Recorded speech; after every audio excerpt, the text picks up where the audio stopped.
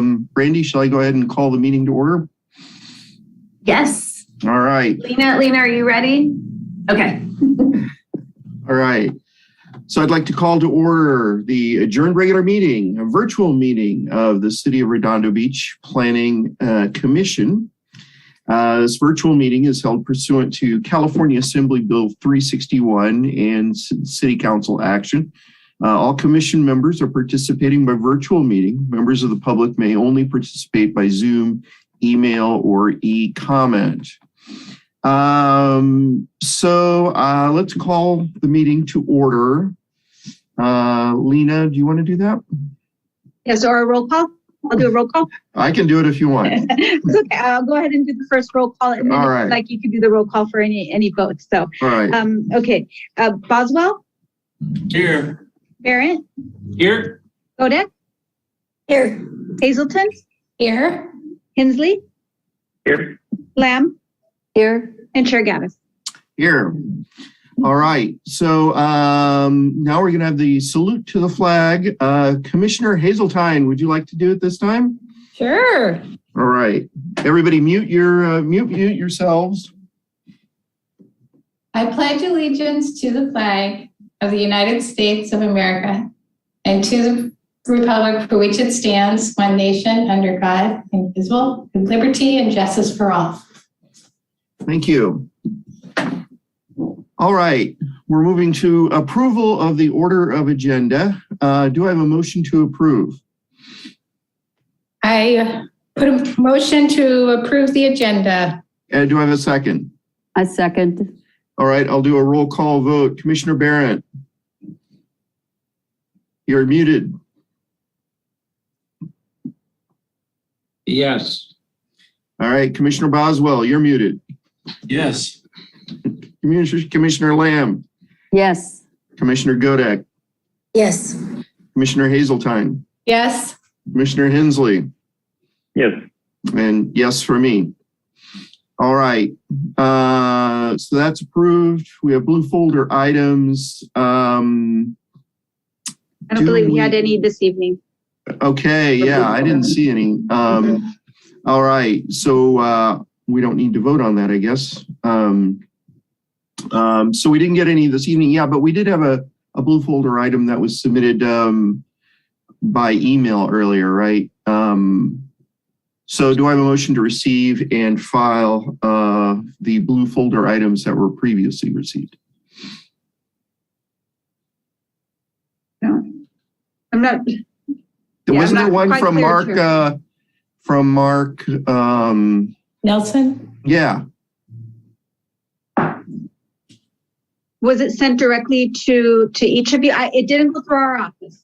Was that, maybe you're thinking, Chair, was that under the receive file public written comments on non-agenda items? That might have been. Oh, maybe that was it. Okay, Yes. sorry. Yeah, you're right. Okay, I was confused. Yeah. It was there, but it was in a different place. Okay, so we'll move on to the consent calendar. Consent calendar are business items except those formally noticed for public hearing or those pulled for discussion and assigned to the consent calendar. The commission members may request that any consent calendar item be removed, discussed, and acted upon separately. Items removed from the consent calendar will be taken up under the excluded consent calendar time. Those items remaining on the consent calendar will be approved in one motion.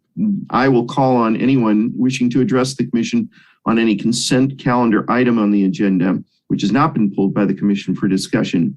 Each speaker will be permitted to speak only once, and comments will be limited to a total of 3 minutes. Are there any e-comments or public comments on consent calendar items? Or none. Okay. Do I have a motion to approve the consent calendar items or any items to be pulled? What do I have? Motion to approve the consent calendar. Do I have a second? Second. All right. Commissioner Barrett, Aye. Commissioner Boswell, Aye. Commissioner Lamb, Yes. Commissioner Godek, Yes. Commissioner Hazeltine, Yes. Commissioner Hensley, Yes. and yes for me as well. So that carries the consent calendar. Okay, now it's time for public participation on non-agenda items. This section is intended to provide members of the public with the opportunity to comment on any subject that does not appear on this agenda for action. This section is limited to 30 minutes. Each speaker will be afforded 3 minutes to address the commission. Each speaker will be permitted to speak only once. Written requests, if any, will be considered first under this section. Do we have some participants for non-agenda? There's no one signed up to speak under non-agenda, and there are no e-comments for non-agenda. All right. Okay, so we are on section J, our public hearings for tonight. Do I have a motion to open the public hearing? Real quick, Chair, there's the ex parte. Oh, right. Sorry. Yeah. Okay. This section, ex parte communications, sorry, I skipped right over it, is intended to allow all officials the opportunity to reveal any disclosure or ex parte communication about the following public hearings. Commissioner Barrett, do you have any ex parte communications to report on our public hearing tonight? You are muted. Thank you, and my apologies. This is for J1? J1? Yeah, that's our public hearing tonight, yes. Okay, thank you. I do have ex parte context to report. I spoke with Commission Chair Rob Gaddis. I've spoken with city staff, council members, Zane Obaji Jr., Todd Lowenstein, Nils Nierenheim, Laura MD, and Christian Horvath. I've spoken with Jonathan Svekko of the Cannabis Steering Committee. I spoke with Carrie Ann Lawson of the Beach Cities Health District, who was also a member of the CSC Cannabis Steering Committee. I spoke with former council member Chris Cagle, who's also a member of the CSC. I spoke with Ms. Joan Irvine, who's been a frequent participant in city council discussions and commentator on these issues. Spoken to members of the North Redondo Beach Business Association. Spoke to a cannabis law expert, and I've spoken to many Redondo Beach residents, including those right here in District 5. And that's it? All right, Commissioner Boswell. It's going to be hard to follow that list. I also spoke with Jonathan Saveko, spoke with Councilman Obagi, spoke with a number of residents, and spoke with Jeff Melman of the Galleria.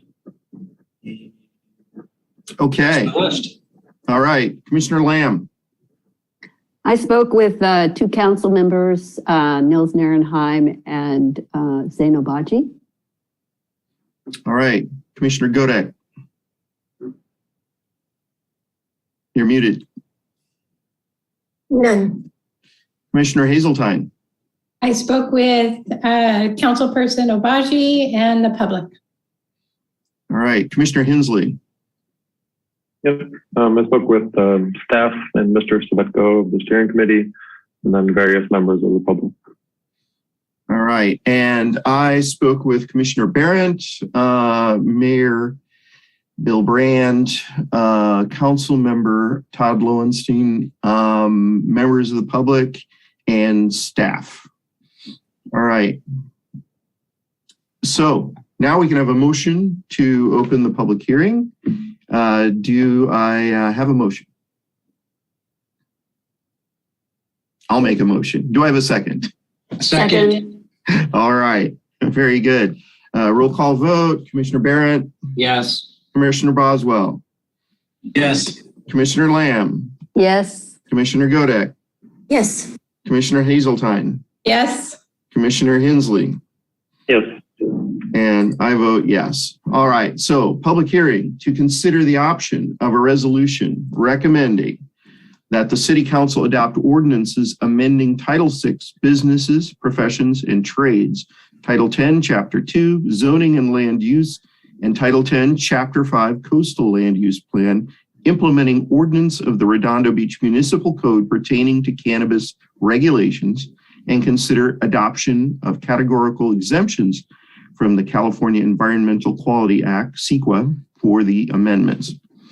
Now, upon opening this are two things. One, again, we're going to, in our discussion, other than staff, the rest of us,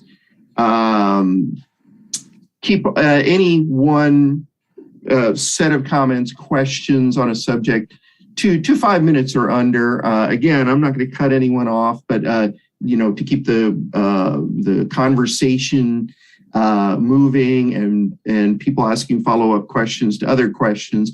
Everyone will get a chance to answer their question in round robin style, but I understand, we've certainly done this before, and I understand most of the commissioners, if not all, seem to think it works really well to keep things moving along. So I appreciate your cooperation on that. And the second thing is this, and I'd like Director Forbes to chime in if I'm not getting this correct, but I'd like to frame this a little bit in terms of what we're being asked to do by council. And that is, council has determined that the city needs to move forward on this for a number of reasons. And one of the reasons is because we already have cannabis delivery being done in the city from vendors who are located outside of the city. So, and the state voted to legalize medicinal and recreational cannabis, and the city, in fact, voted 65%, I believe was the figure, in favor of legalizing recreational cannabis. So, the train's left the station on that. There's a myriad of personal feelings about, especially recreational cannabis. I personally am not real high about the idea of having recreational cannabis sold in the city. I personally believe that, and have reason to believe that there is, somebody, an adult in the area who's selling or probably selling cannabis. They're likely obtaining it legally and selling it to high school students in our area. And that troubles me a lot. And there are, health and mental repercussions of that occurring. And so, but, I think if we stay focused on what we've been asked to do here, which is to have looked at this set of ordinances and the resolution, and to try to improve it, to essentially create an addendum to it that says, okay, it says this, there are unintended consequences, or this won't work, or there's a better way to do it. And we'll simply send this off to the council for them to wordsmith and to change as they feel. But we have an addendum saying, here are all the changes we suggest to it. So am I correct, Brandy? Is that what we're being asked to do? Yeah. So, the Planning Commission's role for tonight, so the City Council has set the policy for moving forward with a cannabis ordinance. And that ordinance for discussion tonight is based on that policy.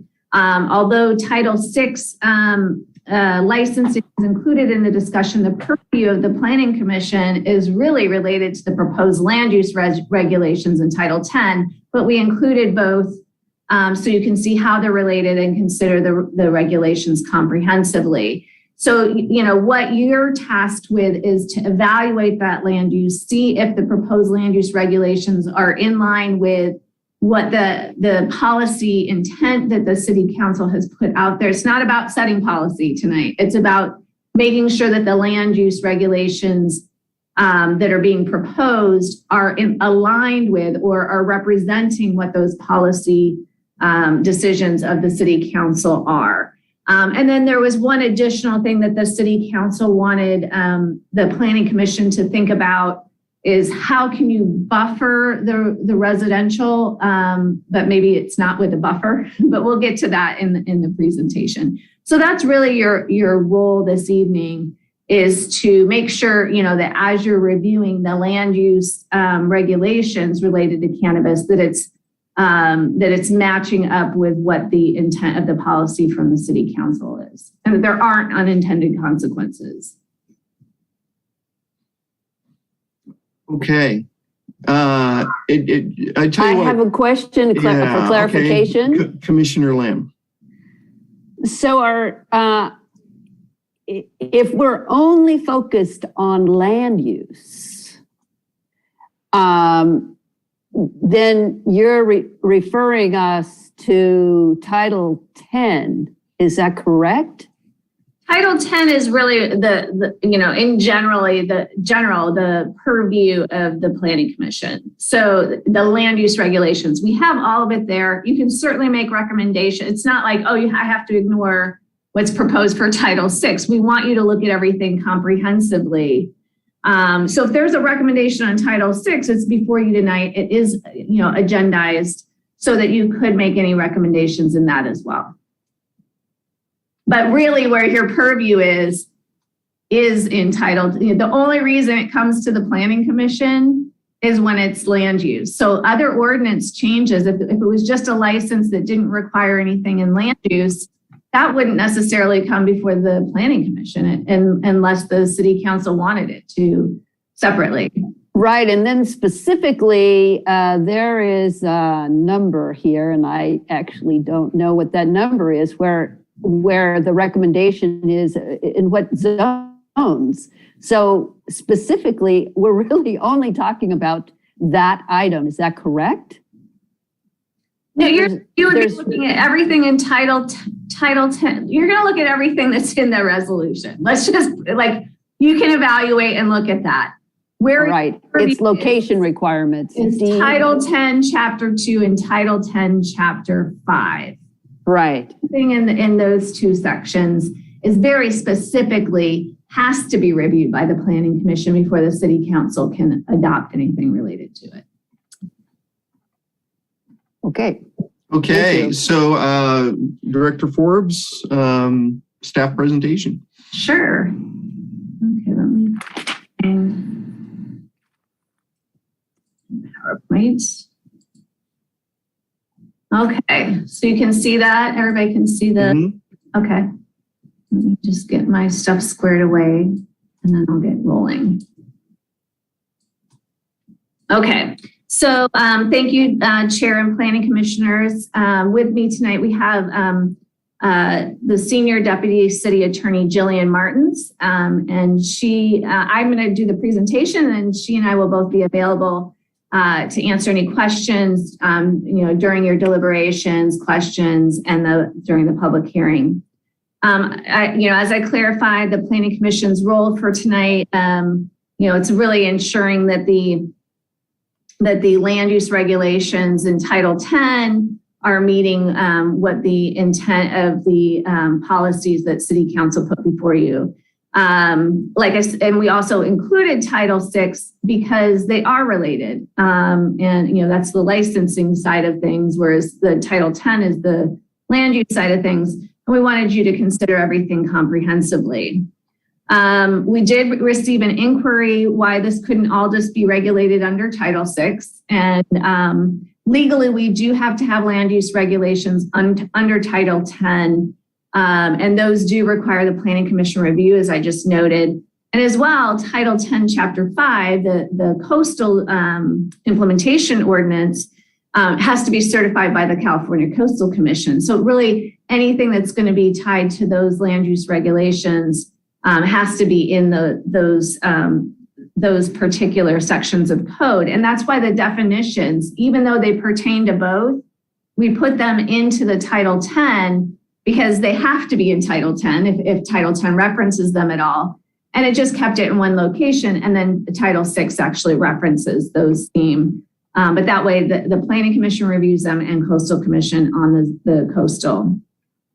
We did find a few places where the numbering may be off or where the title or chapter number, like specifically Title 6, that may need to be cleaned up so that we're not duplicating another chapter under Title VI as far as the numbering, and just making sure that everything's sequential. I know that we've made some edits and it may not have been corrected as we were putting this together.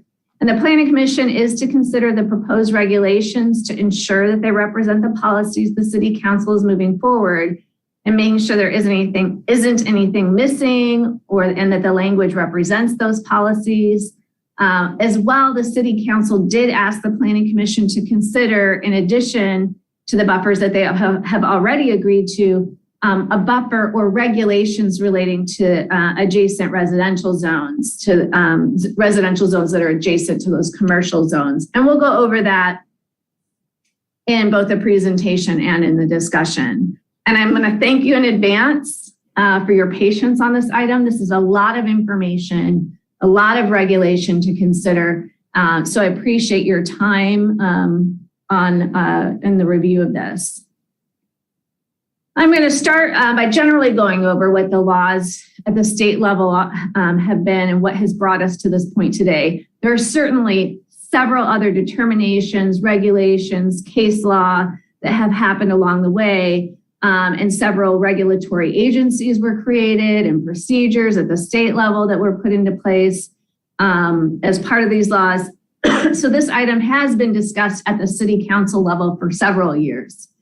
When California's history of cannabis law spans nearly 25 years, when the Medical Marijuana Regulation and Safety Act regulating the use of marijuana for medicinal purposes took effect January 1st of 2016, the City of Redondo Beach adopted Ordinance 3152 to implement local medicinal marijuana regulations.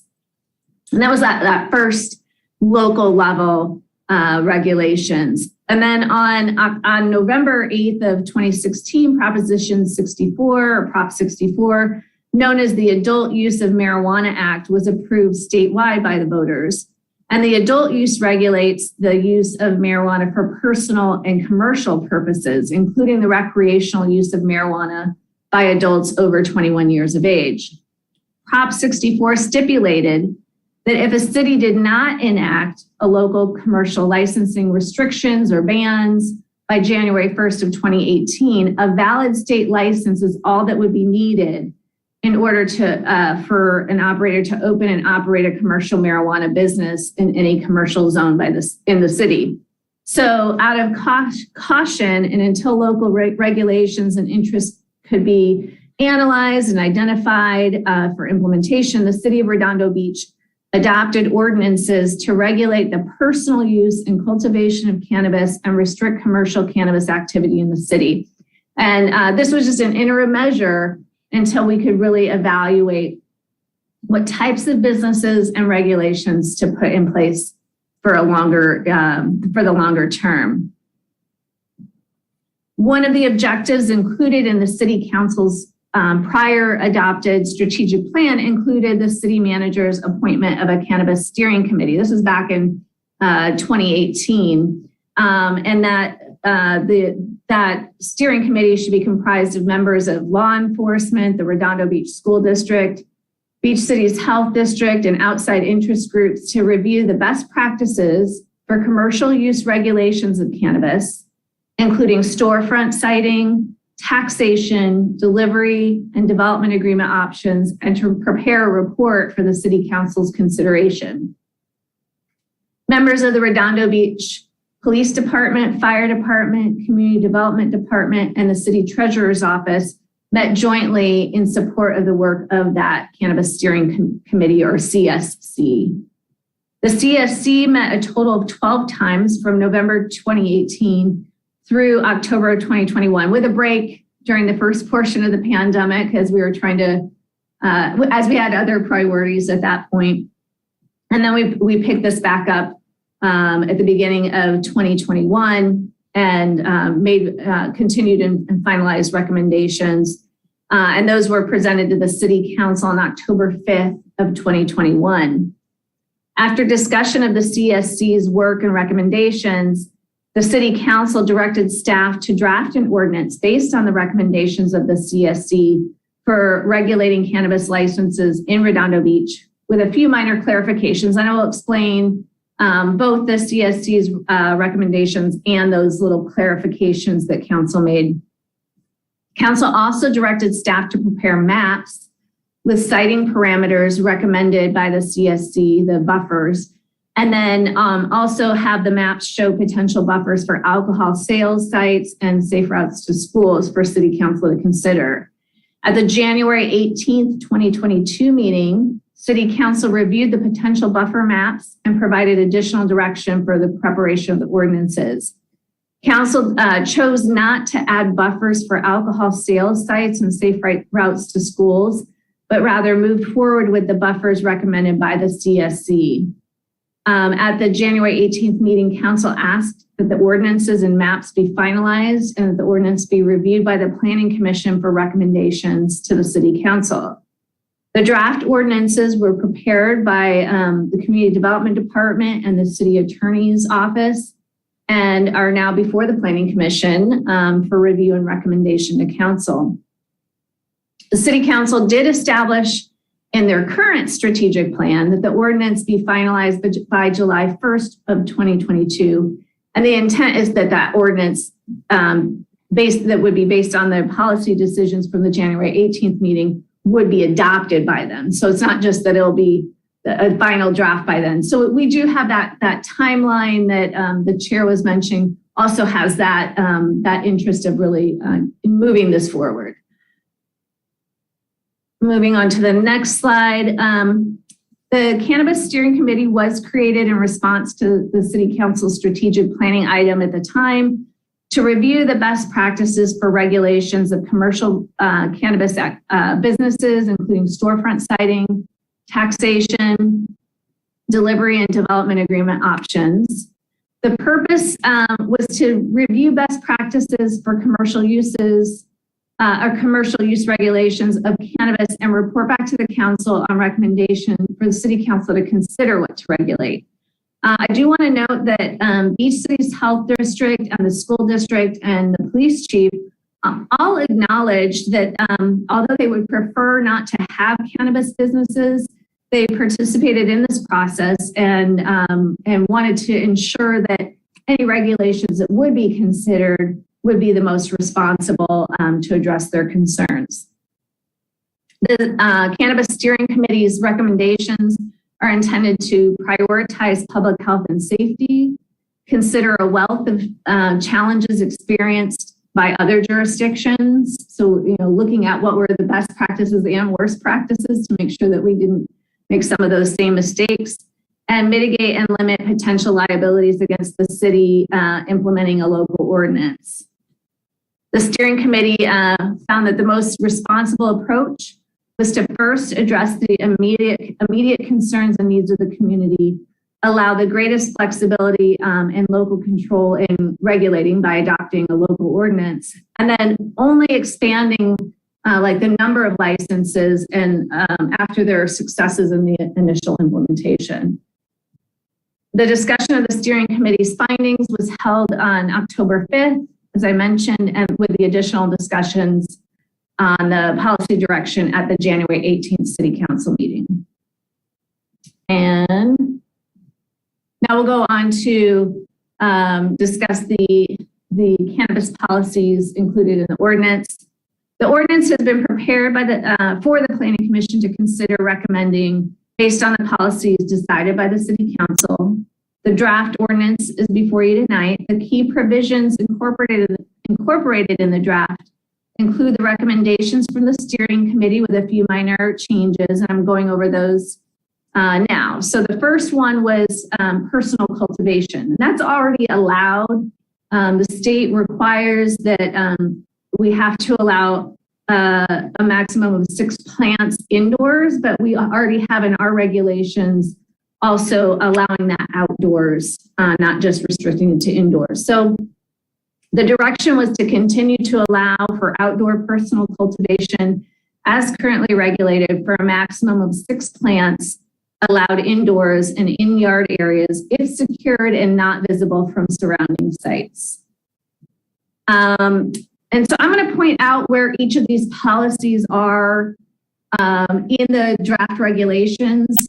I'll give you the page number of the resolution. So it's the resolutions page number, not the agenda page number. So just, so you have that for references. So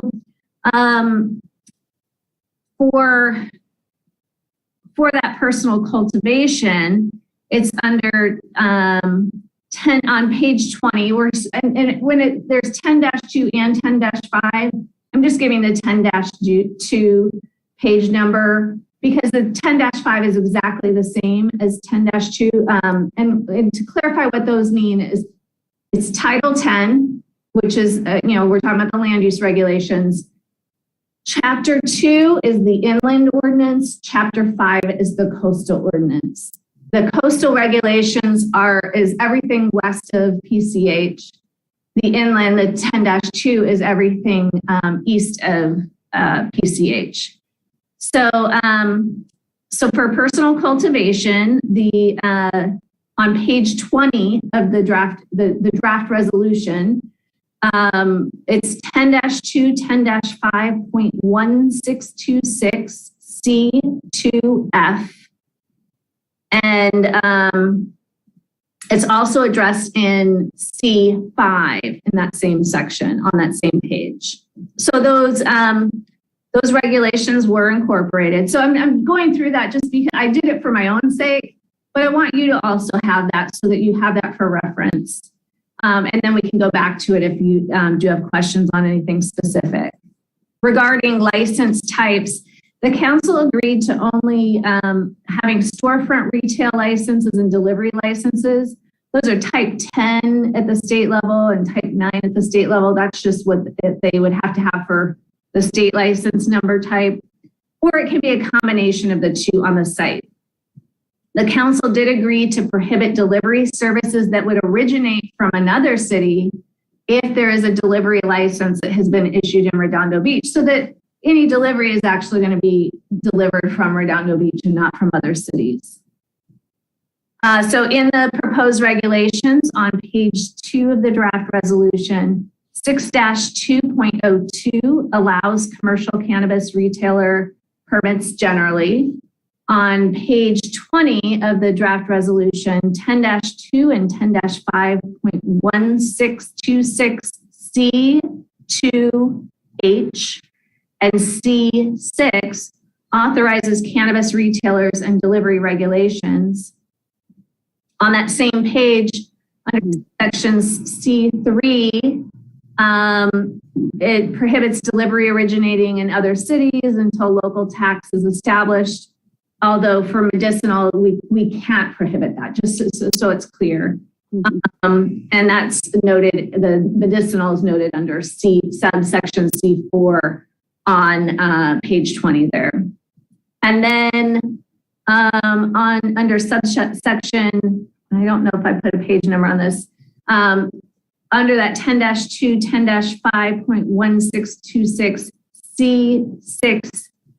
C6EF, it addresses the delivery services being permitted in association with a cannabis retailer. So it does give, how is that, you're allowed to have both the retailer storefront and the delivery on the same site. Let me see if I can find that page real quick.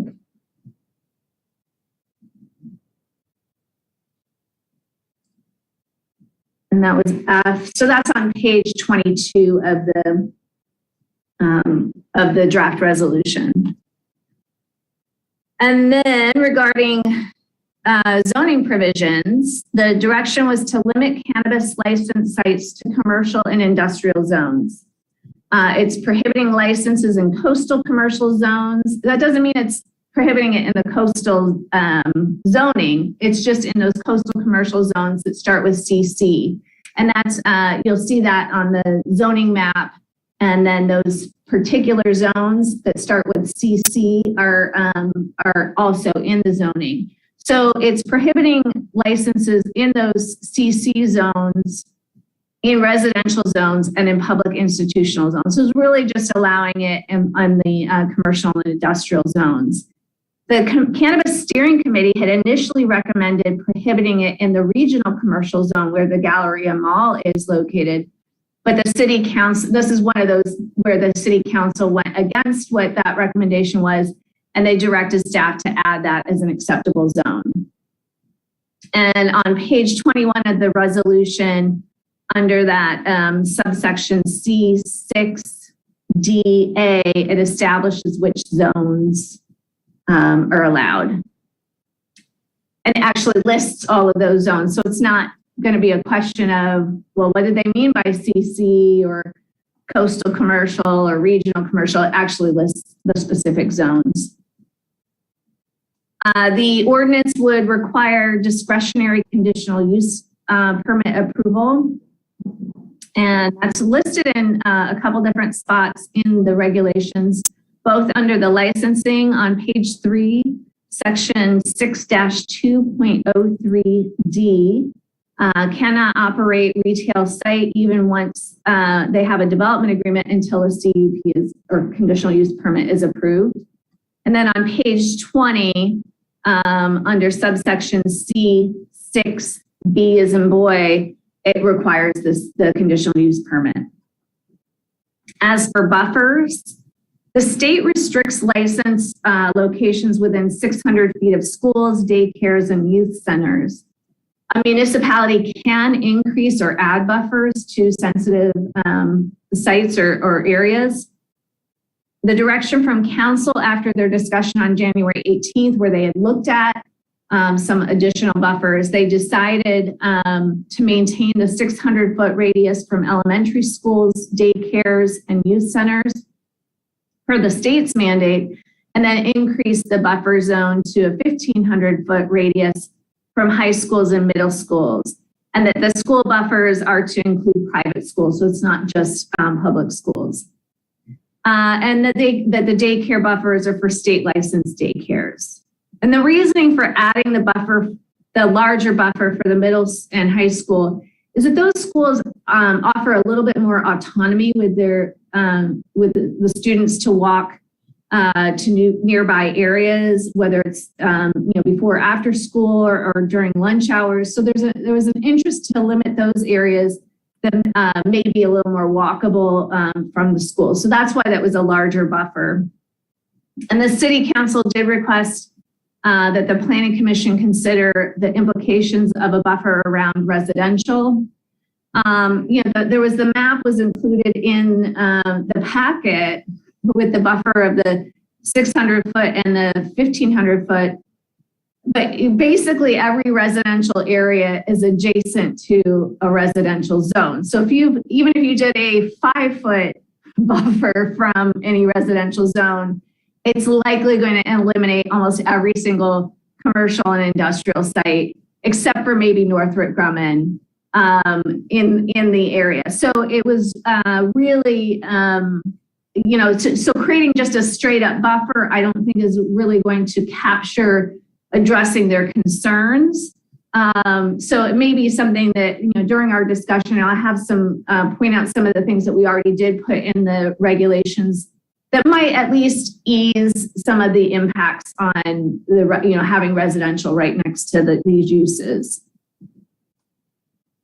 And going on to the next set of policies, as for the number and locations of licenses, the city council agreed to allow up to 2 sites within the city with a maximum of 1 site per district, establishing a 1,000-foot buffer between cannabis licensed sites.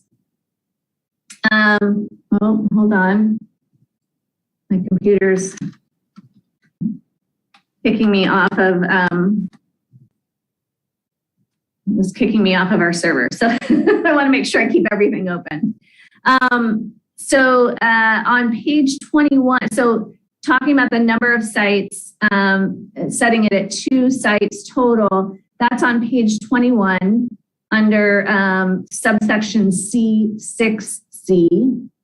And then establishing the 1,000 feet between licenses is under, let me make sure I have the right number, C6DB. And that's on page 21. And then C6DE is each city council district shall only have one cannabis retail site. That doesn't mean that there's going to be one in each, because there's only going to be 2 sites total throughout the city. It's just that those 2 sites wouldn't be in one district. The next regulations, the state allows retail activities between the hours of 6 a.m. and 10 p.m., but local jurisdictions can be more restrictive. The recommendation was to keep the state hours for delivery, that's 6 a.m. to 10 p.m., but restrict storefront retail to between 9 a.m. and 10 p.m. And that's on page 21 under subsection 6C little e-a, right at the bottom of the page of the resolution. In addition to the state security requirements, the ordinance will include additional security measures that were recommended by the police chief. I'm going to go over those generally, but there's a lot of information in the code sections on that are really tightly regulating those items. So the first is all security personnel are to be vetted through the Redondo Beach Police Department or a certified third party. The licensee must provide real-time direct access to all surveillance. All alarm systems are to be set to send real-time immediate messages to the Redondo Beach Police Department. The licensee will need to provide measures to ensure that a minor doesn't enter, requiring ID checks and providing appropriate signage. And for delivery, the licensee is to require a signature for receipt, and that those records will be maintained on file for auditing purposes.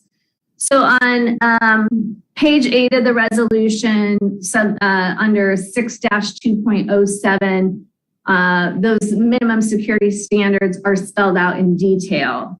And then on page 5, 6-2.05 establishes the operating standards, including age verification. And that age verification and security measures are also on page 30. So it's also in the land use side of things under subsection C6 little e.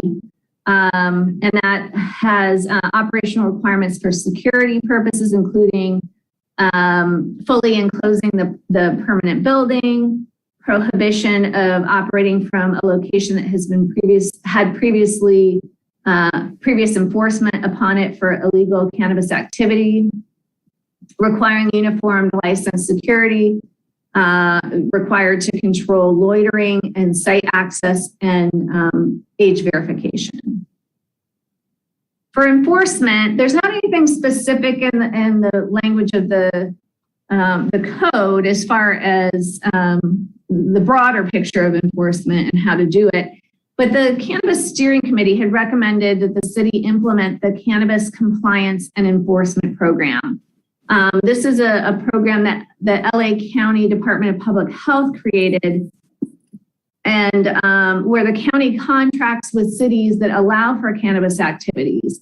The program aims to further protect public health, but has the additional benefit of being an effective enforcement tool against illegal operators who are unable to apply for the permit and subsequently violate the public health department code. So it's kind of this cohesion between the city and the county on enforcement. So again, it's not directly included in the regulations, but would be a separate action of the city council to implement that program and enter into that agreement with LA County. And the next set of policies, per city council direction, the city would establish a developer agreement with fees and consider sunsetting those fees with an eventual tax measure. So on page 3 of the resolution, 6-2.03C requires the developer agreement. On page 5, 6-2.05B sunsets a developer fee if a tax is established.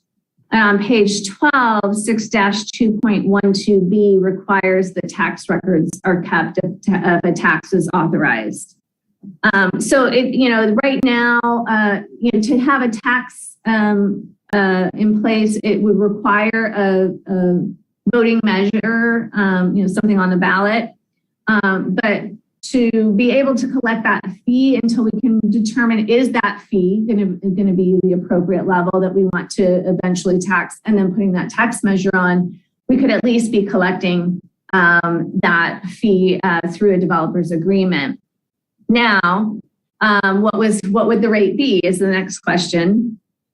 And the Cannabis Steering Committee had recommended that council review neighboring jurisdictions, and the council did that. And so what the city council selected was a 5% developer fee rate that was based on, I believe it was Hawthorne, that had recently established that, and then seeing that other municipalities that had much higher tax rates were having a lot of issues with the competitiveness of their licensing.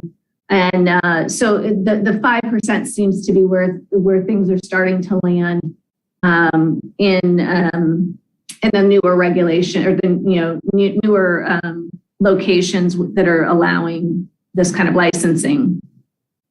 6-2.05B sets that fee at 5%.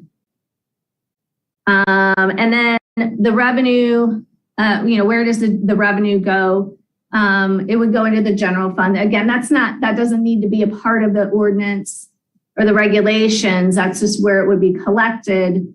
And it's mainly because there are so many different administrative or policing activities that it may need to fund over time. So not setting it up to be in one specific location. The general fund is where the city council chose to locate or put those revenues. For property requirement, the city council, per the city council's direction, the city would not require the applicant to secure a property prior to the application process. The reason being is we wanted to make sure that it was they were being vetted based on their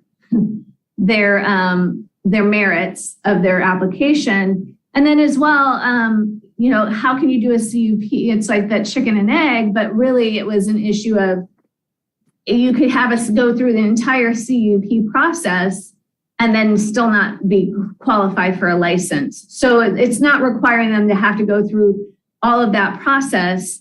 It will be something that is required before they can operate. So on page 21, 10-2, 10-5.1626, subsection C6, little b2, doesn't require the CUP prior to applying for a license. The city council will still determine the licensee solicitation and selection process at a future date, and that's going to be separate from the ordinance. Starting on page 3, section 6-2.03 leaves it up to the city council on what that process will be. And transfer of ownership, the ordinance will limit transferability of a developer agreement and or license for a set period of time. The ordinance sets it for 3 years. It's on page 7. Section 6-2.06A prohibits transfers for 3 years and allows council discretionary approval over any transfer thereafter. And as far as adoption of regulations, the city council opted to adopt the ordinances to effectuate these decisions and go that route. Included in the agenda packet is a resolution to recommend the draft ordinance revisions that incorporate the city council's direction.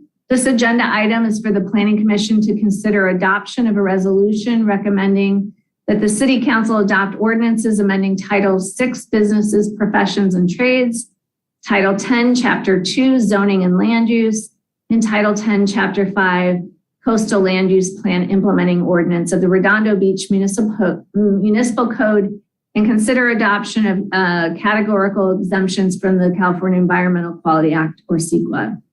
There's a timeliness of the Planning Commission's review of the recommendations, since the City Council does have an interest in completing this and adopting this by July 1st. And, the city also wants to have time to also provide the information to the public before they make their decisions. So, that's why this is before you in such a quick turnaround, is so that will give an opportunity when we have completed this discussion, which is a public hearing, to also make sure that the public has the information before it goes to the City Council. Before we move on, I do want to go and start the public hearing or public input in your deliberations. I want to go over some questions that we've received from commissioners over the past week, just so we get those out, and other people may have those same questions, so it just gets those answered. Excuse me. As I noted previously, there was a question as to why this wouldn't all be included in Title VI for licensing rather than in Title X. Legally, we do have to have the land use regulations under Title X, and those require Planning Commission review, and Title X, Chapter 5, that requires Coastal Commission certification. So we separated out the land use regulations from the licensing requirements, similar to what we've done for other specialty retail businesses, such as massage or special personal services. And then the definitions were also included under Title X, even though they'll apply to Title X and Title VI for that same reason, because they need to have Planning Commission review if they're going to apply to Title X, and as well Coastal Commission review. The second comment, there was a typo that we wanted to clarify on page 27 of the resolution. Under 10-2, and then as well under 10-5.1626, subsection C2, it references the prohibitions in subsection A, and that should say the reference subsection C1, which is immediately above it. So those are it was just as we were changing the numbering and lettering, it just didn't get corrected, and we apologize for that. Actually, C1 references C2 correctly, but we didn't get it right the other way around. So that would need to be corrected. And as I noted before, we did find some places where the numbering may be off, where the title and chapter numbers may need to be corrected, just so we make sure they don't conflict with other numbers that are already in our Redondo Beach Municipal Code. There was a question about the exceptions under C2 and of the title, 10-2 and 10-5 on that page 27, and why the prohibitions don't apply to clinics, healthcare facilities, residential care facilities for chronic life-threatening illnesses, residential care facilities for the elderly, and residential hospice. And these exemptions are to be in compliance with Code 11362.5 of the Compassionate Use Act of 1996 at the state level. And that states, notwithstanding any other provision of law, no physician in the state shall be punished or denied any right or privilege for having recommended marijuana to a patient for medical purposes. We could move these exemptions in a different place in the regulations, because they don't necessarily deal with commercial cannabis retail. However, I don't know that we'd want to totally remove these, because if it was prescribed for use in such a facility, the patient or resident may need to purchase that as part of that prescription, filling that prescription. So whether and just to be clear, whether we specifically list those here or not, these will still remain exempt per state regulation. So it's not that it's outside sale, but it's so that the physician can give that prescription and fill that if needed on the site. There was a question about commercial cannabis activity, including cultivation, processing, manufacturing, having all of the different types of commercial cannabis activity. And they are included in that broader category of commercial cannabis activity. However, the regulations are only permitting cannabis retail and delivery businesses. So it is giving the broader definition of what a cannabis activity may include, because there are all different types of licenses and different stages in the process from seed to sale, and that have to be regulated in the cannabis industry. And so those are all kind of listed as these are commercial cannabis activities, but the regulations are only permitted that we have put before you are only permitting cannabis retail and delivery businesses. But the regulations are not authorizing those other licenses. It's just acknowledging that that's part of commercial cannabis activity in general. There was a request to consider defining additional terms such as hearing officer, tax administrator, finance director, and permit administrator, and those could definitely be added. And if you want to add those or any others that you see that maybe were missed that would benefit from having that definition, you could include that in that resolution as a recommendation for additional things for the city council to consider. Another comment we received was that there was a discrepancy on page 14 of the resolution, excuse me, under 6-2.16, point 16B3 and B4.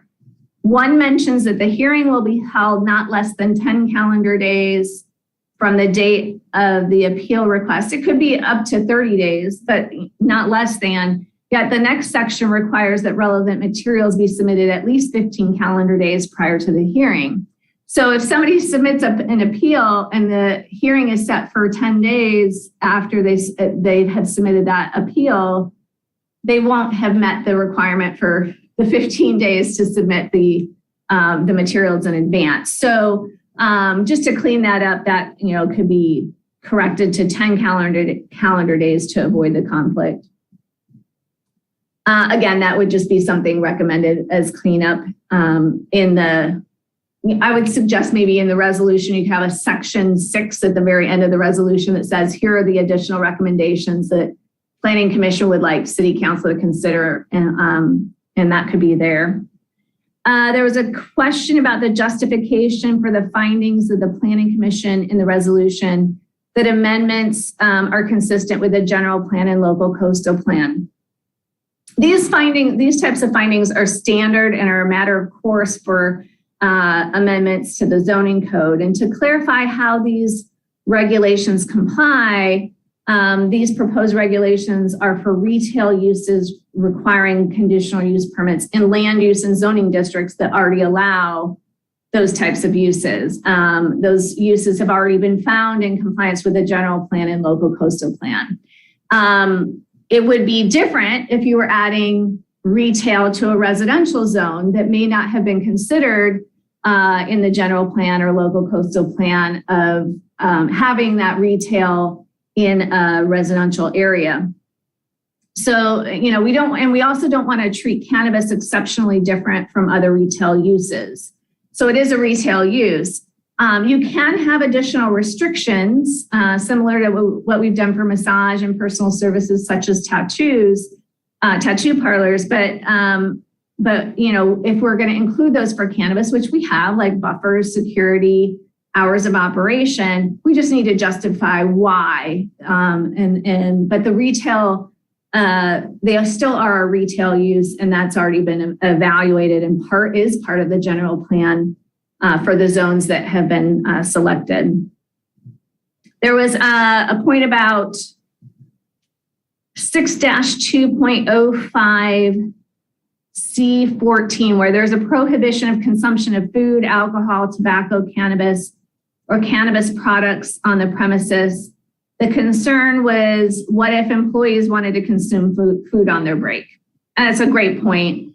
So we could clarify that point by adding something like, except employees may consume food on site, not in the customer area, or some similar language. And that could be, again, something you can add to that section 6 of the resolution.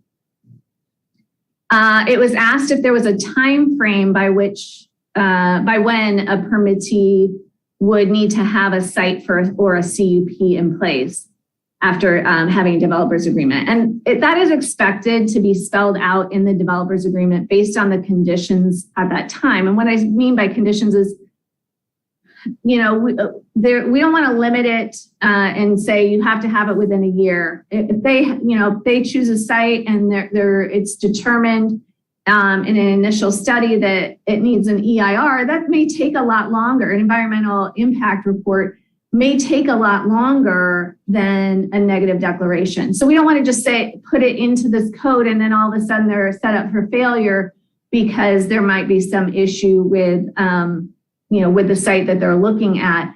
But rather, we would recommend that that you keep the flexibility and address those in the development agreement. There was a question about, because going back to that, if you have it in the developer agreement and it says it has to be they say it has to be within so many years or months, or otherwise has to be, come back before city council, then city council has that flexibility to extend that time frame. The ordinance would not have that flexibility to have a variance from that time frame. There was a question about the security surveillance, and bear with me, I've got only 4 more left. There was a question about the security surveillance recordings and if the police department would have to delete recordings as well, if they end up having those recordings. And the police department would make their own determination based on their evidence requirements. It would be a confidential police document if they do have any recordings versus the company holding on to the recordings that may end up going into other hands. The police department has very strict requirements on their evidence. There was a question on whether or not the security guards should be armed or required to be armed. And this isn't necessary to require it because of the real-time security video surveillance that's going to the police department.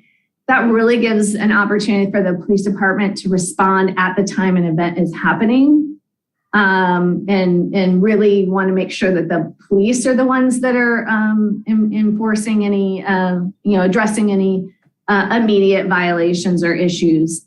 And, we may not want to require this in an ordinance because it's really going to lock them in, and there might be unintended consequences we don't even realize by putting it in the ordinance, but it is something that the city council could include in a development agreement if they feel that there's an issue or they want to, and then they can make adjustments to that the development agreement at that city council level, and not locking it in that like the ordinance would.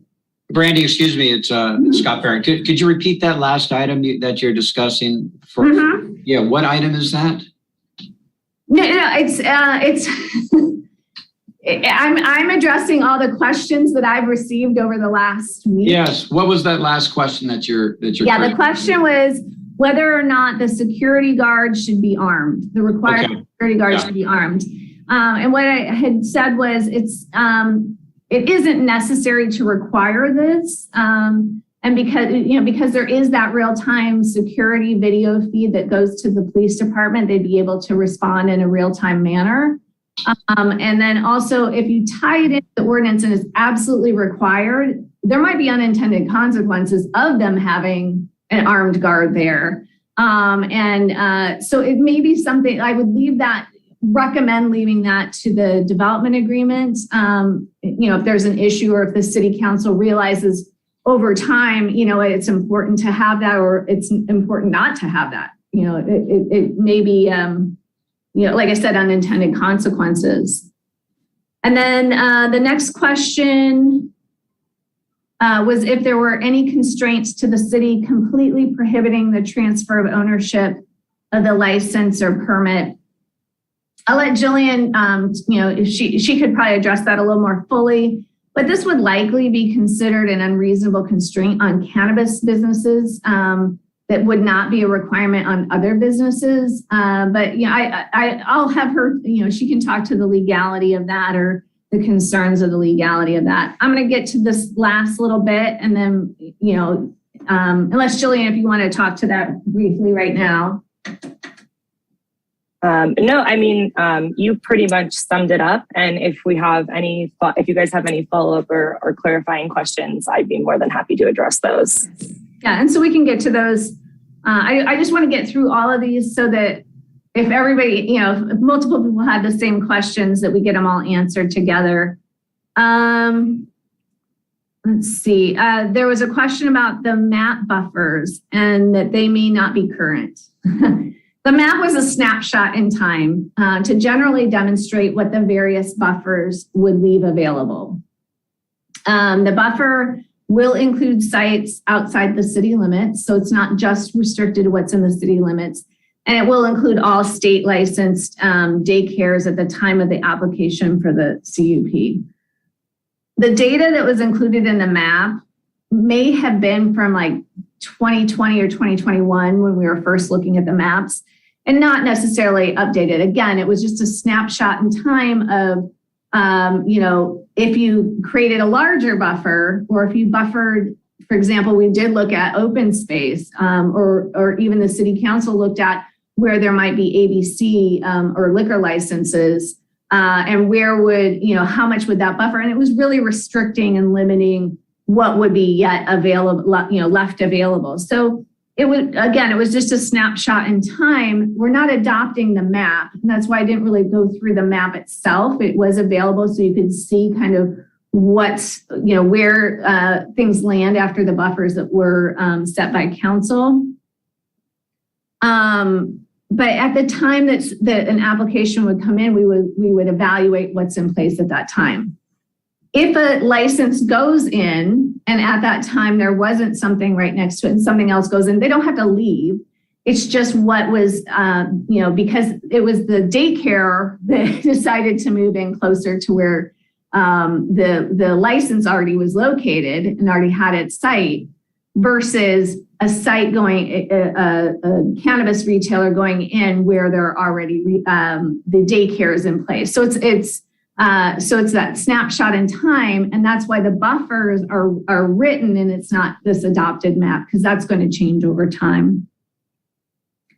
Let me see if I got everything. The chair mentioned if the planning commission would like to recommend that the council consider other revisions to the draft ordinances.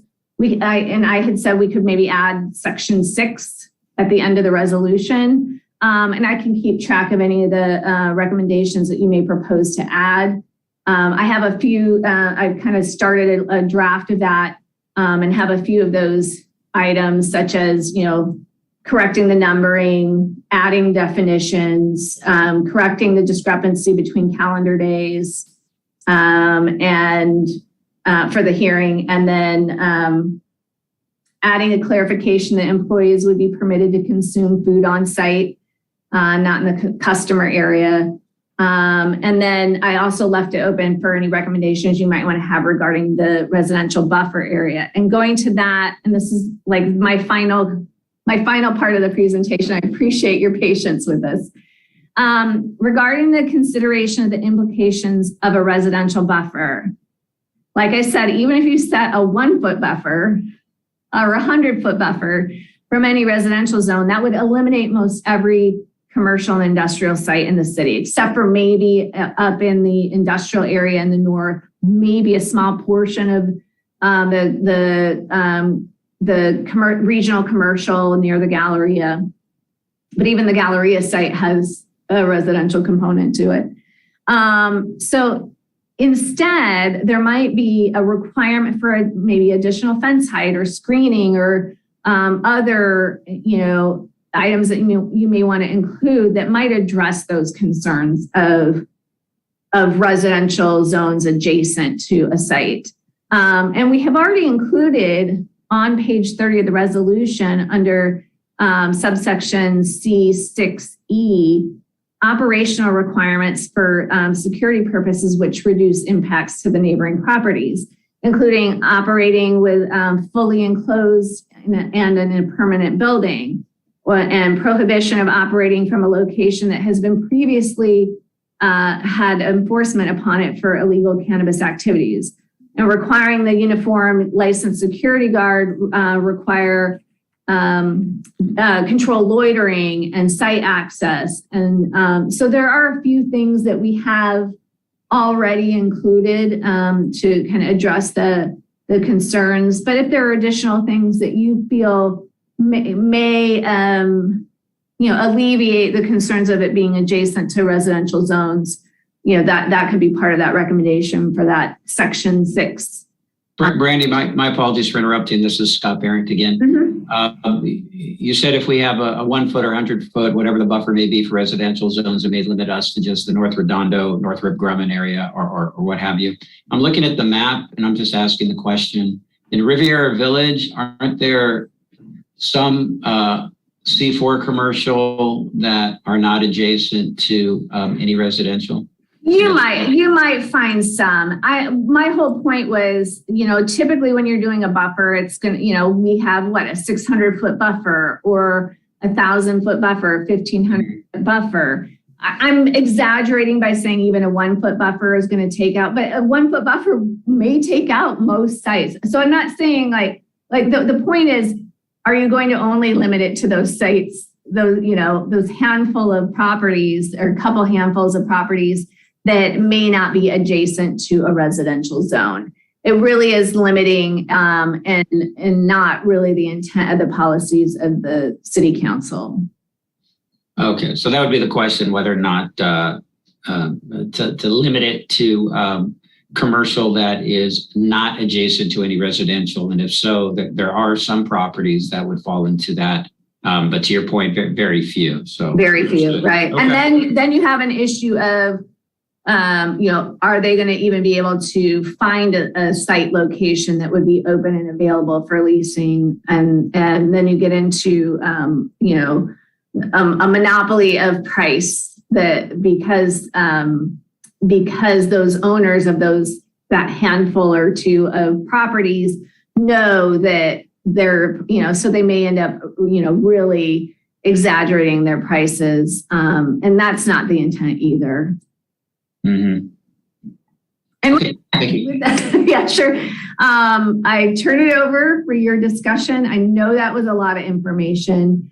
You don't necessarily have to, remember which page or subsection that I referenced of where something is. I had that so that if there was something of interest or if we need to go back to it, I can pull up my notes on that. All right. Thank you, Director Forbes. And I'll stop sharing. So is your recommendation that for broader issues, whether it be ownership transfer, et cetera, that we probably should, put that in a section 6, which is a section added to this resolution, which is a bunch of suggested changes, but they're changes in terms of effect, as opposed to wordsmithing 2 different sections of the resolution, which may impact other sections of the resolution and lead to unintended consequences. They're more, conceptual. That is, we should limit this to this or limit that to that, and put them in as a section, which would really be a list of things that we want to suggest to the council, which would be changes to what's on here or things to be added to things on here, or the outright elimination of something that's in the resolution and in this set of regulations, right? Yeah, I think that rather than this is such a complicated code, and to change something in the draft code itself, the draft regulations itself, there may be, how many times did I reference, this is in this place, and this place. And we'd hate to have you change it one place, per what you're recommending, but rather And here I have up on the screen, this was, my first, stab at what we can add, and it's the underlined section 6. I just have the title there just so you can see, that it is referencing this resolution, but section 6. And then here were the things that, already were questions of adding definitions, correcting the numbering, that and such. So this is kind of a starting place where, as a collective decide to add something to this, or take something off this, we could do that. And it just makes it's documented. You're all looking at the same recommendations, but it's not tweaking code and then missing it somewhere else. Right. All right. So we're clear that messing words, trying to wordsmith the resolution is going to lead to problems. It's better to have this added addendum, a wish list of suggestions to the council that they approve that these be incorporated into the resolution and code. All right. So I think it's time to start a discussion. I know everybody basically has things that they're concerned with on this. So we'll start off with whoever raises their hand. I can jump in first. I don't see any hands up, so I'm going to jump in first. And it really comes down, my first concern in this discussion is the idea of the transfer, the sale of these licenses once they've been granted. We have examples such as the ABC control of alcohol licenses, et cetera. I'm wondering if by only granting 2 licenses within the city, we have created a duopoly. And a duopoly is, not necessarily, it's a value. Let's face it. The moment it's granted, if it's transferable, it's extremely valuable without anything else having really occurred.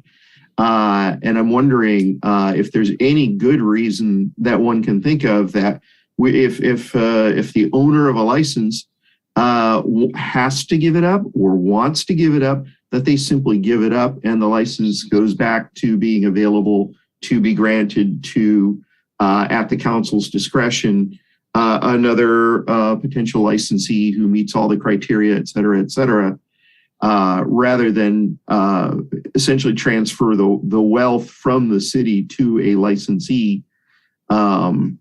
Is there a good reason that it can't be done that way? So there are a couple of options in this arena.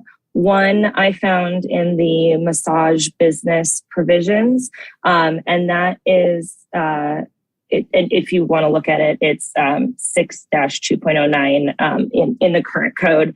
And it requires the approval of the permit administrators, which would be whoever is overseeing this permit process in the city, in order to allow the transfer of a license. So we could exert additional control after the license is granted.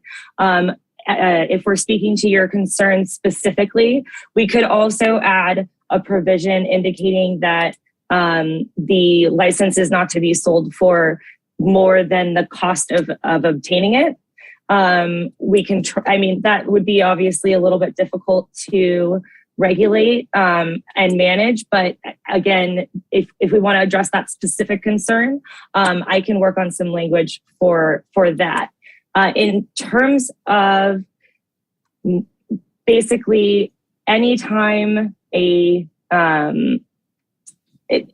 one of the 2 licensees wants to transfer the license, not allowing it at all, I think we would run into some issues with that. I think particularly in the instance, the transfer could be from their existing business. So, let's say Cannabis Corp A to a new fictitious business. And so that would be their, for example, if they're rebranding, if they are incorporating in Delaware instead of California. And so that would be essentially a transfer from the existing permit holder to the existing permit holder for legal purposes.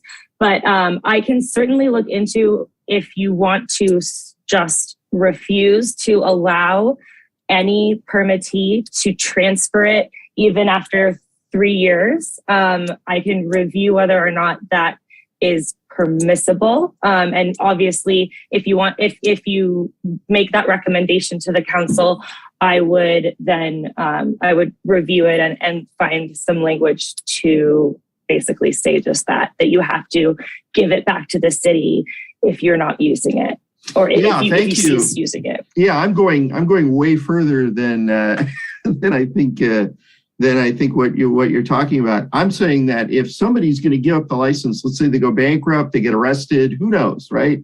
All kinds of things can cause the forfeiture of a license, and I think that once there's a forfeiture of the license, or if somebody gives it up for whatever reason, they die, who knows, right?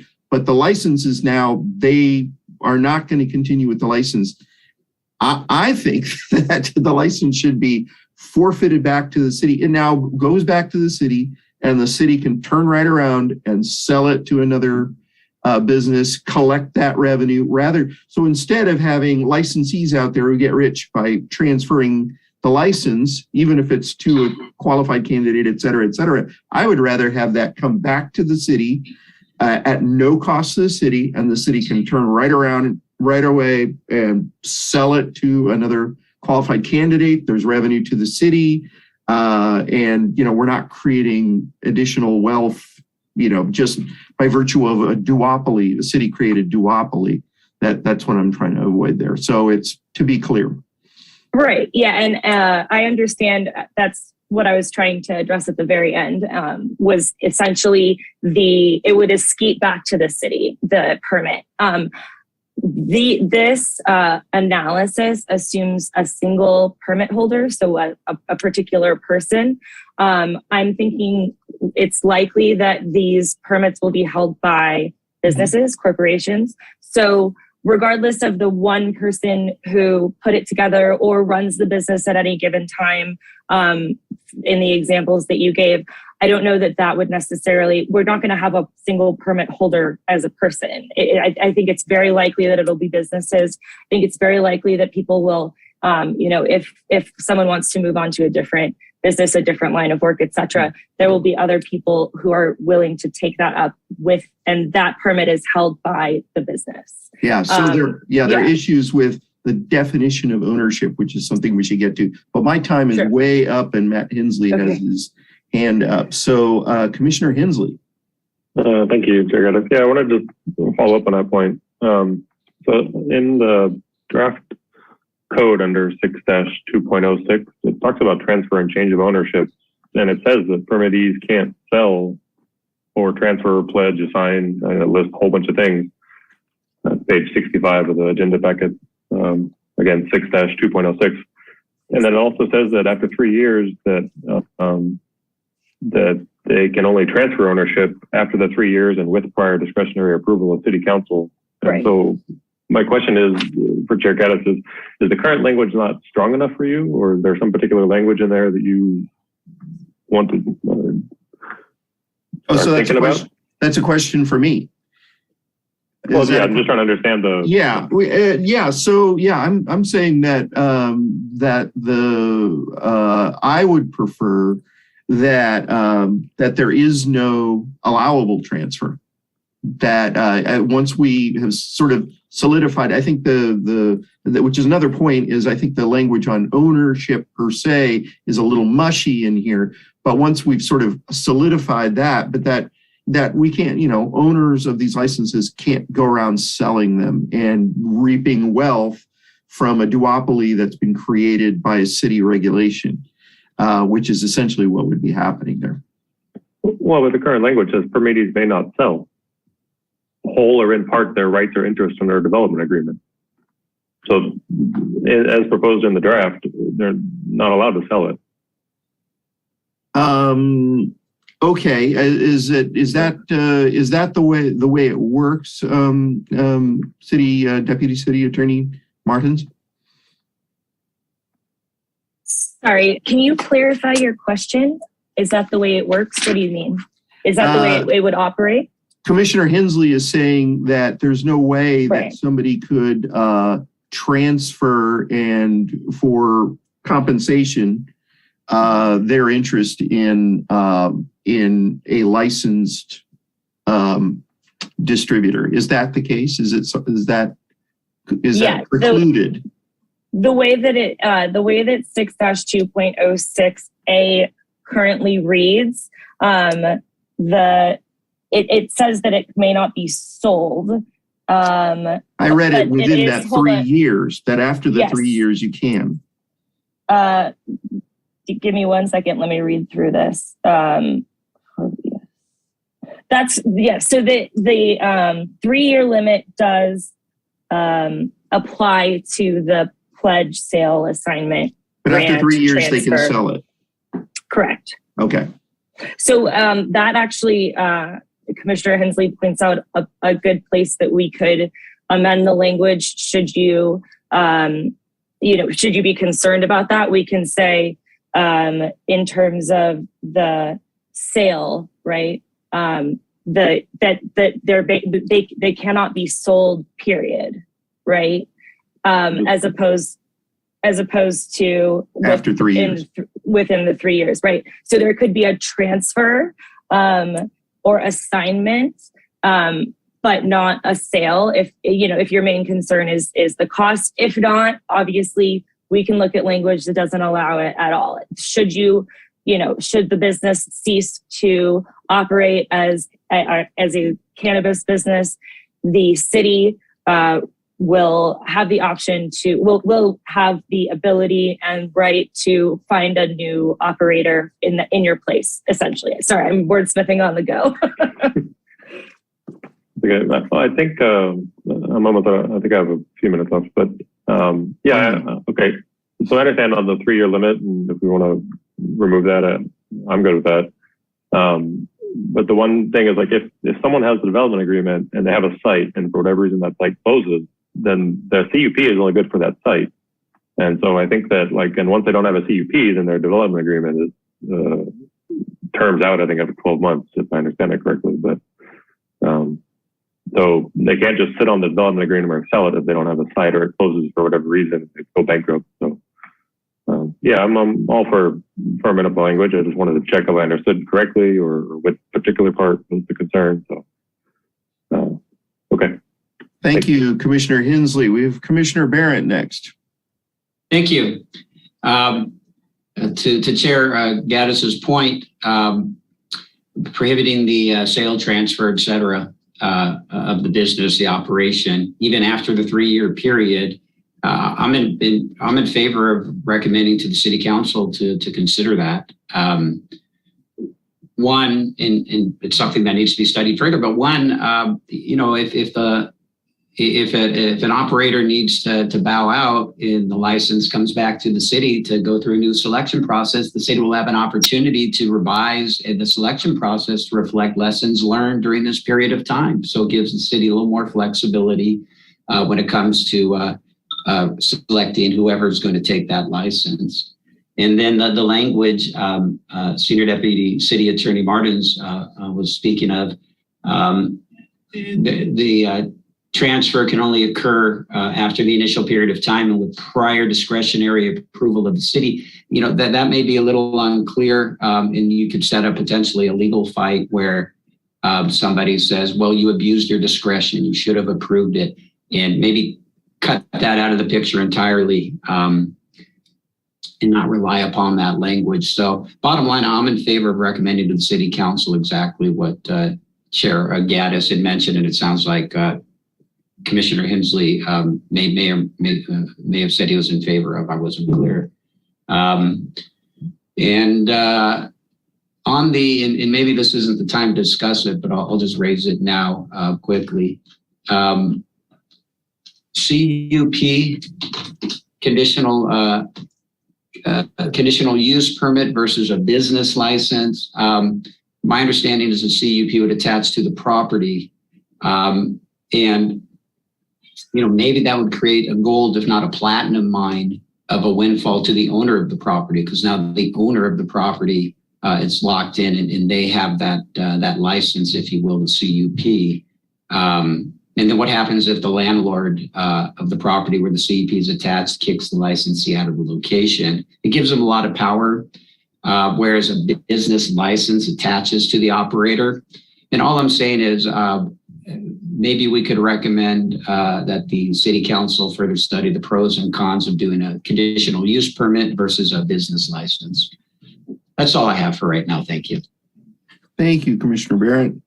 Brandy, do you have an answer to the question that is it appropriate to have you sort of weigh in on the issue that he just brought up? Yeah, the language actually, because it's in two places, right? They may have the conditional use permit, and that does run with the property. The issue is they can't operate that without having the license or the permit from the city. So that, yes, it may be something that the property owner is pretty happy that they have that conditional use permit. But if a permittee goes to a different location, gets another CUP for a different location, moves to that different location, they're not going to be able to find somebody to use that site under that CUP. So if they end up having a CUP for a different use, or an approval for a different use at that site, it's and maybe I don't know, Jillian, are there restrictions that you could have on the issuance of a conditional use permit for? Could one of the conditions be that a licensee is occupying that property? Yes, I think, yeah. And I think to Brandy's point, I prefer the CUP process in addition to the developer agreement, just because I believe that it gives us more control over the location, over the physical business than a business license would. And all these businesses would have to have a business license as well. That's required to have any business in the city. So I would defer to Brandy a little bit, because I'm not a planner attorney, but in terms of how a CUP operates, I'm not an expert on that. But to be clear, a condition could be that if the licensee abandons that property, moves elsewhere, that the CUP disappears. It's just built into the condition of the conditional use. Right. Because the two items are linked, right? Essentially, yes. And they could be linked in the conditional use permit in addition to the development agreement saying this, this CUP, it only is effective for this business agreement. It sounds like something we should suggest. Commissioner Lamb. Thank you. So on this very, on this very issue, the transfer of the license and that the CUP runs with the property, giving the property owner a special benefit. I'm just wondering, since this is really, what we're doing is paving new ground. I'm just wondering if there isn't, and I believe there is, a third-party consultant that has experience with other cities that have already gone through this process, that could advise on some of these issues, because we are paving new ground in terms of our own experience. It seems reasonable to me that to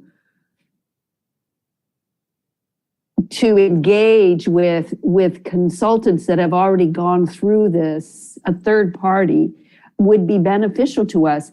The risks, I think, that I have heard is that there's high risk for lawsuits in developing these new ordinances, and we would want to protect ourselves and be proactive in that.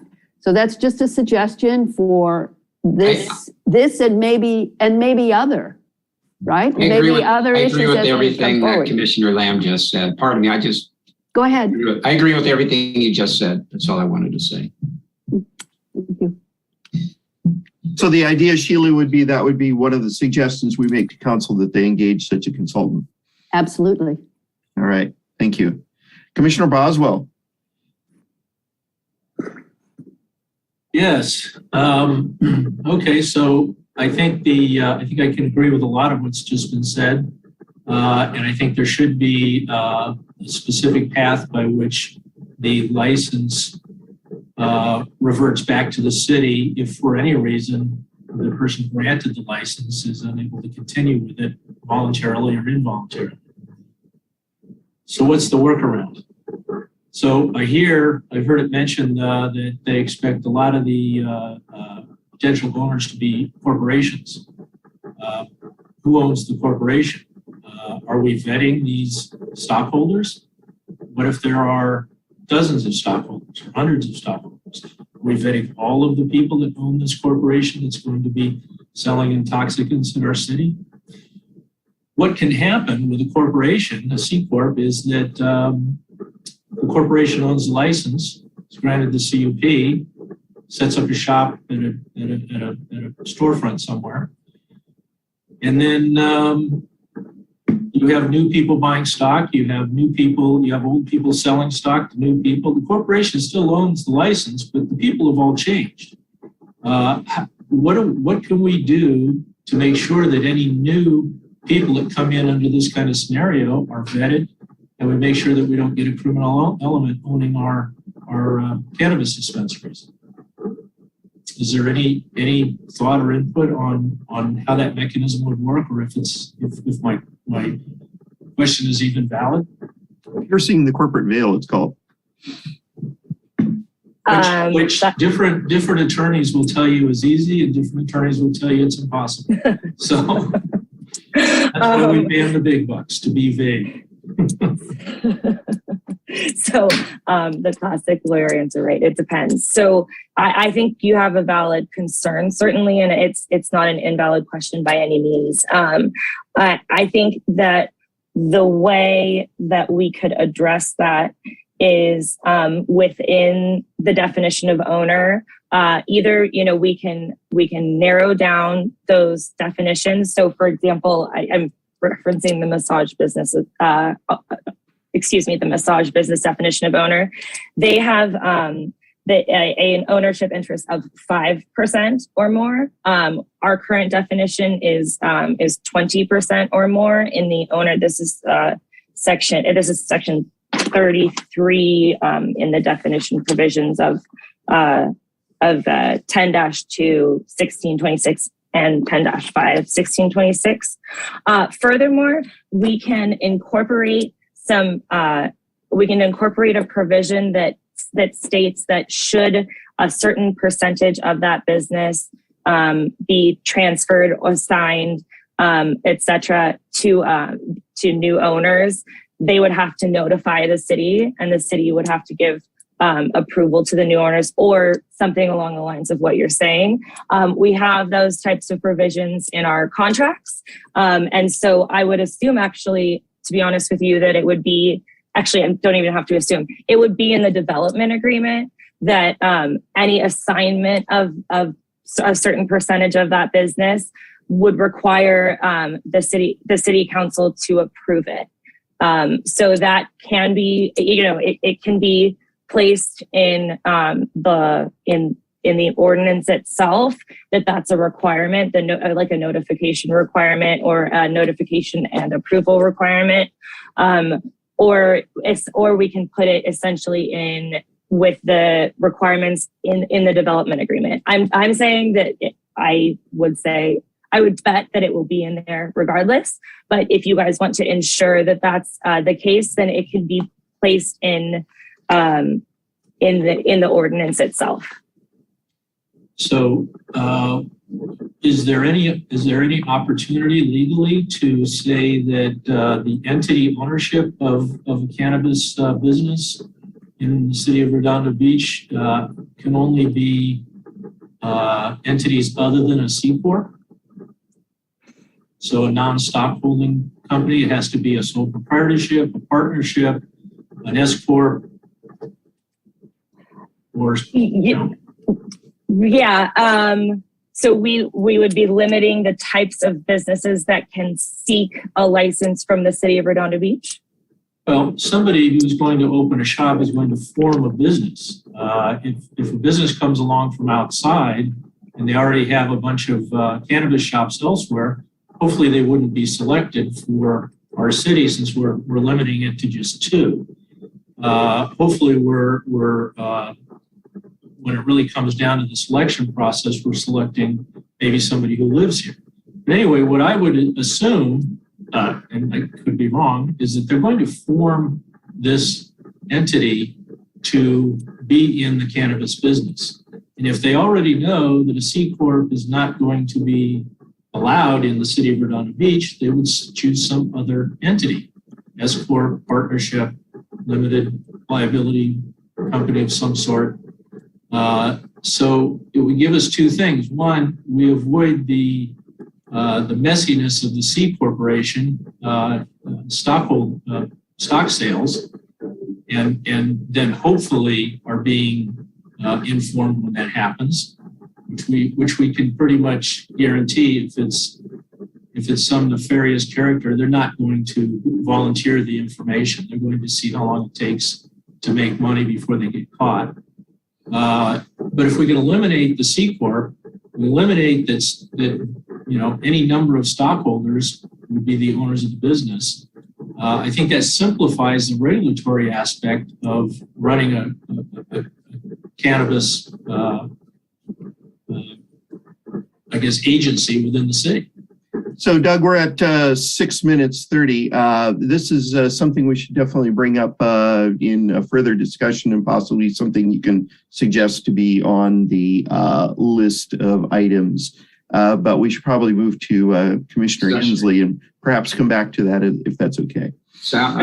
Sounds like a good idea to me, Doug. Commissioner Hensley. Here, Kenneth. I had a couple questions of the overall process since this is so new and uncharted for the city. I've heard the term development agreement and the term conditional use permit. So conditional use permit or CUP, I'm familiar with, what the Planning Commission handles. But for this cannabis regulation, for the development agreement, is that handled by the city council, and will they also do the CUP process for retail cannabis?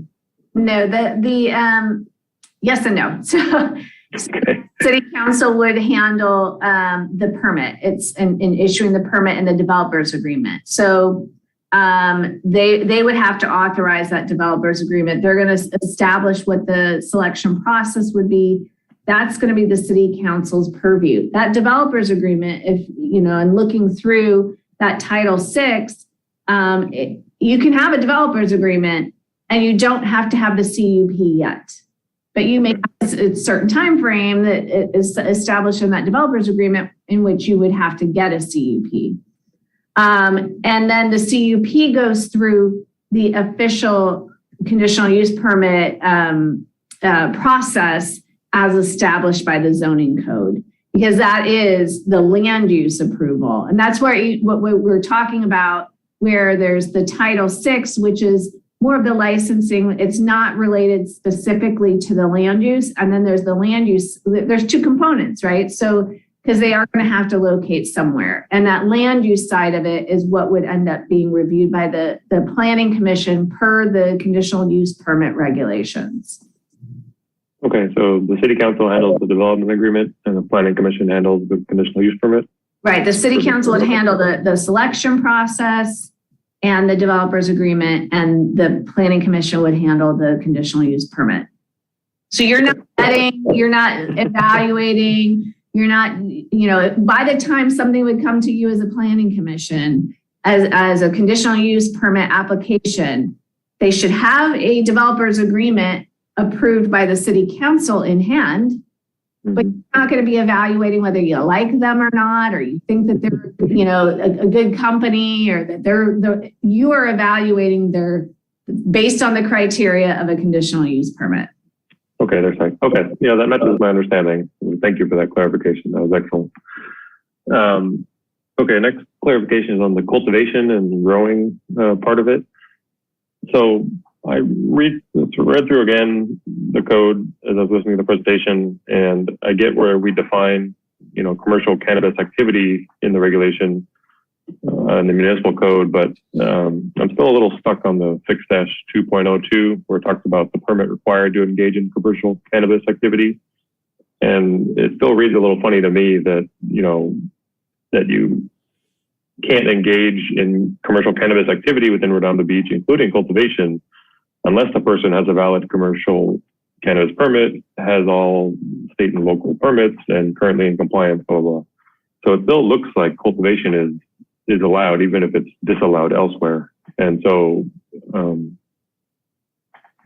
because the only permits that are going to be allowed are for the retail, cannabis retail. Okay, and that's which section again? Give me a moment. I have to Okay. look where I had that. I hear that and I get that. And it's what the steering committee recommended and what I understand the policy to be. It's just when I read it, I get confused. Okay. Yeah, if I want to click on it. Just even the title of 6-2.00 is Commercial Cannabis Retailer Permit Regulations. And then the references to a developer's agreement are all on retail, cannabis retail.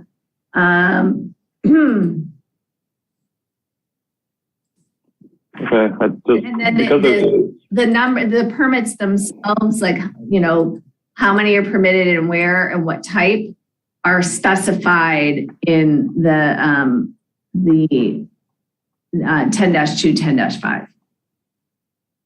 Okay, I get it. I understand the thing. I still just think 6-2.02 can either say retail permit or not mention cultivation specifically, but that's just my personal interpretation of it. Okay, one of the questions is on the 600 feet, 1,500 feet from the schools and daycares and such.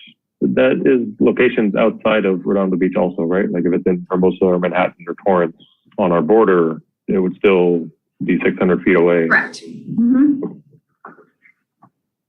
Okay. The next question is on the regional commercial zoning where the Galleria is. I saw that was a recommendation to City Council, but I looked at the code and the allowed zones. I just see commercial and industrial. Was that to be added, or did I miss it, or is that to be added later, or what is the? No, it's under.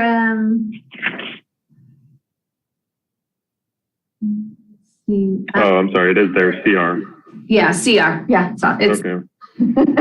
Okay, we're at 6 minutes, Commissioner Hensley. So right, we can come back to that a little bit later if I know you have some other things, but let's move on to thank you. Commissioner Hazeltine. Hi. Brandy, do we have an idea of, you have the map at the end there, but do we know where, a list of where these businesses might be going? I'm assuming most of Pacific Coast Highway, except for near the high school and the middle school there on Prospect, right?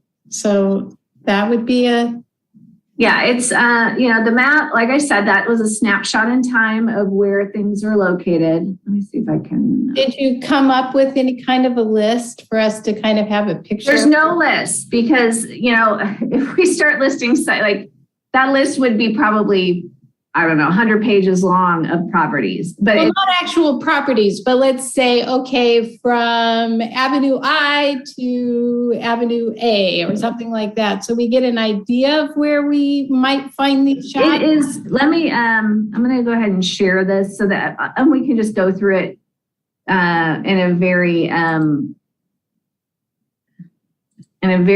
general way. Oops, I didn't mean to share my whole page. Hold on. Is that on your desktop?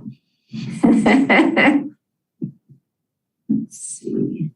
Here it is. Okay. So with this, let me see if I can you see it okay?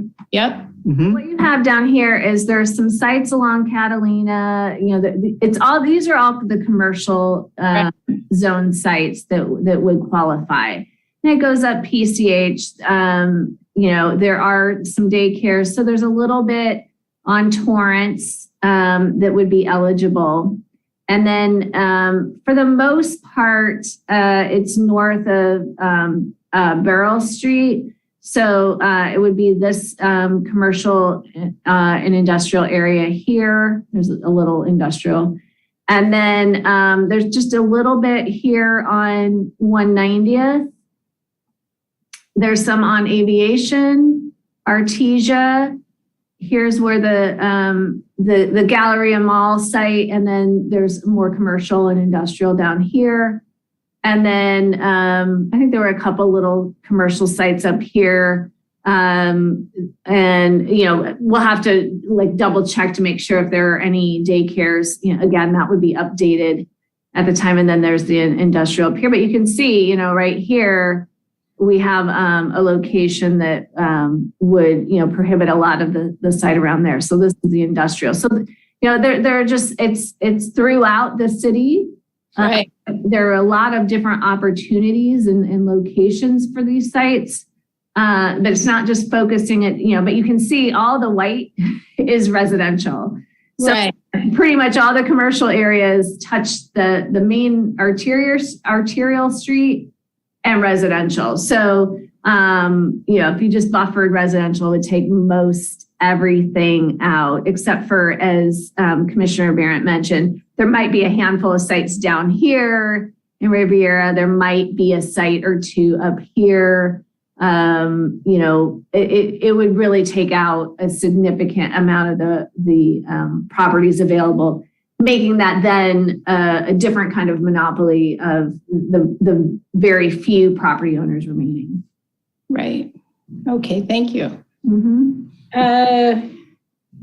So I like the idea Sheila had about the consultant, because I was really surprised. I was kind of envisioning that this would be like a liquor store owner, that I think they get a permit for that. That's not a huge corporation. I mean, I didn't imagine that McDonald's was going to come in and, the equivalent of a pot McDonald's and put these businesses here. I have to agree with Commissioner Boswell that there must be some way that we can keep McDonald's out of Redondo Beach, the equivalent of that. And I really honestly thought I had in my mind that it would be a liquor owner, like when someone opens a liquor store. So I think that's an important consideration. And also I like the idea that these licenses and permits do go back to the city once it's not passed along. I think that's a great idea. So some really good ideas so far, and thank you. Great. Thank you, Commissioner Hazeltine. So I'm going to take a turn at this. So I like where Doug is, or Commissioner Boswell is going with the ownership issue too. The thing is that, even liquor stores. I mean, you have Total Wine and More and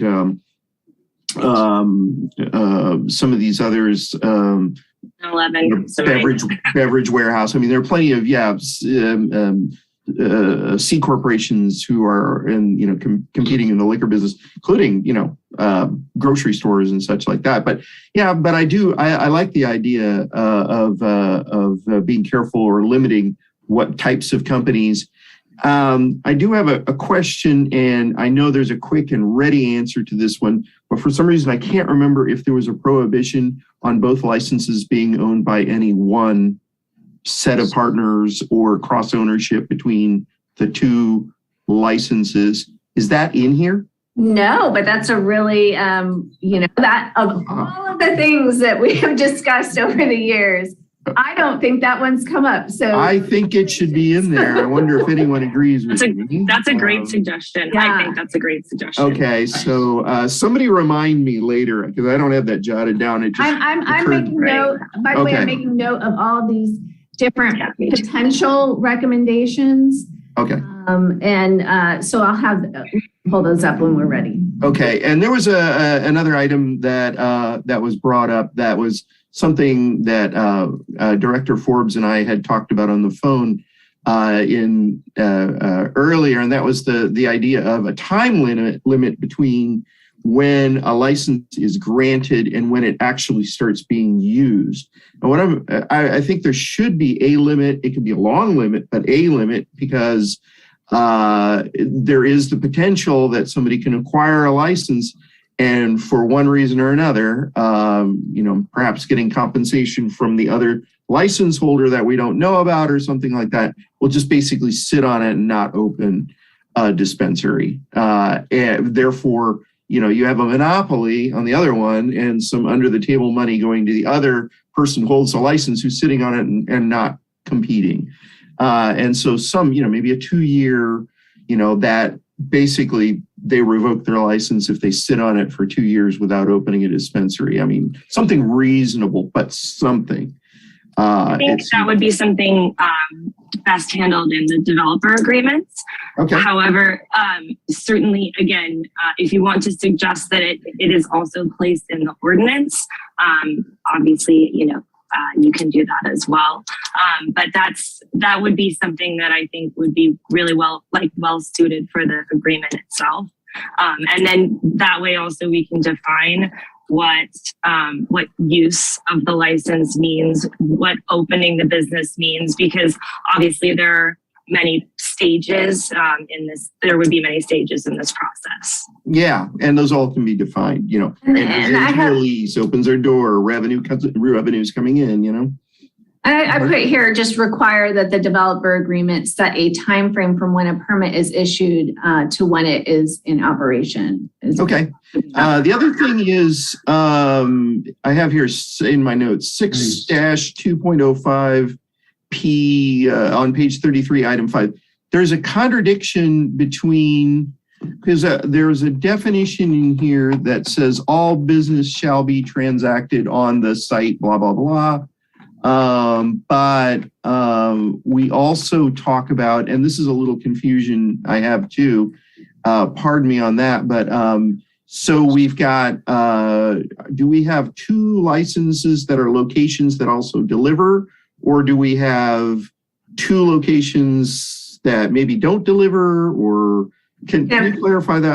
They're permits for 2 sites. Okay. Each site, it's up to them that they could choose to have just a delivery.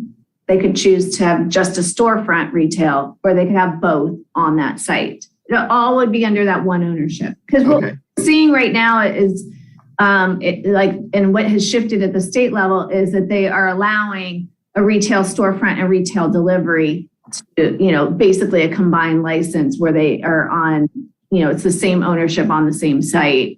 But they can do both out of the same location. Okay. Well, I've run out of my 5 minutes, but I have something else, and I will put myself back in line to bring that next item up after everyone else who has their hand up gets a chance to talk. So it's Commissioner Barrett next. Thank you. Thank you, Chair Gaddis. To your point about prohibiting a license being owned by the same 2 operators, and to kind of pick up where Commissioner Boswell has been going, I think that's a really good idea. And we need to make sure, or recommend to the City Council that they consider making sure that one of the owners isn't just a front for the other, with a shell company with the same common ownership. So really have some stringent review to make sure these are 2 bona fide separate entities and groups of people. I'm looking at the attendee list, and I don't know what the proper protocol is on public comment, but I see, for example, Carrie Ann Lawson from Beach Cities Health District is on.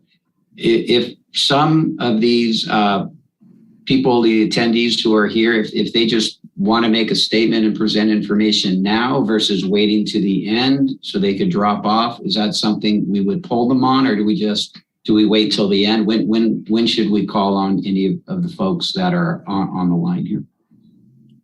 Be a point of order for Director Forbes.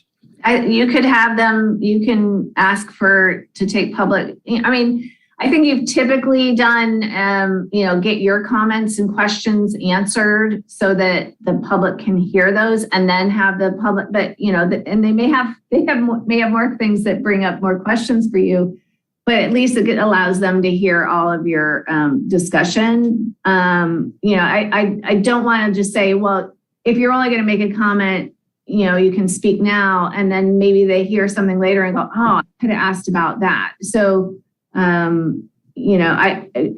recommend maybe you get through your questions, because maybe you ask something that answers a question they may have. It's up to you, though. I mean, you can choose to, pause right now and take public comment. Commissioner Barron, I'd say since we have more time than they do, they're limited in the amount of time they can spend asking questions. That maybe we get through a couple more rounds of what we're doing, getting a bunch of issues on the table, and then we can take public comments and then go back to questioning. Would that make some sense?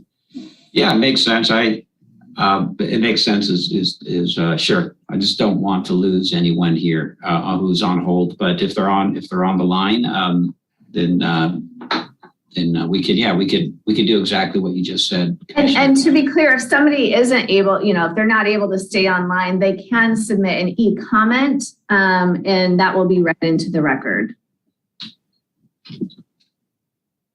Okay. I'm going to not asking more questions at this time. I want to sit back and listen to more, because this has been helpful for me. So I'm going to put my hand down and rejoin after giving Commissioner Boswell and the others an opportunity to do more. So thank you, Commissioner Boswell. Yes.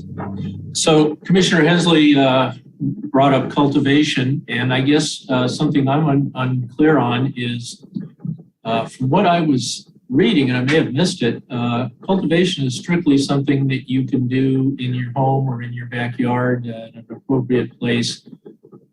Is there something I missed in here that it would allow a licensee to have a room in the back with grow lights and grow zone supply? No, what he's mentioning is we have this broader definition of let me make sure I get it right. We have a broader definition of, I think it was cannabis activity, commercial cannabis activity, that includes seed to sale. Because honestly, like, everything has to be tracked in the system from seed to sale. Like, when you go to, not you as an individual, but like somebody goes to buy something, it will have been tracked from where that seed came from. It goes through this entire process. Every part of that is listed as it is a commercial cannabis business. What we're saying is no person may operate a commercial cannabis business or engage in commercial cannabis activity within the city, including all of those things, unless they have a valid commercial cannabis permit from the city of Redondo Beach. And that would be a commercial, and maybe it is just adding a commercial cannabis retail permit from the city of Redondo Beach, if you want to put that in there. Because right now, all the city is authorizing are the cannabis retail licenses. Now, there is individual cultivation that you're speaking to, Commissioner Boswell, where it's up to 6 plants that an individual can have. It's not for sale, it's not retail, it's not commercial business, it's individual cultivation. So if somebody, and it's just an affordability for it was originally for medicinal, and we could not prohibit somebody as an individual to have up to 6 plants. So a store owner could not also be growing their own in the back room. Considering this, and I've been exposed to these regulations in the marijuana, the cannabis business for some years, in this tracking of from seed to packaged retail sold item. And there are an incredible amount of regulations and hoops to jump through for someone who is growing cannabis for commercial sale or wholesale, I guess, including things like analysis of metals content. It's incredibly complex, expensive, and technical to actually be able to produce a cannabis product that meets all of these state regulations. It's like the FDA on steroids or on pot. So it's, and I speak of a gentleman, actually an attorney / CPA that I know of that some years ago formed a partnership, bought up a whole bunch of greenhouses in North San Diego County, hermetically sealed them, and was the first organization to be able to pass the metals requirement.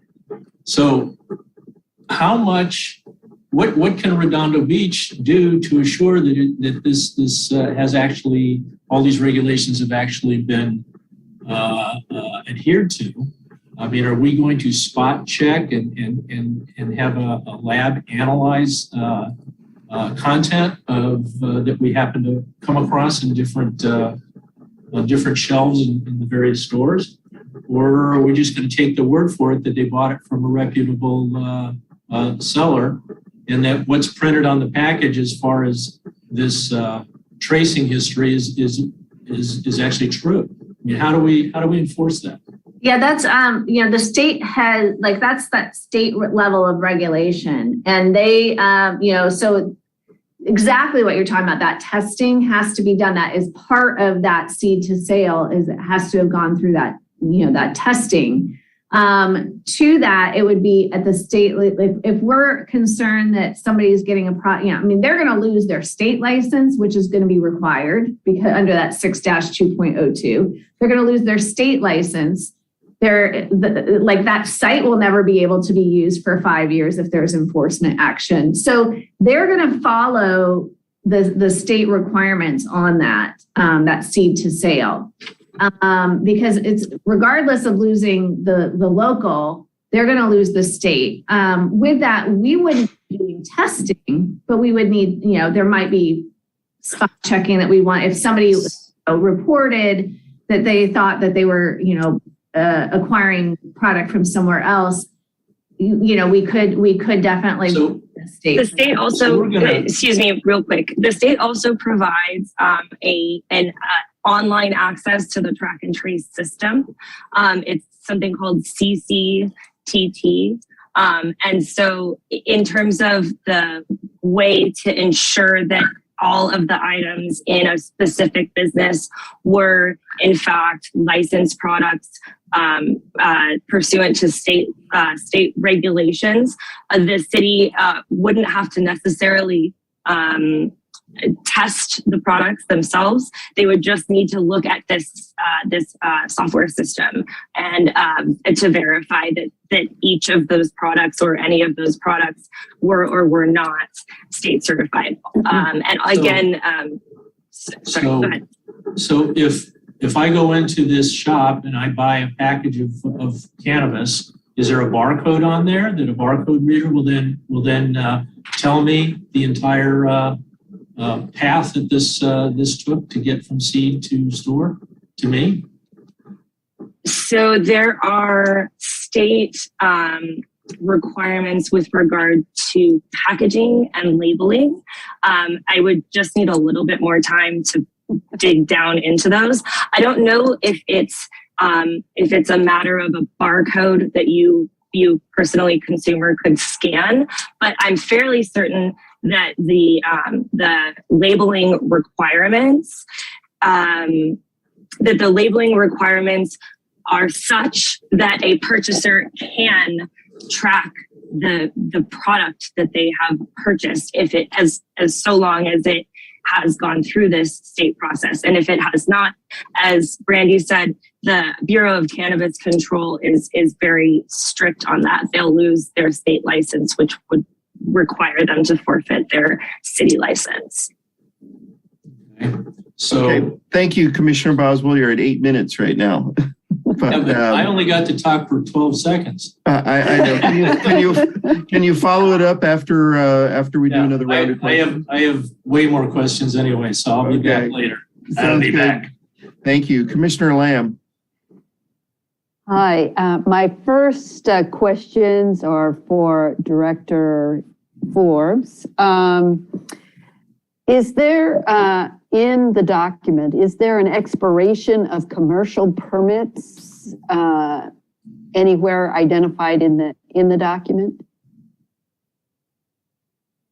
I don't think I don't think that, I don't recall having put anything in for like an expiration of the permit. There's certainly, information about the developer's agreement and what would be required to have, maintain that permit.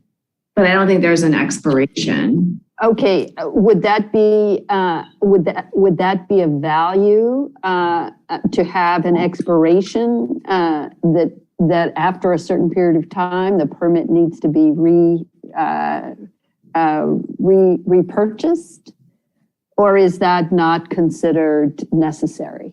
I don't think you'd want to go through, require them to have to jump through the hoops that they've had to go through to get, because it is going to be a very expensive and timely application for what they're going to need to put together. And for them to go through that route to only have it, say, for 10 years or 5 years, is, that's a huge investment in a business. Okay. That would have the ability to just pull that out from under them. Okay. Second question is about inspections. I didn't see anything in there. I did see that they I believe they are required to have their business available to law enforcement or city manager appointed personnel at any time. Is that correct? Yeah, their records have to be available. Their surveillance system, alarm system, track and trace system shall all be maintained and available for inspection upon request by the police department or other law enforcement personnel. To ensure compliance. In addition, if there's a violation of any provision of this ordinance, shall be, there are other enforcement mechanisms, but more importantly, I think, is making sure that those records are readily available for the police department and law enforcement. And they're required to be open and available to law enforcement at any time. Is that correct? Well, I think that they would have to be for just like any business. It's you can't tell. I mean, law enforcement don't come into my business. Okay. I don't think that they have to have somebody on site to open the doors just waiting for a police officer to come in. But if PD reached out to them and said, want to schedule a time to come in and do inspection, or if they came in during, those hours for inspection, but they're going to have access to surveillance at all times. So they're seeing what's going on at that site at all times. At all times. Yeah. Okay. So just wanted, for clarity's sake, now, I do have a suggestion, and I'd like to hear from the other commissioners about this. And it's around community relations. And I would like to see that the permittee has a community relations contact.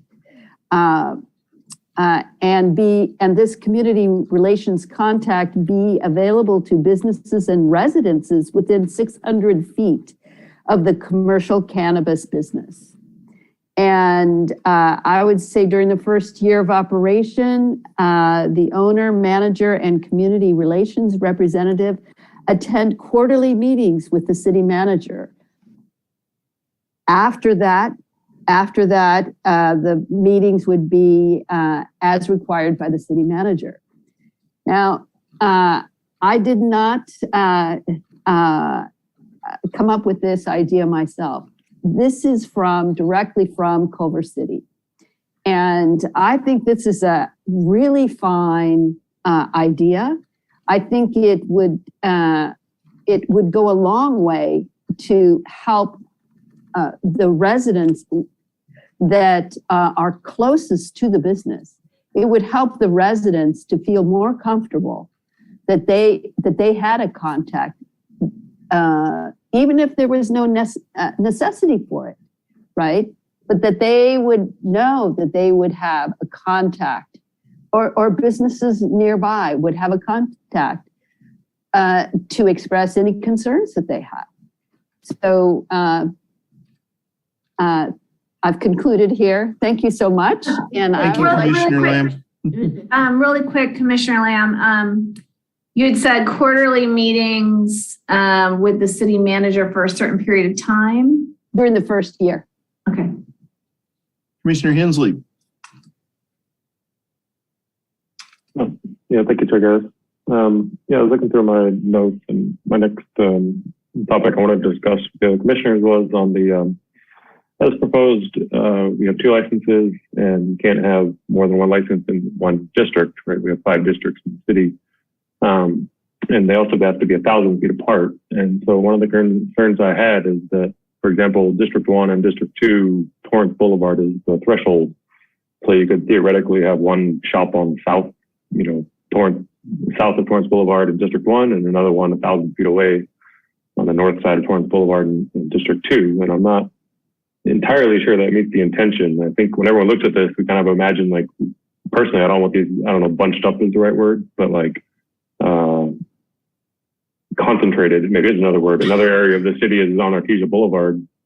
There's a part of it that's District 5 on the very west end, and then the whole rest of it is District 4 on the east end. And you could have 2 of them on Artesia Boulevard in 2 different districts, 1,000 feet away from each other, but still relatively close. And I'm not sure that, personally, it's not my intention. Is that correct, Director Porter? But I think that's why they also included the 1,000 feet.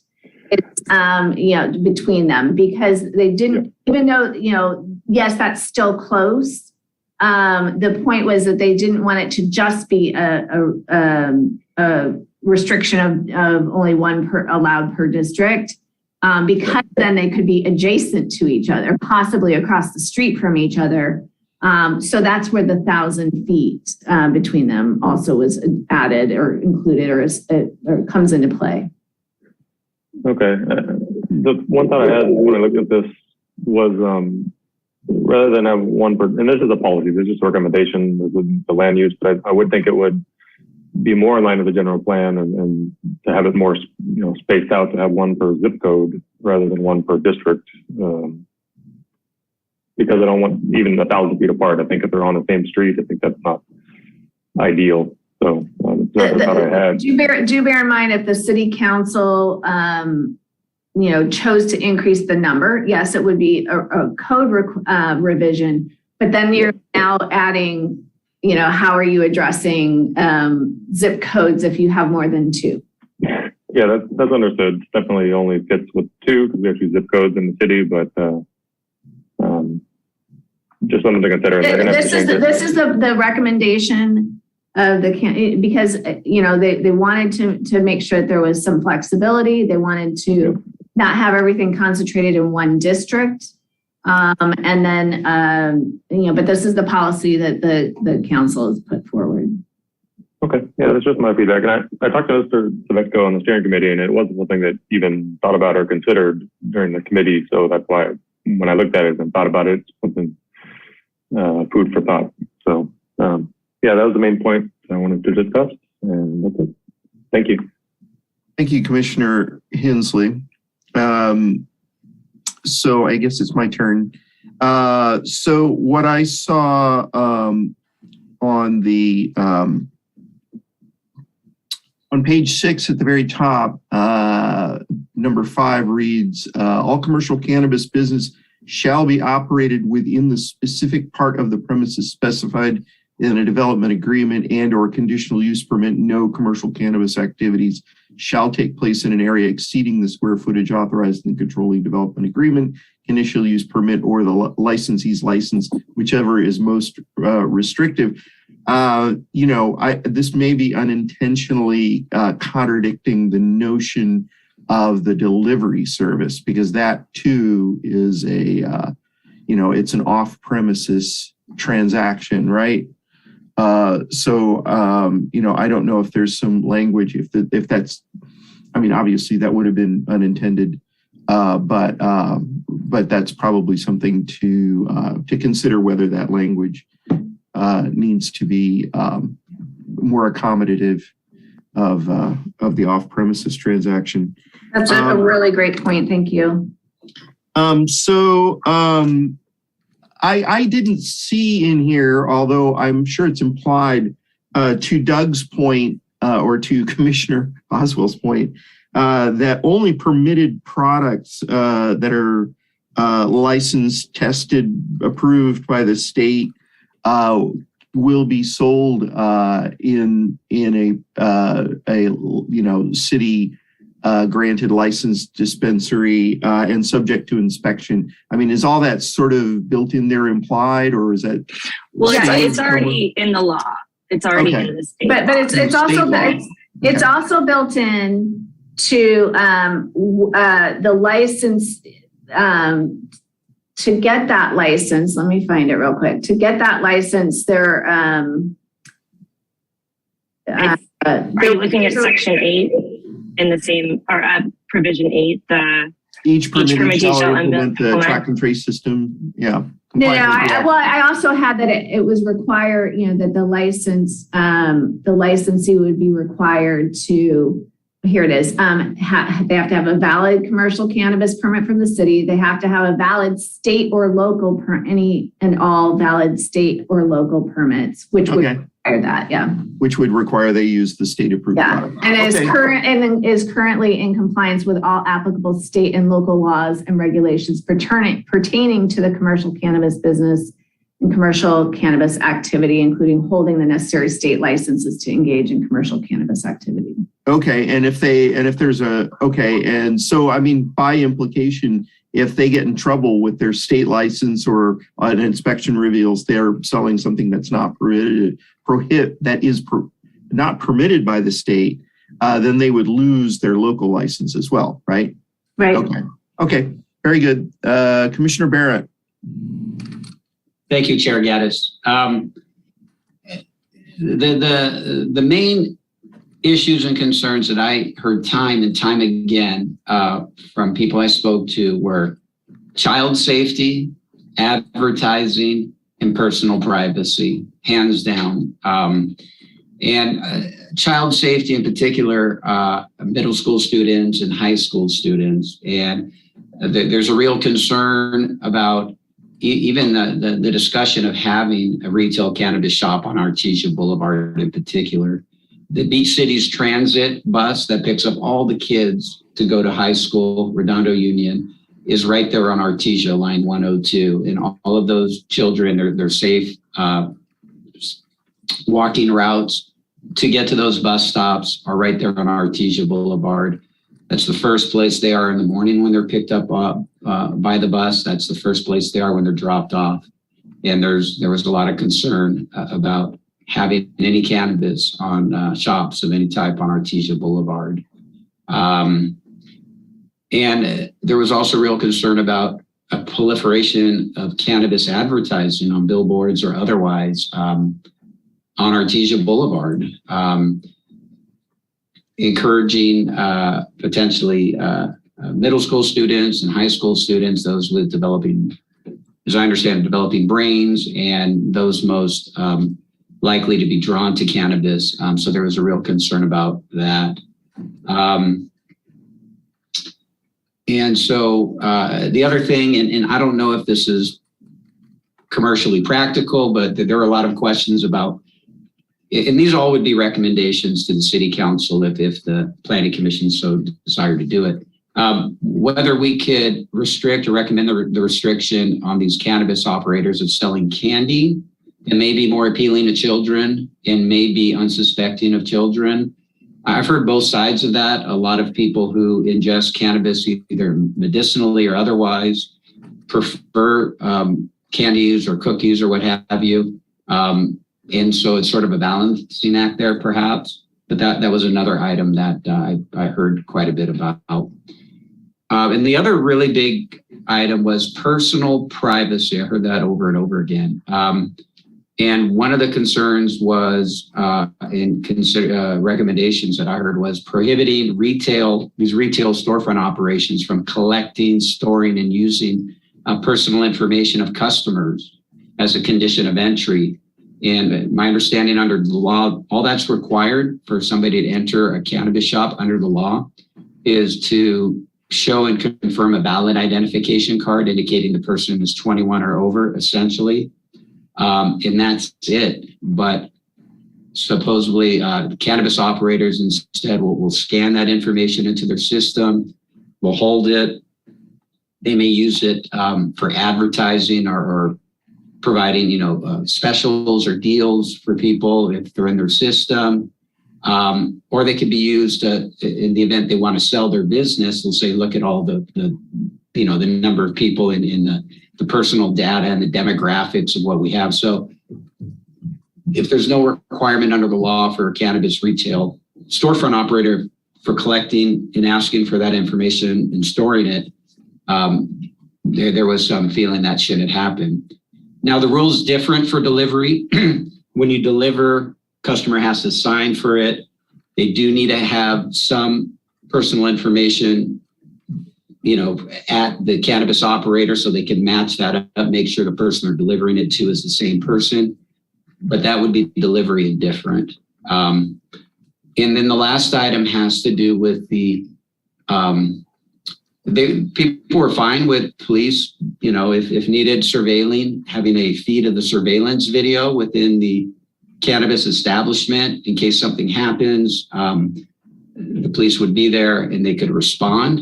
That was fine generally, but there was a feeling that the cannabis operator has to delete that video after 90 days unless it's the subject of an ongoing criminal or civil or administrative investigation that it's relevant to, and that the police should do the same, that they should delete recordings if they make a recording within 90 days unless there's some active investigation, as opposed to the police just keeping surveillance of people indefinitely who aren't breaking the law, many of whom may be medicinal patients.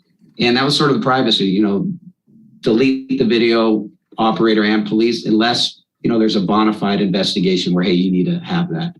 So I'm probably at 5 minutes, if not over. So Exactly 5 minutes. Okay. That's really good. All right. Thank you, Commissioner Barrett. Commissioner Godek. Thank you. Hello. Thank you, Brandy, for that presentation. That was really good. I'm surprised you didn't need to drink more as you were going through it. So I wanted to get to thoughts about creating buffers between residential areas and the dispensaries. And I didn't see anything that would prohibit driveways being on residential streets. And I think that would go a long way to kind of separate the businesses from impacting the communities.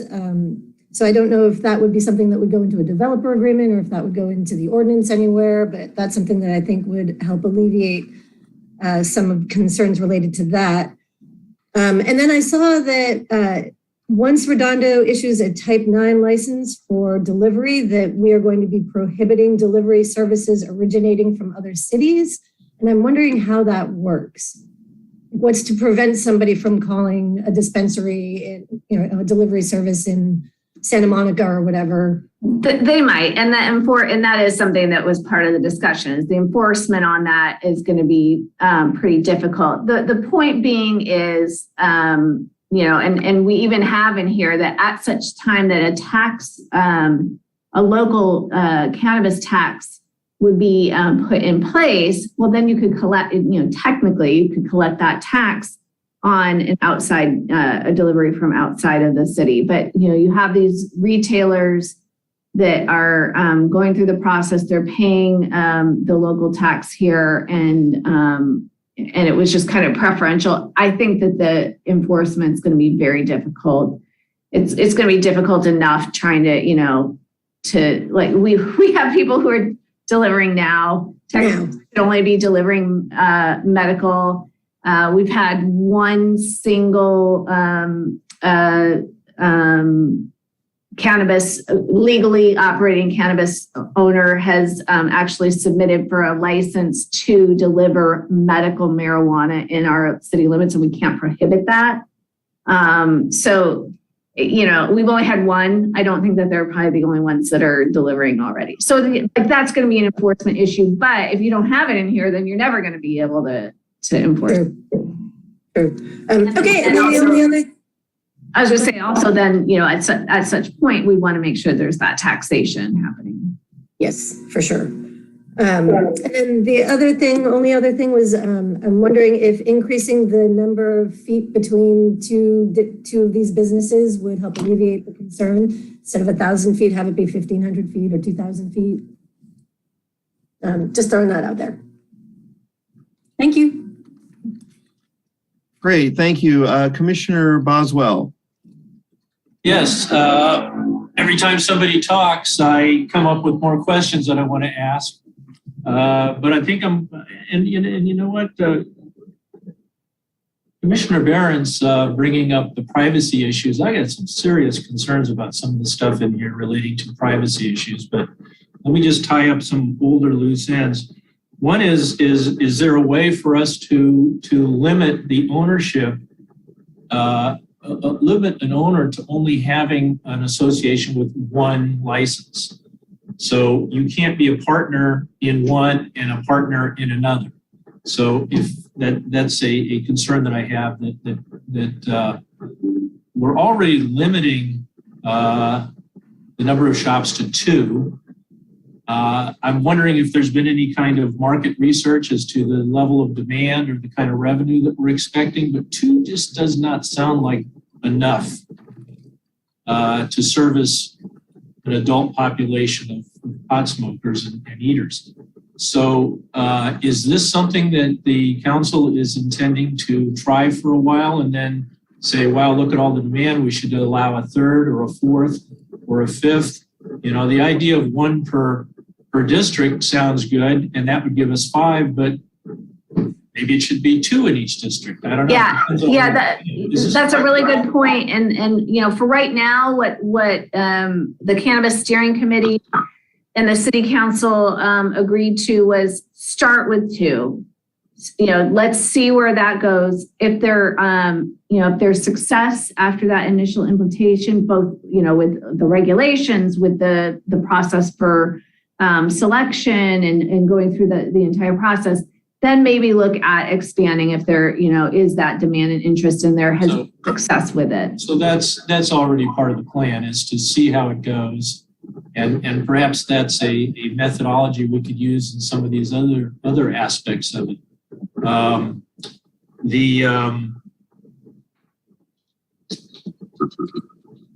The delivery issue. So if somebody has a license to deliver within the city of Redondo Beach, their business needs to be located here, whether they have a shop or not, right?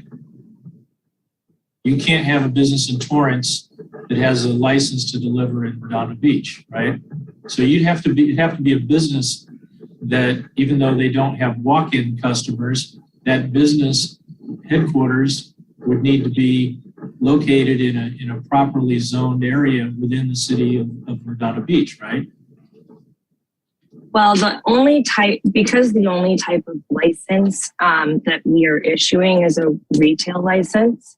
The only, I believe, and I correct me if I'm wrong, Brandy, but I believe only those 2 businesses would be permitted to deliver in the city. It's not as though we could have delivery only businesses established that do not have walk-in clientele. Well, they It's not could, like but that. they could, but It's they not would like take up, they could, but they would take up one of the sites.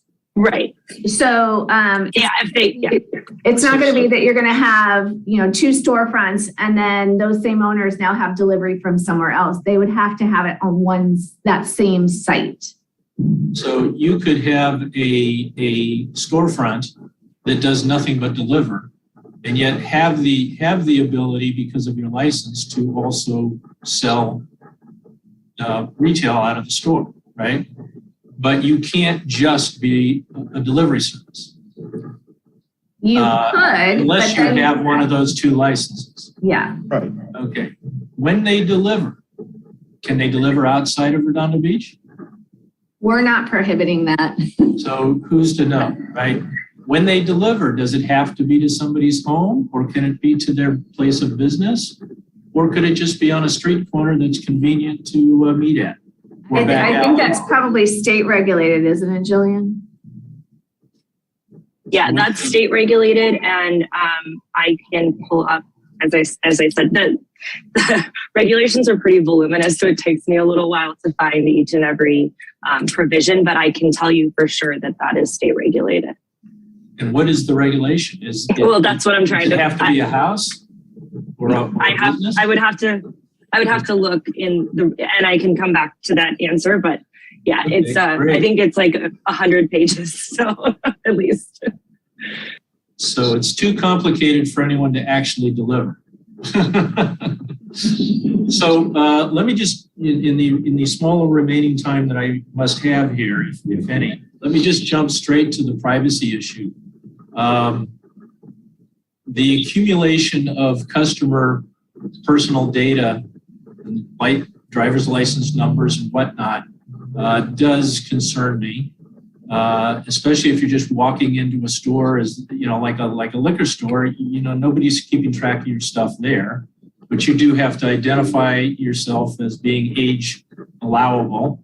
I don't see why that can't be the situation with the cannabis business.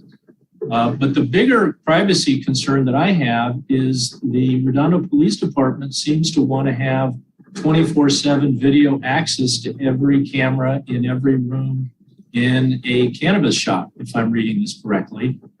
And despite no crime having been committed or any probable cause of such a thing, it just sounds like a tremendous overreach. I don't think that every camera has to have real time. I think it had in there established which, like there has to be a camera at each entrance that has the real time feed to the. I think it said a video camera in every room where there will be cannabis. So that's pretty much in a cannabis shop. How many rooms are they going to have? It's pretty much every room. That's my read too. That's my read too of the the ordinance. So you got somebody at the Redondo Police Department, hopefully a honest and forthright police officer that does his job by the letter and in the intent of the law. But that person is sitting there observing every person who comes in through the door, seeing what they buy, seeing how much they spend, seeing who they are. And maybe 2 years later, one of those people decides to run for city council. And all of a sudden, people are saying, hey, this guy's been seen, buying weed every 3 days at the XYZ shop. You know, it just sounds like it's going to be more trouble and perhaps lawsuits, privacy issue lawsuits from the city. Why not just look at it like a liquor store, unless for some reason, you know, something comes to light, these unintended consequences. Well, yeah, and that you can have, one more point to this. You can have a perfectly secure situation with the police observing when a crime, when somebody in the shop thinks a crime's about to happen or is in progress, they press the silent alarm button, which then activates their video feed, and the police can see exactly what's going on. They can see if it's become a hostage situation because they have view of every camera in the place. They can see where the guy's hiding. They can see, what he's done, and they can come in and they can see if he's armed. Okay, Doug, we're at 8 I don't- minutes. I don't- Perhaps you can suggest some changes, some language we can vote on a little bit later, but we're at 8 minutes All now. right, So that's fine. if we could move things along. If I may, Chair, I do want to just point out why this is different, a different type of business than even a liquor store. This is a cash only business. And you know, it's something that there's a concern about, you know, something being targeted. If, you know, if there's somebody there working at a certain hour that can hit that button, that's one thing. If there's something going on after hours and there's a break-in and there's not somebody to hit that alarm to trigger that surveillance camera, you know, that's the concern. It is a cash-based business. So somebody breaks in the middle of the night, the alarm system goes off because that's how its alarm system's working. I'm just clarifying why this is a different business than the other businesses you were referencing. I understand, but banks are cash too, and they seem to get by just fine. All right. So we can come back to more of your points, Commissioner Boswell, in a bit. After we do the rounds, we have a couple of people after you. There are a couple of things that Commissioner Barrett alluded to, which I think, you know, are important. One is advertising billboards, and maybe there should be a prohibition on advertising billboards. He brought that up, and that sounds like a good idea to me, and something we should consider. That we don't want, you know, pot billboards, recreational pot billboards up and down our streets. And the other one is Artesia Boulevard. I think that's an important point that he brought up. And that is, you know, I'm not sure, I mean, overall what we're trying to do with Artesia Boulevard, you know, with, you know, the tattoo and massage parlors, et cetera, is not to load in other vice businesses, I guess, you know, recreational narcotics. So maybe Artesia Boulevard is probably not a good location for one of these things. Anyway, that would be a concern.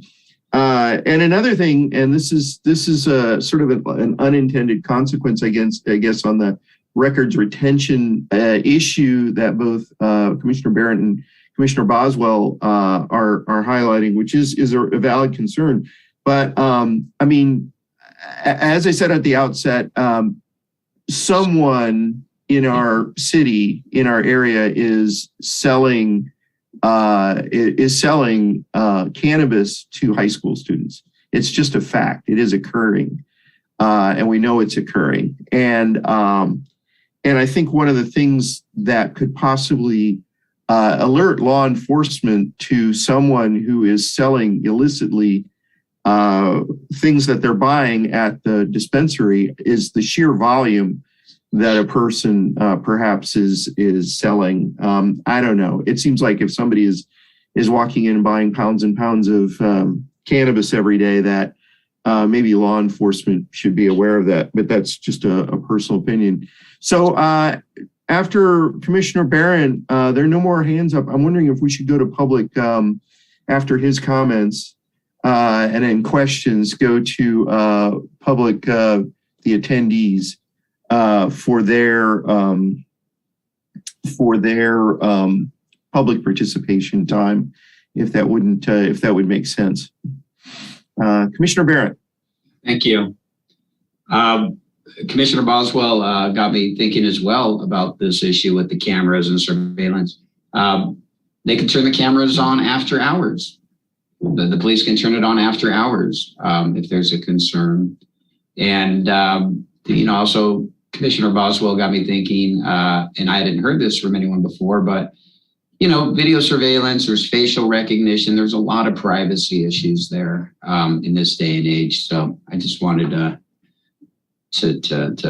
mention that in response. And then to Commissioner Hazeltine's good point, or it may have been Commissioner Godek, and I apologize if it was, but sort of the McDonald's syndrome of, you know, who's actually coming in here. And so I recommend that we suggest to the city council that, to promote inclusiveness and commercial diversity of operators within this retail cannabis community that is being ushered in. And just to provide an opportunity for small, less established and newer operators to be involved while ensuring their competency and make sure they pass everything else. But basically limit it to licensees or owners who have owned or operated, 4 or less cannabis shops nationwide or anywhere over the course of their existence. So kind of smaller operators, still competent, eliminate the McDonald's syndrome and really, give an opportunity for others, smaller, less established operators who are competent to get involved. Something we could consider and talk about. And then something else Commissioner Boswell raised about licenses and the number of licenses, and it got me to remember that somebody did suggest, hey, maybe there should be, two. It's one thing to have 2 storefront operations, but delivery is a different animal zoning wise. So for delivery, it could be in a nondescript building. There's different parking requirements. You're not having people coming in and out. And by having, 2 licenses for storefront and 2 for delivery, separate locations, it eliminates like the duopoly. I think I heard that used earlier where there's just 2 operators controlling the market. This way you have 2 storefront, 2 delivery, keeps things kind of above board, hopefully, prevents a monopoly or duopoly. And, you could maybe zoning wise put those delivery licensees in places that are, you wouldn't know it was there. So I'm not saying it's a good idea or a bad idea, but just an idea to think about. I have other things, but I want to go ahead and turn it over to the folks who've been waiting on the phone this whole time. So I'll put my hand down. Thank you, Commissioner Barrett. If there isn't any objection, perhaps we could hear from the public now. Do we have any public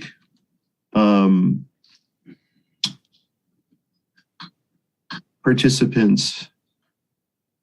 We do. So we do have some attendees that would like to speak, as well as we have 3 e-comments that I can read after the attendees.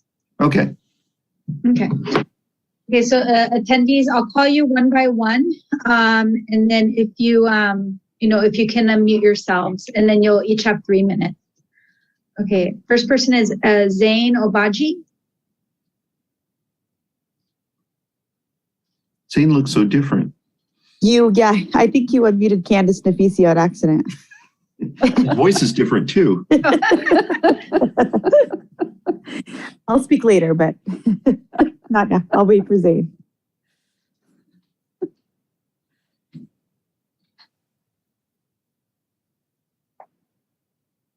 I think she's saying she wants to speak after Zane.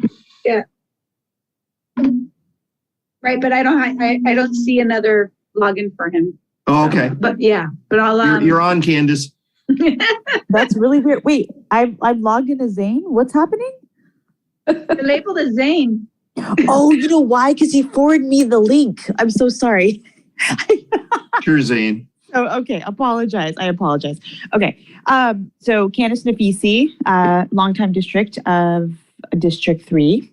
I just wanted to call to give a suggestion to you.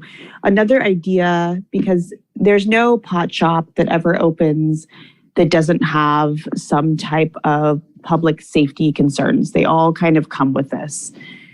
And I work in Wilmington, and there's a number of marijuana shops around me. And one thing that I notice is that they all have private security guards. And so one idea might be to require some type of private security during certain hours of the day. Like maybe it's 1 security guard or 2 security guards during the day and 1 at night when they're closed. So maybe just something to think about as we continue to think about having these licensees in our city and the impact it might have on public safety, that maybe we put the onus on them to really ensure that our residents stay safe. Thank you. Thank you. Thank you, Mr. Obaji. Okay, and then next is Joan Irvine. Joan, if you can unmute. Okay. Can you hear me now? Uh-huh. Yes. Okay, great. Hi. Joan Irvine, resident in District 1. More relevant to this is I have over 20 years of experience of online child protection technology for age-restricted industries and developing technology. Also, on a secondary basis, I do cannabis education for seniors. So that I want to address both of them. But let me first of all go to the child protection. First of all, there's a statement about cannabis being sold to kids. No legal store is going to be selling it to kids. Only the illegal drug dealers are going to be doing that. So that's a totally different animal. Also, and I don't know the number, there is some restriction on the amount of cannabis that people can buy at one time. So that there is that type of thing that's been put in by the state. So just to mention that. As far as with the, once again, with the children with age verification, all the stores are using age verification. They use it if you go into the store, they use it when you call up for delivery. I happen to have been involved in providing grants to age verification companies 10, 15 years ago. So that they've really come a long way and it's already being done. So just, you have to really keep your mind, keep the two separate from what you're thinking about. Because the legal businesses, they're going to spend a lot of money to be putting these together. They're not going to jeopardize that to be selling it to high school kids. There's just not enough money there, if nothing else. Also, you talk about, children being concerned about, billboards and this and that. I agree not having billboards. But if you do not think that your children, both, middle school and high school, are not aware of what's going on in the cannabis world, it is in the newspaper every day. It's on TV every day. So we can't be so naive as to think, oh my God, if they don't pass this by, they'll never think about it. They know about it. So I just wanted to mention that to you. Also, there was somebody made a comment about the mailing list, that people, as far as privacy in the mailing list, I don't know the exact law, but in advertising, there is a requirement that if somebody applies for to get put on your mailing list, that company has to send an email to that email saying, did you really mean to opt into our mailing list? So that already is being done by all the reputable companies across the nation on all kinds of products. So I just wanted to let you know about that. And I think that's And Joan, that's time actually at 3 minutes right now. If you have any questions, people can find out how to beat me, so I'm available. Joan, did you need another minute? If so, I'd move to add another minute. Okay, and let me, thank you. I'll second that. Okay.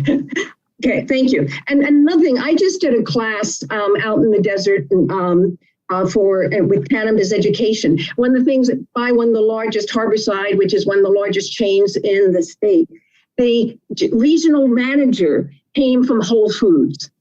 So, when you're talking about people coming into this, people use the word criminal element, narcotics. I mean, things that was just said tonight is like, you have business people who are, if you're a general manager for a Whole Foods network or, region, you're a pretty good business person. So do recognize that people who are coming in with lots of great expertise in retail and what needs to be done to be a community member. So, not talking about a criminal element coming into town. So just wanted to say that. And once again, you can reach me, Joan, at joanirvineconsulting.com if you have any questions for me. Thank you, Joan. Okay. And then next, Courtney Karen. Courtney? Hi, good evening, everyone. My name is Courtney Carone, and I'm an attorney with Adamant Law Group, and I've been specializing in cannabis for quite a few years. And I represent more than a dozen retailers and have written winning merit-based applications in multiple cities across California on behalf of my clients. And first, I just really want to commend you all for having such an open discussion and allowing us to contribute. Because I think there are a few pieces that you still have some confusion on that folks like myself and others in the industry can help shed some light. But I like that you're taking into account all of the different options of how to award these licenses. So thank you for being so thoughtful and careful in that process. Cannabis has come a long way. And if you haven't had a moment to research some of the operating cannabis businesses, I would really like to encourage you to either visit a shop or to at least look up some. For example, some unique operators in the industry are the Artistry and Haven, Elevate, Urban Joy, Kaliva. And if you take a moment and you look up some of these, you'll see that they're not just selling cannabis, but many of them have other aspects and programs associated with their business model that make them unique and special for a city. First, I think that the city is really limiting themselves from allowing some extremely well-run operators from entering the city if you restrict applications to those who only have 4 stores or less.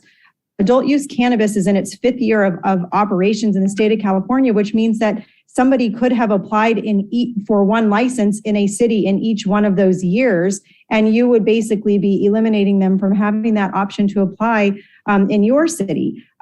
Folks that have been doing this for a while, they understand compliance. They understand how to build relationships with vendors, and that helps them have price breaks on products if that are passed on to the consumer, specifically if they are ordering bulk through an internal distribution system for their stores.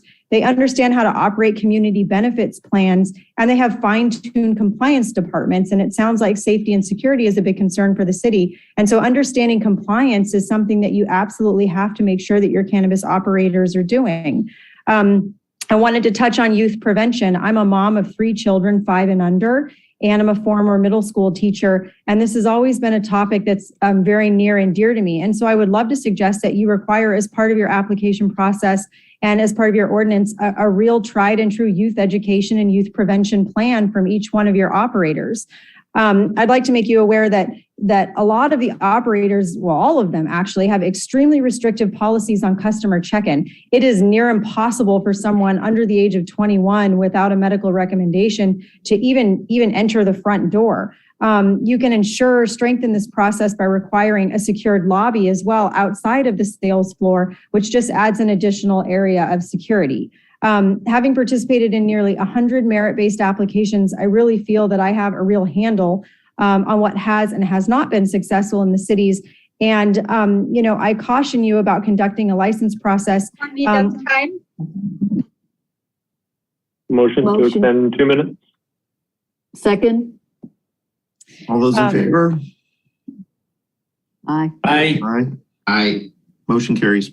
All right, thank you so much. I just caution you about conducting a license process without some form of a property requirement.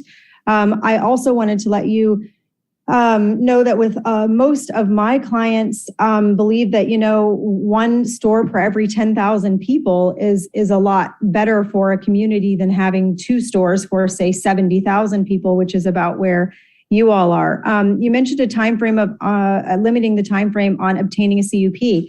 And I do think timeframes are absolutely necessary. But in my experience, the reason that my clients are not receiving their CUPs within a limited time frame is certainly not because of them, but more because of understaffing with a particular city or just a lack of understanding of what is necessary for the CUP to be received. So building plans will be ready to go right away, but the CUP will just drag along within the city departments.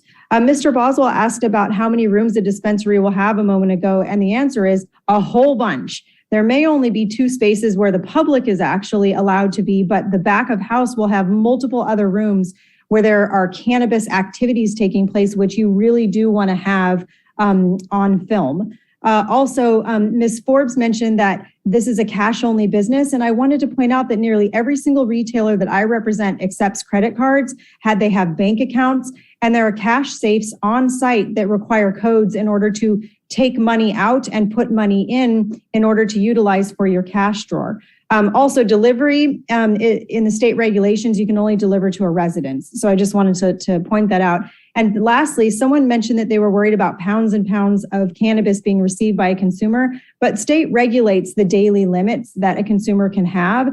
And those daily limits are tracked in your POS system. So when you log in a customer, if they are trying to purchase beyond their purchase limits, it's going to flag it directly in that consumer point of sale system, and your retailer will not allow that cannabis to be removed from that store. So those were just some of the quick points that I was able to pick up from this, and I'm always available and open to discuss with any one of you any questions you might have based on the experience that I've had in this industry. Thank you so much.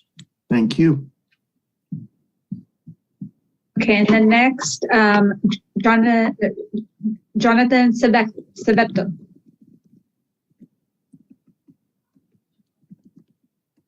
Good evening, everyone. Good evening, commissioners. My name is Jonathan Svetko. As some of you may know. Yeah, but I heard them engaging. Forgive me. Is that working? Or is it someone else talking? Yeah, we can hear you. I muted them. Yeah, we can hear you now. Sorry about that. Okay, forgive me. That's all right. Thank you.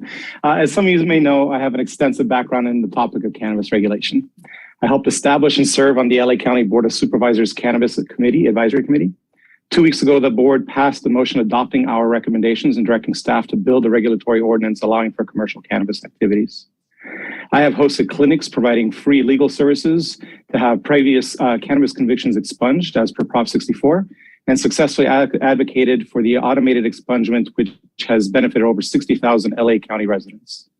I'm the executive director of the United Cannabis Business Association, where we draft and advocate on state policies in the ever-changing landscape of cannabis regulation. I continue to help and collaborate with local governments as well as drug prevention organizations on responsible cannabis policy.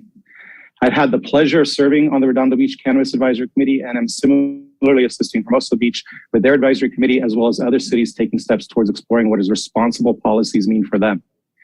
But perhaps the most important, I'm a resident of Redondo Beach, and I care deeply about what we create in history here together through responsible policies that will keep both my future grandchildren and our community safe as a whole. And hopefully we'll look back at that with pride with what we've created.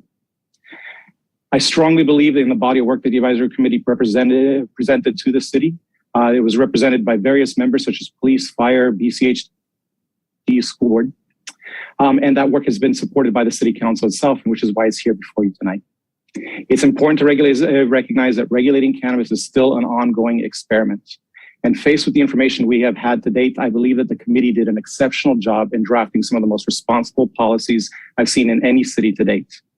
One of the most responsible policies the committee recommended was to draft regulations through a city-driven ordinance, recognizing the inevitability that we will need to improve upon this as we continue to learn more from how we regulate responsibly. Redondo and the rest of our beach city neighbors are currently being attacked with hostile outside voter initiatives funded by poor representatives of the cannabis industry, earning the recent title as the Putins of cannabis. It is imperative that the city maintain local control of this issue and pass an ordinance in a timely fashion. Otherwise, large outside special interests, similar to those mentioned by the previous attorney, will steal that local control away from us. This ordinance is the most responsible I have ever seen in my experience with other jurisdictions, and I hope you see value in what we've achieved as a beginning for Redondo. Thank you for your consideration in prioritizing this public safety and helping maintain this local control of regulating cannabis. Should you have any questions, I'm certainly happy to answer them. Otherwise, thank you again very much for the consideration of all of this. Yeah. Thank you. And it looks like, I think now Zane is here now. I see a second one. You already spoke. I did not. Hello, everybody. I did not have my hand up to speak, but I've been watching your meeting, and I appreciate your work on this, your diligent comments and the like. I'll share what Commissioner Lamb saw yesterday at my community meeting, which is that, frankly, those who are most passionate about getting this legalized were the oldest members of our community. And I've seen it when I visited, for example, Heritage Point, that they're like, when are we going to get the cannabis laws going here in Redondo Beach? When are we going to be able to get our weed in Redondo Beach? You know, I've heard that from residents. So, and then the other thing, I know I've had a conversation with Commissioner Boswell, but then I had to cut it short because I had to get to my community meeting yesterday, is concerned about putting in a mall. And the truth is that if people want to get it now, they can get it, and kids can get it if they want to get it. And in a mall, you're potentially more insulated from, the transient person who could get hired to go into a store and buy it for the kids because, they're not going to be allowed to hang out inside the mall, loiter, and set up camp inside the mall. Moreover, I don't think it's as vulnerable to a smash and grab type theft that you would have elsewhere. And I really appreciate Director Forbes's point that you don't want to limit this to really small areas or few properties and allow those property owners to price gouge on their rents. So I think you kind of want to kind of cast a wider net without going so wide that we end up with them either next to residents on Artesia Boulevard, as Commissioner Barron noted, with the kids going to school there, or in other undesirable places. So one other point I did want to make, though, that I appreciate y'all thinking about or considering is it is inevitable that somebody is going to sue us, no matter how perfect we try to do this, based on how the license is awarded, whether it's the attorney who just spoke or our folks who are proponents of the initiative. That's their style. They don't get a license, they sue. It's a gamble. Maybe they get the license after a lawsuit. Maybe that's part of the settlement, and so on and so forth. So how do we deal with the expense of that lawsuit? Because I doubt that the city will have generated so much revenue from cannabis at the time that we get sued that it's going to cover the expense of litigation from 1, 2, 5, 10 different people who applied for licenses. So one thing that I do appreciate about the point that the cannabis initiative proponents made when they came is that their bill supposedly it diffused the expense or the exposure of litigation and basically caused it to be borne by those people who were awarded the license. So the licenses in the city. So if you were a licensee in Redondo Beach and the city gets sued, then as part of the conditional use permit. That's time right there. Perfect. I appreciate that. Motion to extend. Oh, no desire. No. But yeah. So thank you, Councilman. You got my point. Thank you. Okay. So I see no other hands up for the attendees. So we do have 3 e-comments, or actually, sorry, one more hand to go up. Okay. Carrie Ann Lawson. Good evening, Council. Carrie Ann Lawson, Chief Programs Officer for the Beach Cities Health District. It was my privilege to serve on the group with Director Forbes. And I just wanted to reiterate my appreciation and gratitude for the thoughtful and thorough and productive conversation, not only that our committee had, but that this commission has had tonight, and the way you are thoughtfully going through this process. My role on the group was to really put health in all things. And so I appreciate the extension around the schools. One of those things that enabled us to do is to keep perhaps a retail location away from where the high school kids walk to buy lunch when they get their lunch time off. I think one of the things we want to consider as you consider the land use issues here is the message we're sending to our children about the acceptability and the accessibility of cannabis. And so billboards are one issue, but the other issue is just how present it is in the community. We are already above the county average in terms of the number of alcohol retail we have per city residents. And so I would caution us to think about how acceptable we want to signal this use for our youth. We are trying, though, to balance adult right for choice with protecting teen brains. And so I do appreciate your thoughtful process. My one last comment would be about the issue with the mall. That is signaling that it's fairly acceptable and very accessible to be in a mall where teens hang out. I think we also want to think about unintended consequences of where people purchase their product, and then do they walk out immediately to eat their candies or their brownie? Or are they smoking in an area the city has already designated for no public smoking? So that is one unintended consequence of where we choose to seat these licenses. But I thank you again for your thoughtful process, and good evening to you. Thank you. Yeah. Is there anyone else from the attendees that hasn't spoke yet?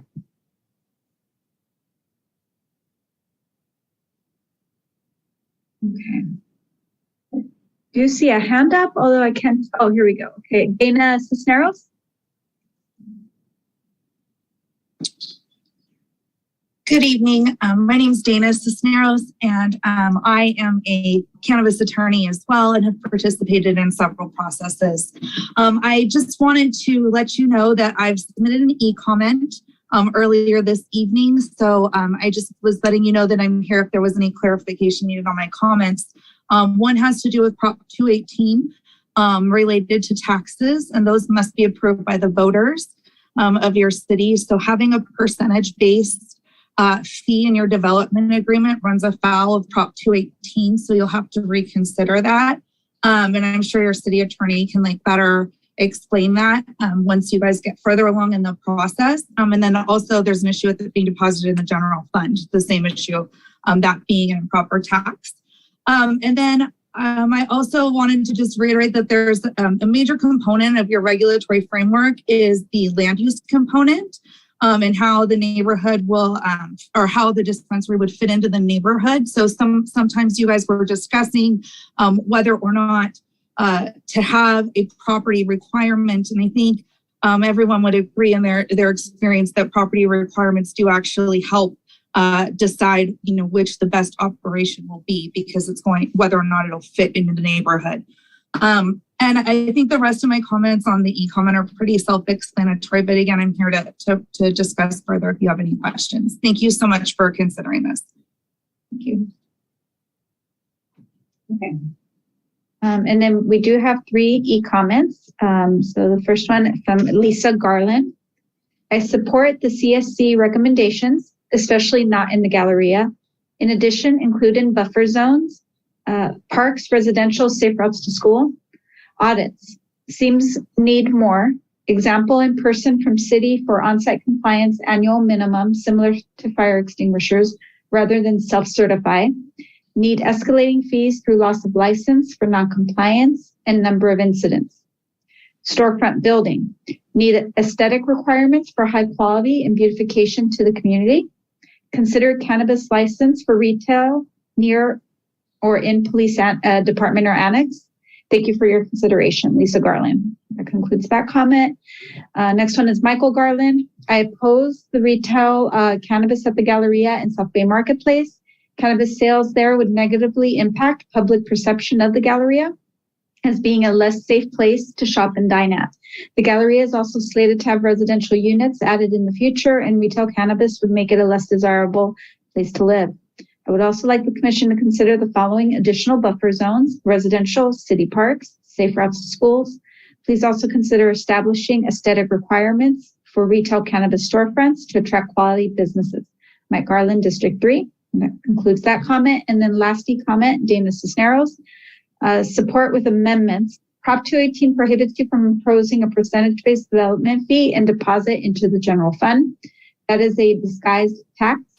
A major component of local regulatory framework is the land use component and how the retail dispensary will fit in the neighborhood, which you cannot do without property selection. Redondo can also support more than 2 retail licenses with a population at 65,000. Preventing delivery into the city is difficult to enforce, and it's anti-competitive. If you only have 2 retailers, they will be corporate operations, no doubt. As such, some people that chose not to support those corporate operators will have no choice, and that is unfair to the consumer. Please consider no tax on medicinal products. It harms veterans and those most vulnerable who are likely to be on fixed incomes. We support no caps on licenses and instead control the numbers through sensible land use regulations and allow the market to determine which operators remain. Such restrictive license caps do nothing to eliminate the illicit market and only serve to support it. And that concludes all the e-comments. Great. Thank you. So Commissioner Hazeltine, I've been conscious this whole time that you have been waiting for a very, very, very long time to ask your questions and comments, and I do apologize to you for that. You're muted though. That definitely won't work. Okay. No billboards. That's easy to put in this. Do other cities have full-time police surveillance? Or is that something that was just put in ours? Randy? I believe so. I would need to look. We reviewed a number of other cities' ordinances, but each and every provision, I don't necessarily know offhand. Do you know, Brandy?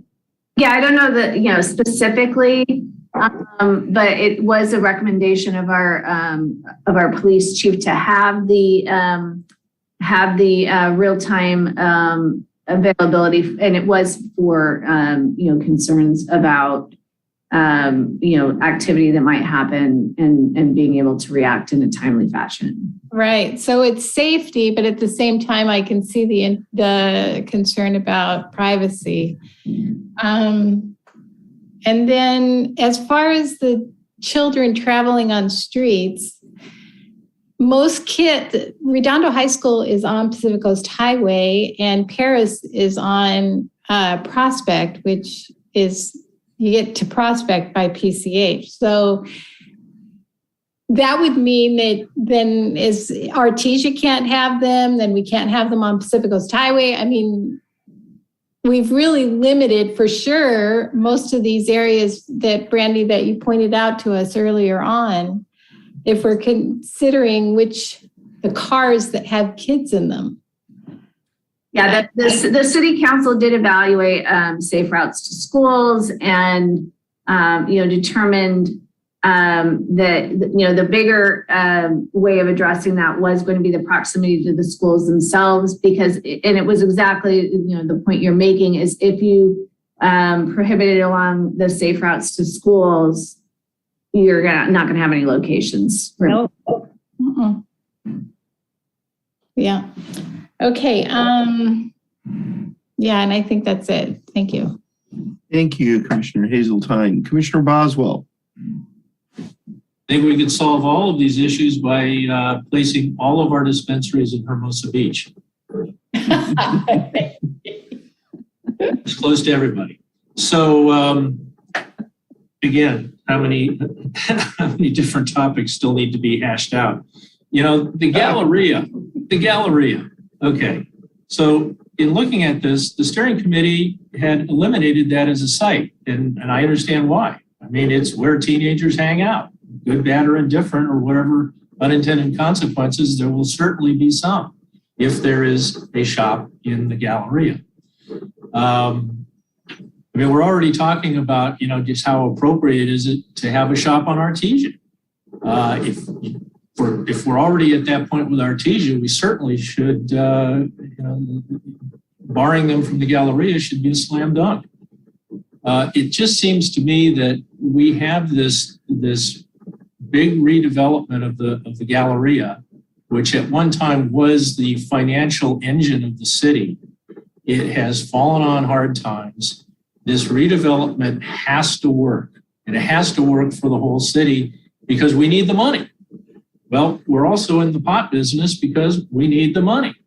But there is an existing safety, crime, and seediness reputation that the Galleria has due to it falling on hard times and just, falling apart over the last, 8 years or more. They need to overcome that by putting a cannabis dispensary in the mall.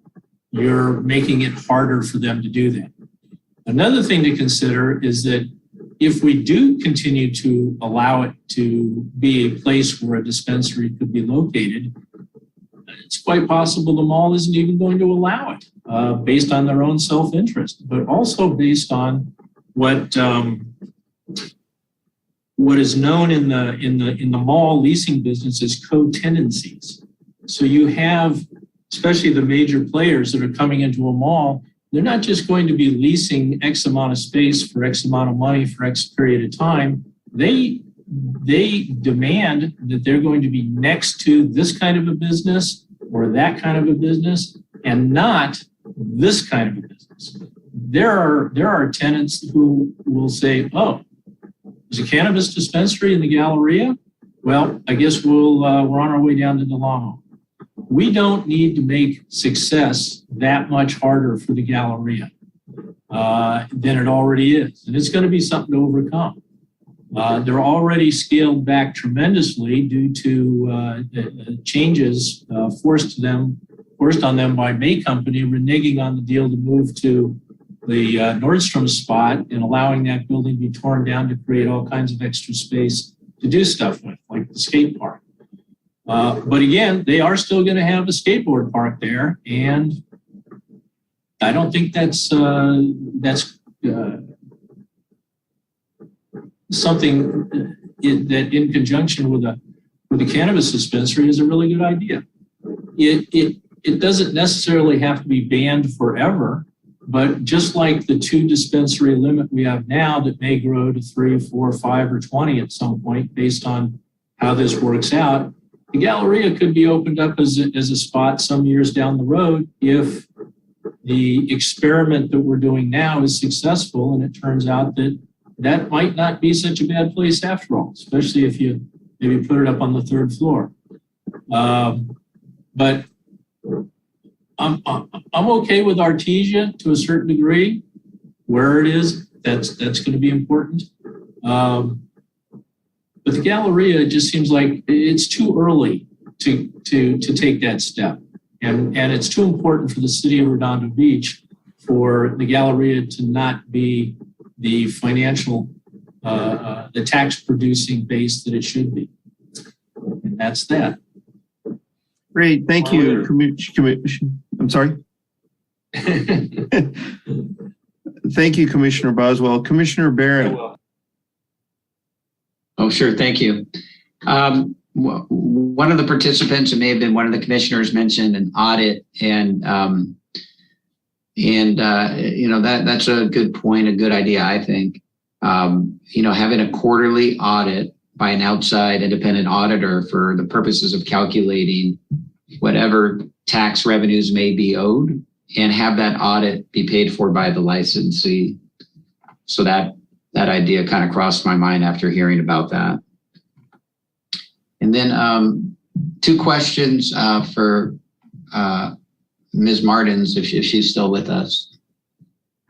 I'm here. Oh, good.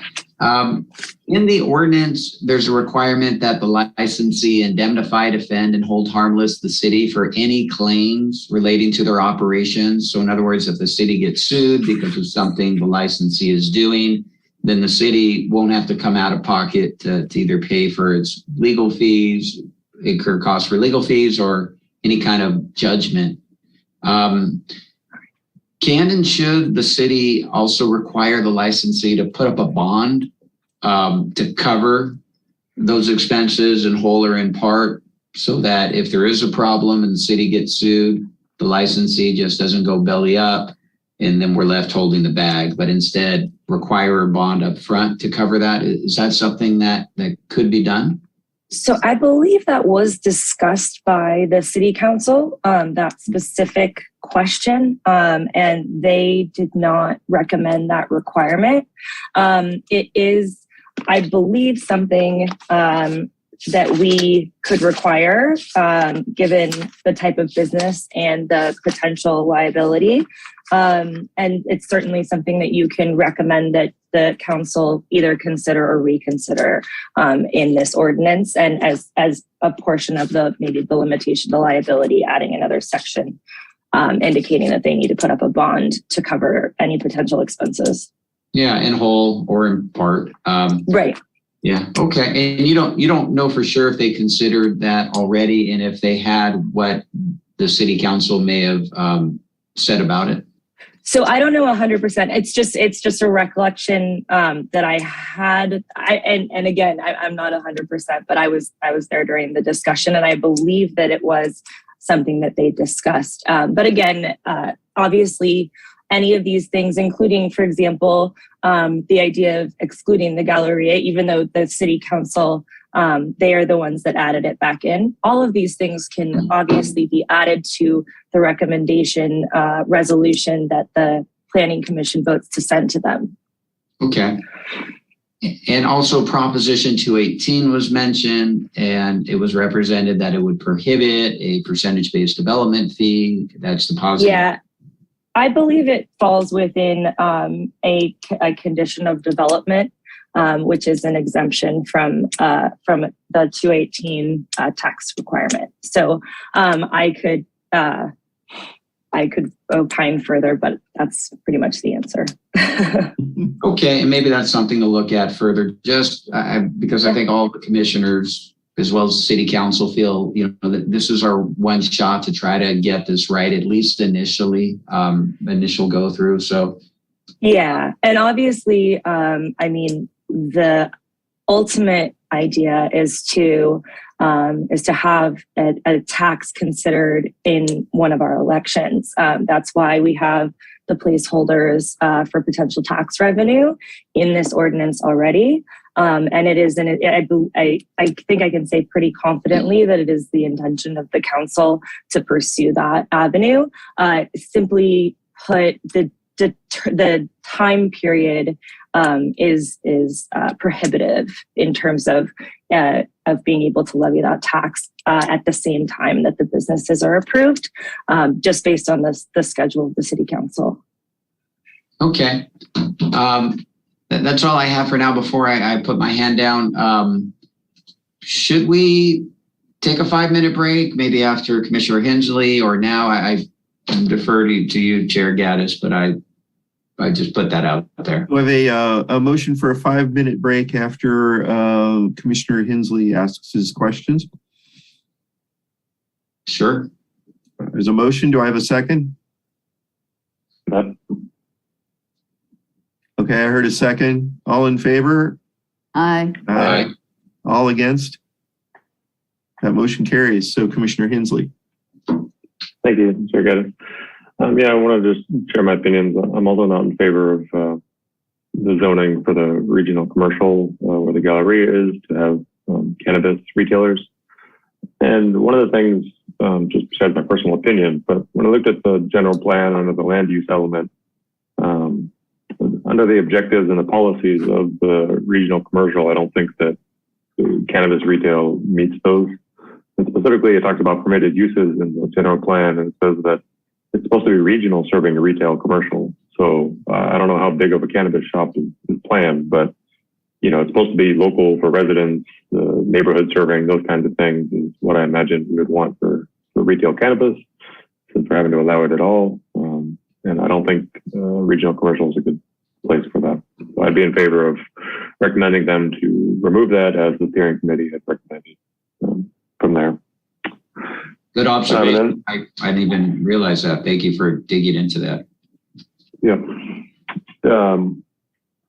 My second point is on the schools and the safe path. If you look at the current map, a lot of Artesia is already blocked off because of all the schools and daycares that are nearby. It's not the whole thing, but a lot of it. But one of the thoughts I had is that I think Commissioner Barron, you talked about the kids who take the bus, down to the school. Perhaps we could even just recommend a 600-foot from like a particular Beach Cities transit line. Maybe another option, and maybe not all of them, maybe one of them, if that's the one the kids take to school. That's another thought that I had there, to try to narrowly craft something that doesn't exclude everything, but does resolve some of the concerns of kids getting off the bus and being, seeing a retail shop. Last thing is on the audit. Yeah, I read through there is an audit requirement currently in the code as I read it. But one of the comments I had is that it seems to be very focused on the financial audit. And I think it's yearly is what's written in the code, which I think is okay. But I would imagine the audit would be wider than just the financials. I mean, that's the maybe most important part, but like, do they have the security guard they're supposed to have? Are they doing all the things they're supposed to do? And maybe that audit can be broader than just the financials. So Anyway, those are my thoughts. Didn't have any particular questions, but as we narrow down here where we may have agreement for a resolution, that's where I'm at. Thank you. Thank you. Okay, let's take a 5-minute break. We're exactly at 10 o'clock if my clocks are correct. So 10:05, is that cool? Sounds All right, good. we'll see you in 5 minutes.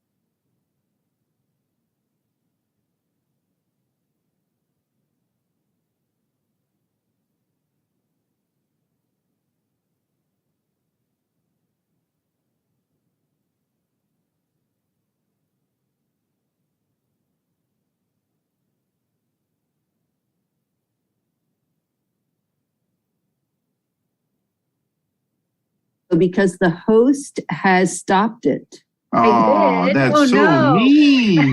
Lena. Lucy, okay, try now.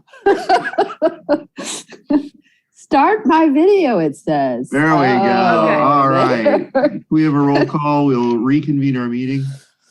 Yes, Boswell, Here. Barrett, Oh, we're missing Commissioner Barrett. all right, we'll hopefully come back to him. Godek, Here. Hazelton, Here. Hensley, Here. Lamb, Here. Barrett, Here and happy to be so. and Chair Gaddis. Here. All right. So we are reconvened. I have my hand up. Just wanted to comment that, I have a distaste for putting this into the Galleria. Because again, I think there are areas that's just one of the places that I agree with everyone on that. I think that's a place that we're trying to lift up. And Artesia Boulevard too, anyway, so the other thing I didn't focus on when I was reading the resolution. I just went through it trying to find something again. Could Director Forbes, could you direct me to where the fee is discussed? Because we don't have the 5%. That's going to have to go through its own vote, et cetera, et cetera. Where is the fee defined and in this, and how does it work? Yeah, done. Whatever remuneration the city gets from granting a license in lieu of this 5% cut.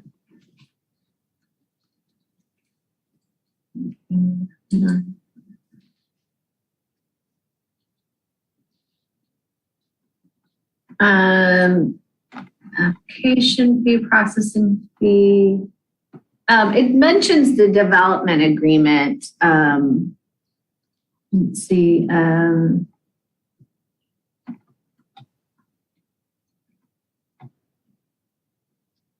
Hold on, let me see if I had that in my presentation. Hold on.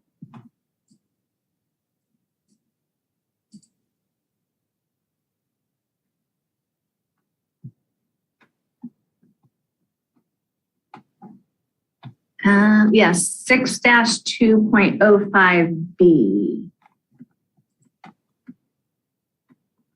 A fee of no more than 5% of gross receipts may be required in the development agreement. This fee is to sunset upon the establishment of a local commercial cannabis tax. Oh, okay. Okay. So that is okay. I thought when they were talking about the tax, they were sort of referring to this 5%. Okay. So this is established at at inception, basically before the very first and second ones, before any votes are taken, we're taking a 5% cut of gross receipts. The city is. Up to, it says no more than 5% of gross receipts may be required in a development agreement. So it's not, they'd have to have it in the development agreement. That's, something that's negotiated with the city, no more than 5% of gross receipts. Okay. Okay. But that's applicable before any votes are taken and stuff. Correct. Okay. Correct. Good. And that was to what Ms. Martins had mentioned about the, that it's development related. It's negotiated as a part of that. Okay, very good. That's it. Commissioner Lamb.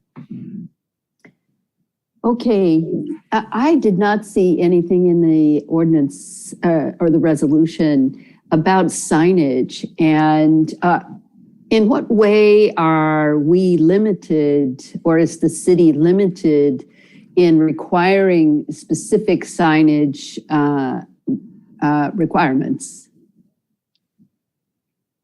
And that's to Ms. Forbes, Director Forbes. Hold on. There is, there are some references to signage under 6-2.05 5, let me find it. 10. C, 9 and 10 Okay. talks about this, 9 talks about, all the different things, screening, landscaping, architectural treatments, shall comply with the standards applicable under to the underlying zoning district as may be modified, supplemented through the development agreement or conditional use permit. So you can always, there's additional things in the conditional use permit. And then all exterior signage on the premises shall comply with city standards, the development agreement and or conditional use permit. Right. So am I to understand then that once it comes to the Planning Commission for a conditional use permit, we could require any type of signage? Is that correct? We could limit the kind of or you can limit it, but it's got to be within what the underlying zoning, what the underlying, it's not like, I mean, if there are concerns about visibility, other things, you might be able to, justify that, but you're going to want to tie it to the signing right regulations. To the current signage regulations. Now, the development agreement could have something more in it that the city council could put in there. Okay, so could we recommend then, I did hear earlier some recommendations regarding, what are they? Big signs? Billboards. Billboards, right? Yeah, let me speak to billboards. Okay. There's I don't know who lobbied like mad at the federal level on billboards, but you can't, there's very little censorship you can do on the billboards themselves. Now, that being said, what you could limit, and what I've kind of drafted here, let me find it, because was to, hold on, I wrote it down.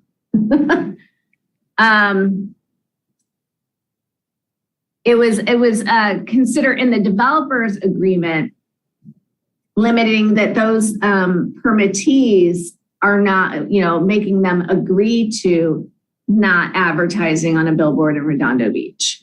Great. Now, that doesn't mean somebody else from a different business could, but they could do that now. Okay, so that's one avenue for us to add. In terms of signage, then the development agreement would be the one place where we could recommend some limitation, or I think I heard one of the commenters from the public say something about architectural design or limit or specify. And the matter here is about we don't want bright red, right? Here we are, cannabis for sale types of signage. We want something more subdued. And I'm hearing that you say that we could do that in the development agreement. Yes, that's in that same subsection 9.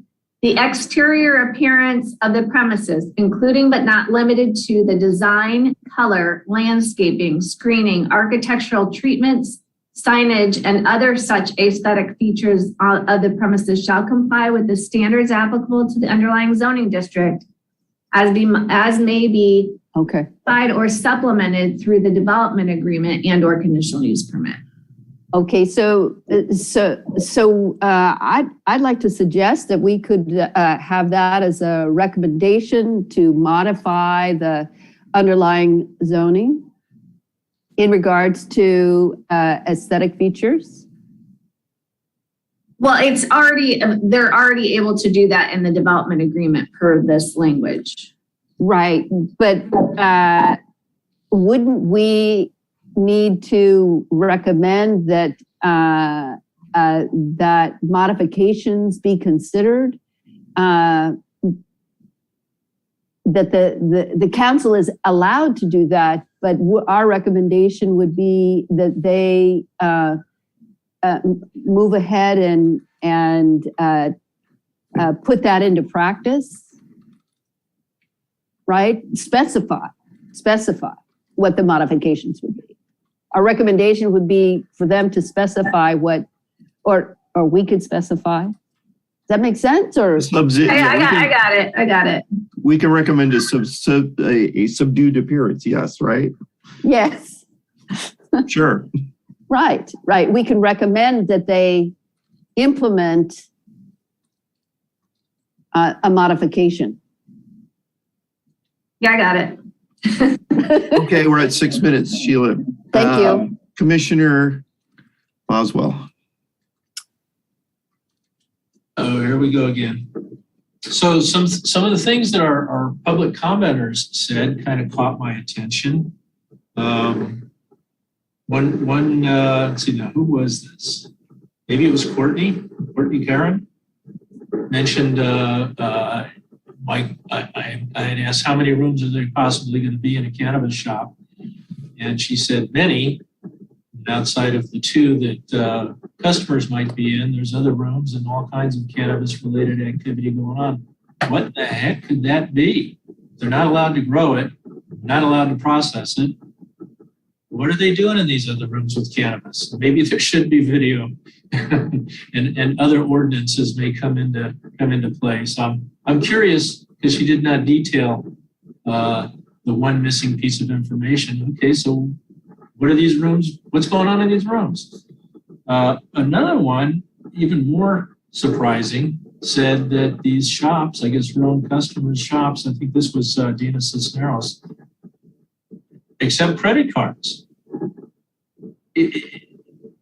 That sounds like that can't possibly be true, but maybe they're selling something that allows you to pay with a credit card that is not cannabis. If so, then it's pretty much irrelevant. But what is the current ruling on this? It's still a federal jail time offense. So in the neighborhood of marijuana. So the FDIC, how can you get a bank account and get a credit card? The FDIC, my understanding is that they maintain that they will not, that any FDIC bank, which is pretty much all banks, cannot give accounts to cannabis businesses. So I don't know how they are getting around that. Unless there is something new, but I know that, I mean, obviously it's still a federally controlled substance. And so I don't know how, this is the way that the federal government treats it in terms of banking is as though any illegal drug dealer is trying to get, an account to sell drugs, right? And so that's not permitted. Clearly, and the FDIC, I know, considered modification and they ruled against it. This was, I believe, 2 years ago, so fairly recently. And so I'm not sure how they're taking credit cards. I'm not sure what that process is. Yeah. Is it that a financial institution that is not under the purview of the FDIC, like a credit union, an avenue for these shops to have proper business banking and credit card and merchant services? Perhaps I'm not sure. I'm not on that side of the. Because if that is the case, we should probably require it. Keep these businesses from being pure cash and reduce the opportunity for crime and 24/7 surveillance. So we should look into this and see, is there a workaround on the banking issue? Is there a credit union or until Governor Newsom creates the Cannabis Bank of California, it sounds like it has to be an all cash business, which creates problems, which means, do we really want a business that is prone to being robbed on Artesia or for that matter in the Galleria or any commercial zone? Should we perhaps do a ease into the zoning by starting with the strictly industrial zones. There's enough around the city to where we should be able to locate 2 or more cannabis dispensaries in a less trafficked area that would have less harm to innocent passersby. And of course, in an industrial area, you're going to have far fewer teenagers and school-age kids passively becoming indoctrinated to the commonness of cannabis retail. So is there, if we can't minimize the cash aspect of the business by going with a credit union or some other financial institution that is legally allowed to accept them as customers, can we at least move these businesses away from high traffic areas, both walking and driving, which would be Artesia, of course, to these more, and our industrial areas are not like going, I mean, have you ever been to Huntington Park or Vernon? I mean, we don't have big, massive meat packing plants and warehouses and clothing manufacturers and so forth. We have a very benign type of industrial zones through here. So some things to think about, I think. All right. Thank you, Commissioner Boswell. I have a comment before Commissioner Lamb comes on. It's my understanding they're not all cash businesses, that I'm told by members of the public who frequent the cannabis dispensaries that they at least take debit cards. So the notion that they're all cash businesses is long obsolete. Commissioner Lamb. Yes, thank you. What is the requirement or the limitation for us to limit these locations to industrial areas, for example, to exclude Artesia? And how do we do that without incurring potential lawsuits? So, Director Forbes, I think. I'm just going to let you know that the City Council took the Cannabis Steering Committee's recommendation to establish what they wanted for policy. So I appreciate that, you know, your interest might be to limit it to industrial, and that's something that, you know, you could certainly put that, if everybody agrees to it, into the resolution is a recommendation for council to consider only that. You know, I was looking on the 5+ minute break, you know, for like where the Beach Cities transit route goes. And on Artesia, it's from Ringe Lane over to Hawthorne. So maybe it's, you know, recommending that they consider on that portion of that bus route. But they have another bus route that goes along, you know, down in Catalina. I don't know if that's going to touch other things. But, you know, for that particular bus route that you're talking about on Artesia, maybe it's, you know, from Ringe Lane to Hawthorne to address the Beach Cities transit bus route going along there. I mean, I think if you're going to say it can only be industrial, now we're getting into that whole price gouging issue. It's not what the policy direction was that is before you and being considered. But you could certainly put that as a recommendation if that's what you're interested in.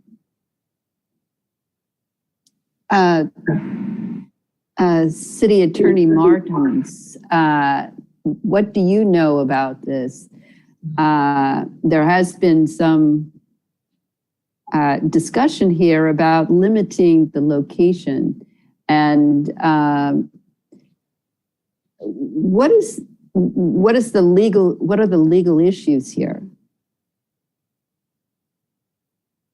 Well, I think what Director Forbes was just saying is part of the issue. The the purview of the Planning Commission is to, and the direction that was given by the council is to review their policy-driven determinations, right? And to give them suggestions. So certainly, as she said, you can suggest that they limit the locations of the businesses, specifically or solely to industrial zones. There's nothing glaring in the law that would prohibit it.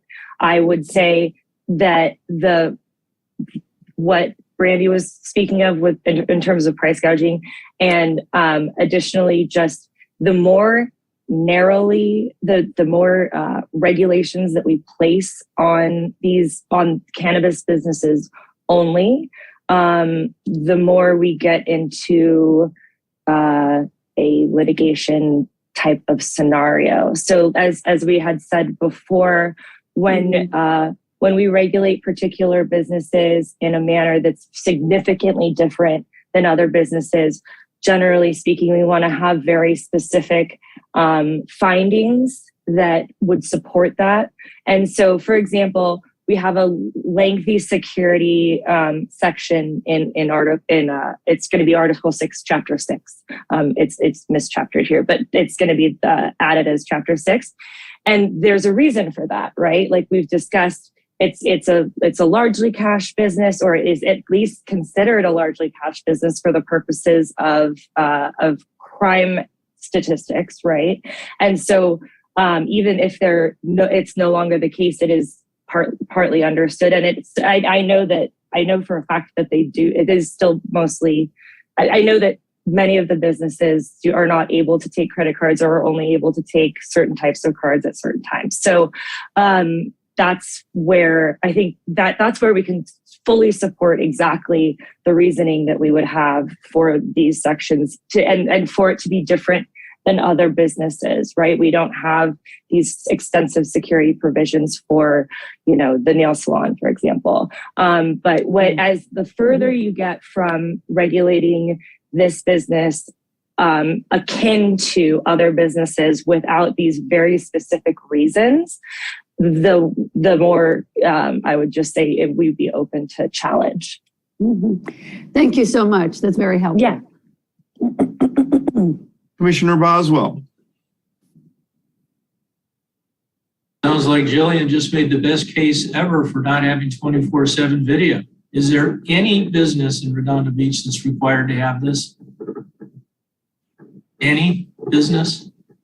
I don't believe so. Well, there you go. Hands down. It's a lawsuit. So, not to beat that to death, but on the issue of landlords rent gouging or price gouging, it's already happening. Restaurants. You get a restaurant and you're successful and your lease is up, your rent doubles. These landlords keep an eye on you, and they see how well you're doing, and they basically suck the profit right out of your restaurant. And then bam, you're out of business. I have seen this happen over and over again. It's not just Redondo, it's Manhattan and Hermosa, and I'm sure Torrance has their issues too. But with limited square footage available for commercial ventures, partially due to Redondo Beach having to periodically cannibalize this zoning in favor of greener housing requirements, we don't have nearly the commercial and industrial space that we should have for a well-balanced city. This creates an advantage for landlords. So it's going to happen, okay? They're going to get gouged. You get some landlord that's got a cannabis dispensary that's constantly busy 7 days a week. You bet that rent's going to go up, and it's not just going to go up a little bit. It's going to go up a lot. They're going to suck the profit out of the business. That's our biggest problem for profitability of this kind of business, as opposed to taxes, which is also a big factor, taxes and fees that basically price you out of the market in favor of illegal businesses or businesses in less taxed cities that are nearby.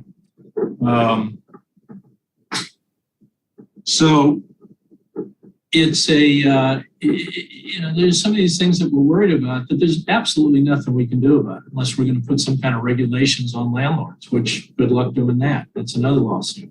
So I think we should really focus on the stuff that we can impact. And, the rest of it is just going to have to be let the market decide how it's going to work. And unfortunately, it's going to be very expensive to rent commercial space or even industrial space for a cannabis shop after the first set of office space or commercial space leases run out. They're going to go way up because it's a nicely profitable business. So there you go. Thank you. Commercial Commissioner Hazeltine. I'm looking at the map that Randy gave us here, and there are very few industrial sites. So I'm assuming that's why they said it can't just be that. And there's literally one on Manhattan Beach Boulevard. There's one on, there's a couple strips in 190th. And something near the Galleria, there's nothing. So I'm assuming that's why they added the other areas. Is that right, Randy? Yeah, the consideration is commercial and industrial. This is where retail typically goes, and you're correct. If you're limiting it just with the buffers in place, if you're limiting it to the industrial, it's there's like 3 spots. 182nd in Kingsdale, a couple spots on 190th. And then there's one small little area in the coastal zone right next to the post office. Right. Got it. Yeah. So I'm assuming that's why that was changed.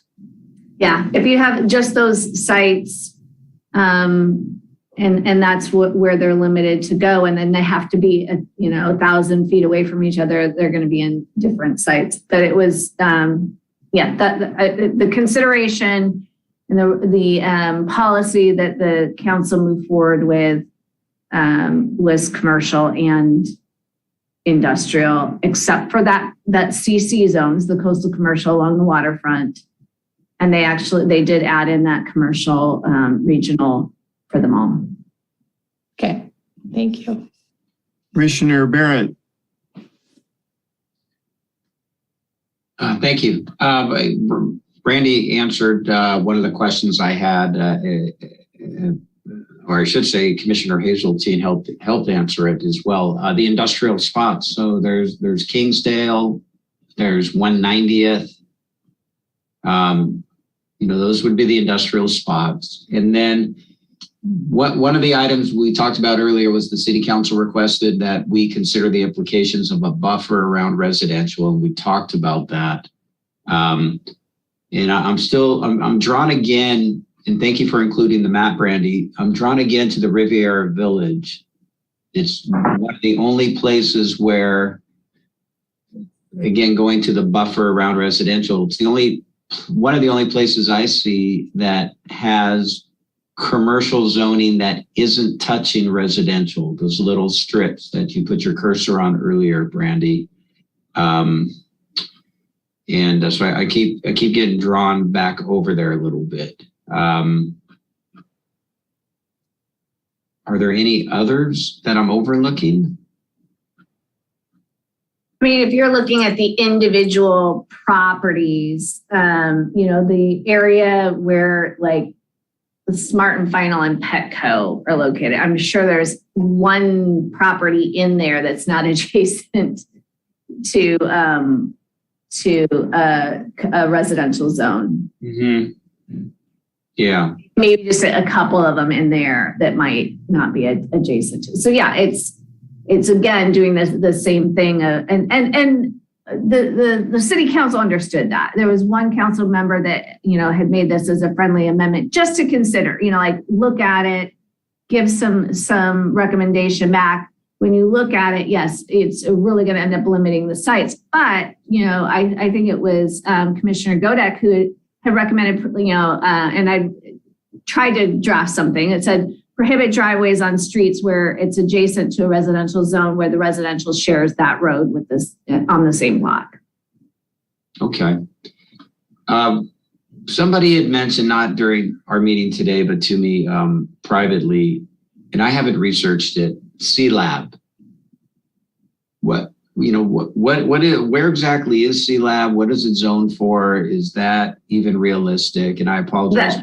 That's a CC zone. So the C-Lab site is, it's down on, correct me if I'm wrong, Yacht Club Way.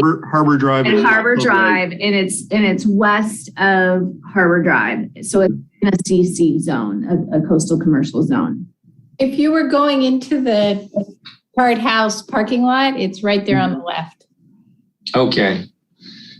Got it. And they said, well, this C-Lab, it has no windows. It's kind of nondescript. Is it a good place for it? I don't know if the commissioners or Brandy, those who are most familiar, have any opinion or further comment on that one way or the other. It's in the CC zone. It wasn't, it was just recommended not to have anything in the CC zones, which is everything that's, basically west of Harbor Drive and the pier itself. And it was in line with the conversation, just to give you an idea, it was in line with the conversation about the commercial regional zone. When the steering committee was reviewing it, both of those they realized are going to be more regional draw areas and with a lot more families and kids in those areas. So that was why they, because the CC zone is really, it does have that regional appeal. And then there's the commercial regional zone of where the mall is located. Okay. If you could, I don't know if I have any time left, but I'm scanning my notes. About 40 seconds. Okay, I'll be as quick as I can. Brandy or even Ms. Martins, is there a requirement? I didn't see it. It may be in there in the ordinance, and perhaps it wouldn't be in. But should the operator be financially solvent as part of the screening process? I don't know if that's come up already, but has there been any discussion of that either at the city council level, or is it included anywhere in the ordinance? Yeah. It's not included in the ordinance, I don't believe, Jillian, but it is something that was part of the conversation and in like some sample screening, RFPs. I was going to say, yeah, I was going to say that's going to take place in the RFP process and the selection process.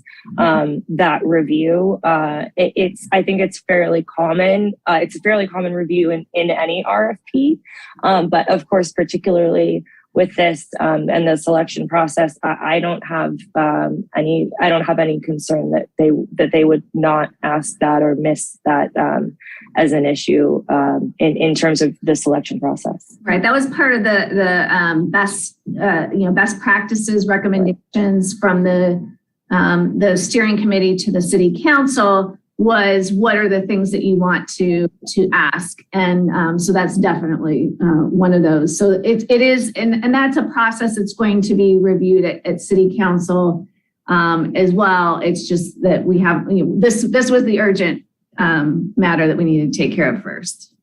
Thank you, Commissioner Boswell. Seems like I was just talking a minute ago.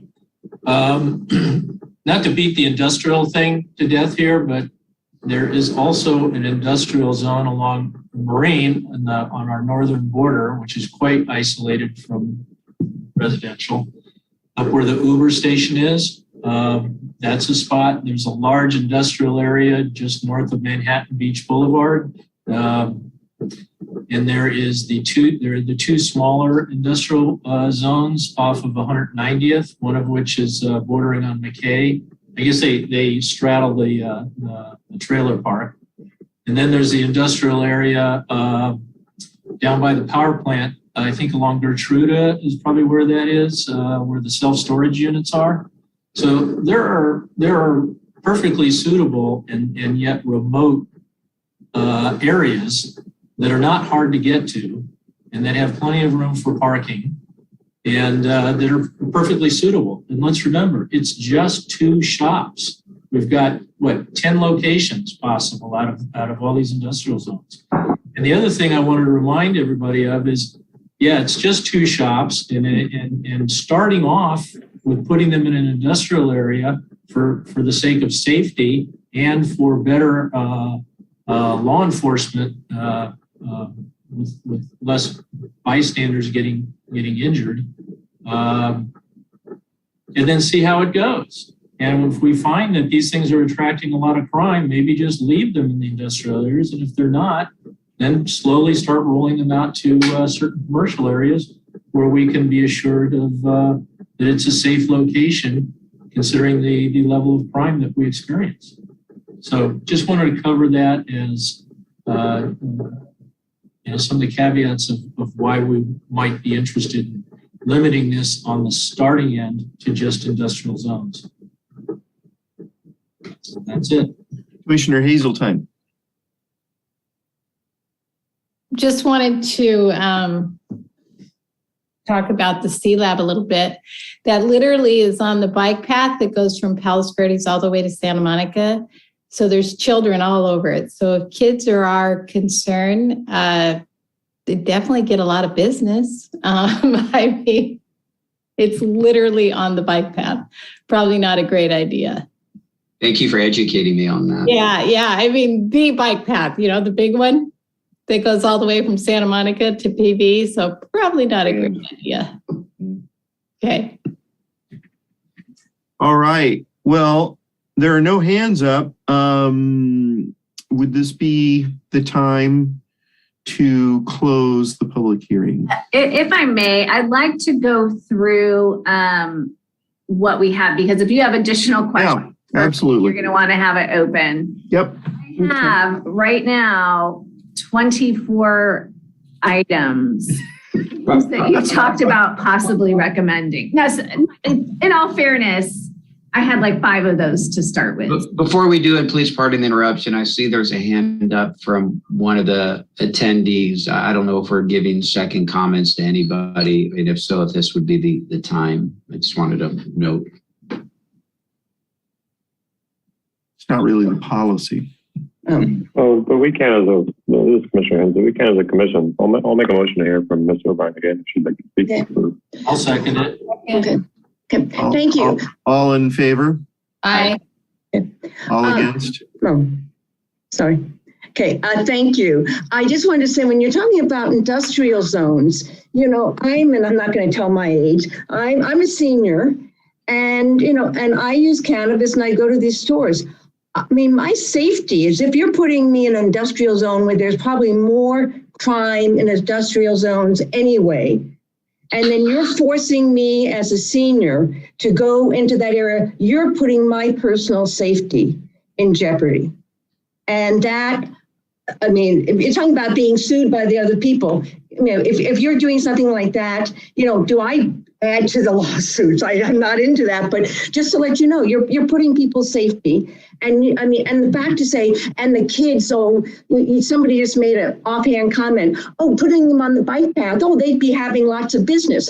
I had mentioned before that the kids are not allowed in there. You have to be over 21, show ID, unless you're have a medical. So even making an offhanded comment like that is totally disparaging the industry that does so much to try to keep the kids away from the legal stores. So I just wanted to say that. Thank you. Commissioner Hazeltine. Yeah, I didn't mean business from kids. I really didn't. I mean, there are mainly families on there and just people. There are a lot of people. It would actually be a really good place for any business. And I think I'm pretty sure the guy that has the lease right now or owns it is talking about putting a restaurant there. But regardless, I did want to talk about the industrial places. It sounds terrible, but when you look at where they're located, they're not really bad. I mean, when you say they're industrial, we're all thinking it's awful, but 190th, not bad. down there by the post office, not bad. All a marine, not bad. So mentally we're thinking industrial, that sounds really terrible, but it's really not. They're actually in really nice neighborhoods. So I'll close there with that. Commissioner Boswell, you have your hand up. So I do. I just wanted to remind Joan, is it Joan? Yes. I did point out our industrial areas are not like going to Vernon or Huntington Park or Southgate or City of Commerce. These are not, out in the middle of some desolate industrial landscape where there may well be gang activity and whatnot. Our industrial areas are like the most sanitized industrial areas I've ever seen, and I've been in a lot of them. You probably have the shadiest zone in that area along 190th, just east of the trailer park, where you have auto body and car maintenance shops, and I think there's a plumbing supply place back there too. There's again, these are not bad places. You're not going to get mugged in our industrial places. Plus, they have parking. Anyway, just to clear that up. Commissioner Lamb. Thank you.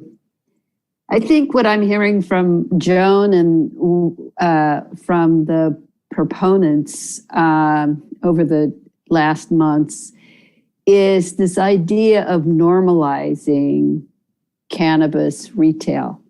And in our efforts are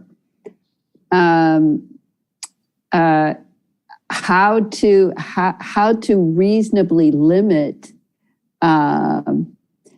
cannabis retail, because maybe we're not quite comfortable with normalizing cannabis retail.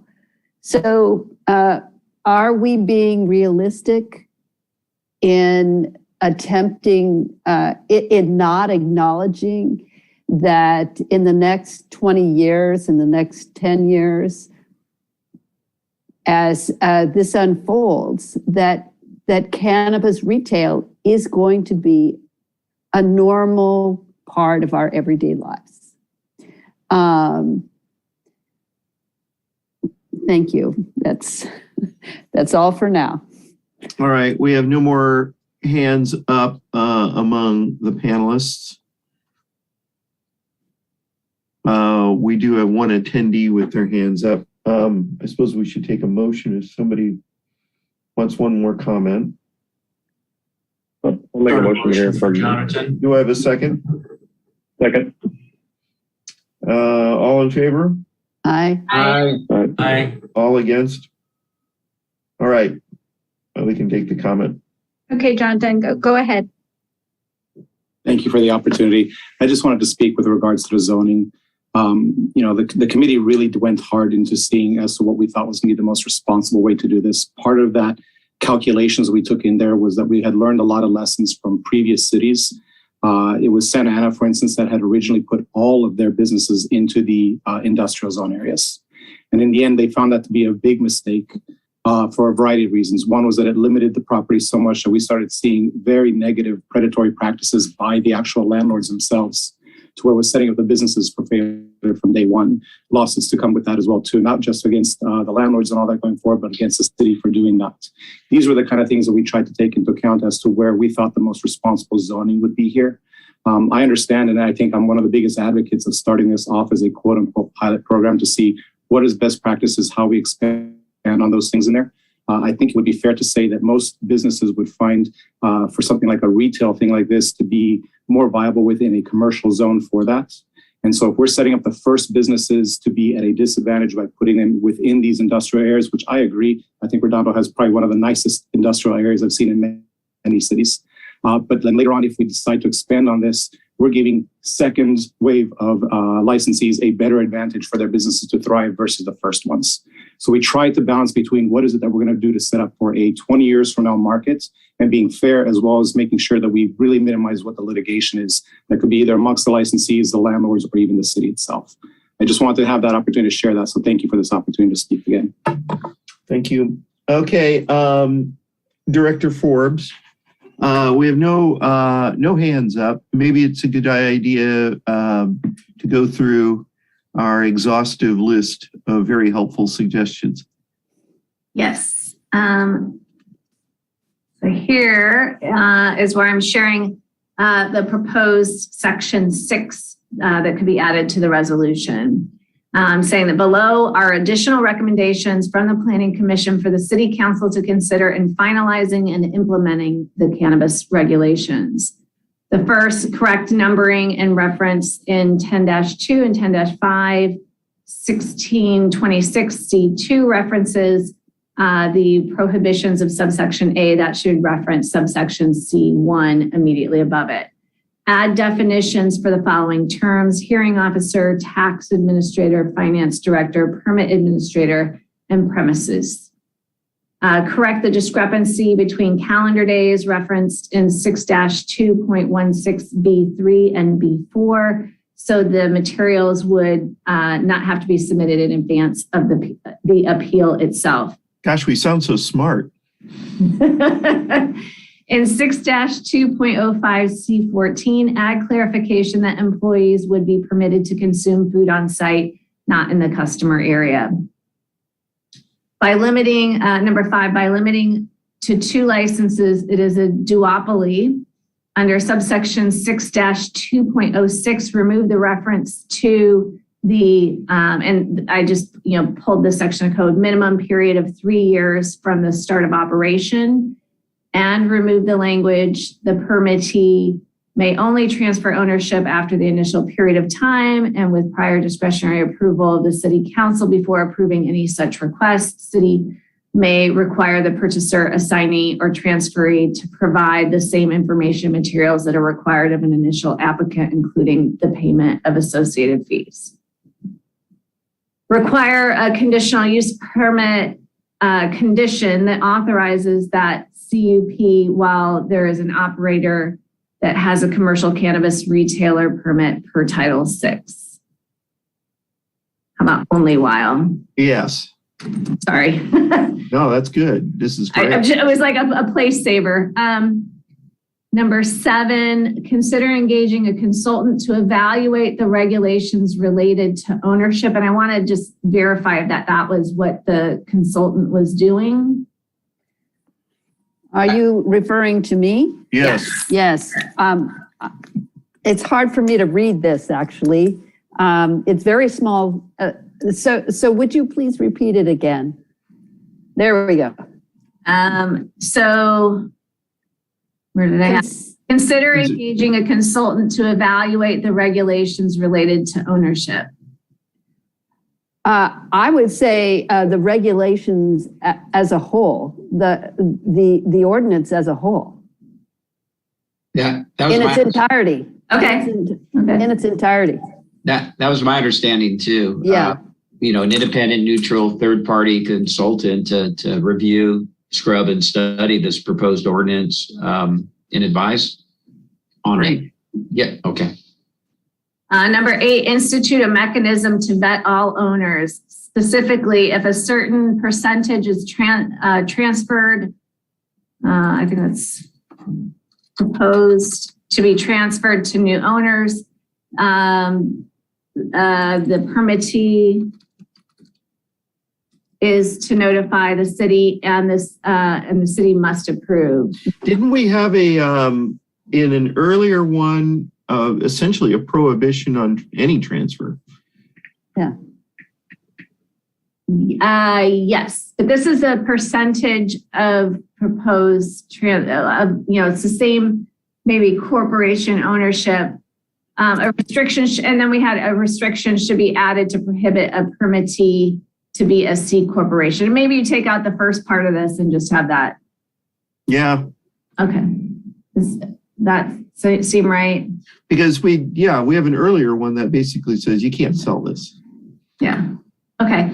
Prohibit the permit. I think just really quickly, I think what we're kind of trying to address there is an assignment, not really a transfer. And so I think that's the intention, as we discussed when this first came up.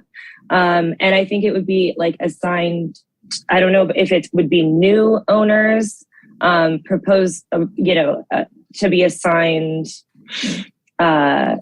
Anyways, sorry, I didn't mean to jump in, but that was my recollection. And I believe that we talked about that being in the developer agreements. So it's just my 2 cents. Do we want to keep that? I changed it a little bit to propose to be assigned. Permittee is to notify the city and the city and must obtain city council approval. Okay, so you're referring here to a partial or to new partners, say, coming into the business as opposed to an outright transfer of the license to new owners. Right. Yeah, and in contract, and just in contract terms, that would be called an assignment, like an assignment of legal rights under the agreement. But yeah, obviously this is your direction. So if you wanted us to remove that, I just wanted to make sure that we were clarifying. Well, all I'm trying to do is accomplish that these cannot be sold, that once these are granted, these are not fungible assets, that as soon as an owner, for one reason or another, is not going to continue to operate the dispensary, that all those rights go back to the city and the city can go and resell them, but not the current owner. Right. So in this instance, the way that this is drafted, especially with the language that we've put in, it's clear that it's a percentage of the business. And so, to your point, the original, corporation or partnership would still be operating, would still have the license and be operating, but a portion, for example, like one of the partners wants to be bought out or wants to retire, and so a portion of the rights under that agreement would be assigned to a new co-owner or something along those lines. And so that's what we're trying to accomplish with this provision. And as I stated before, the city has a standard contract term that covers this that would, like I said, almost assuredly be in the agreement, but it can also be, obviously it can be one of the recommendations in here. Like I said, I wanted to make sure that we clarified that. The city already, when the city contracts or whatever enters into agreement, they have a standard set of language that prevents that somebody from turning around, if there are 10 partners, from each one of the partners who own 10% to then sell their 10% to new partners. And all of a sudden the city's dealing with a whole different set of counterparties, right? We have standard contract language that would prevent that. Okay. Commissioner Boswell, is this something having to do with what we're talking about here, or is it something else? I just wanted to chew the fat and talk about, my neighborhood and stuff. But, okay. But I guess I could keep it to cannabis. So I was trying to get a word in back in the consultant item 7. It's my understanding that, with such a new industry, there probably aren't great numbers of consultants out there. And of course, if you've been keeping up on the news on this over the years, there's a lot of shady characters running around calling themselves consultants. So we should have some, even though it should be obvious, we should have some wordage in there that says a thoroughly vetted and referenced consultant with a verifiable track record of success in the regulatory aspect of the cannabis business. That being said, I wouldn't be surprised if people on our own steering committee would qualify as much as any person, rolling in from some other city. I mean, they've been doing this since 2018.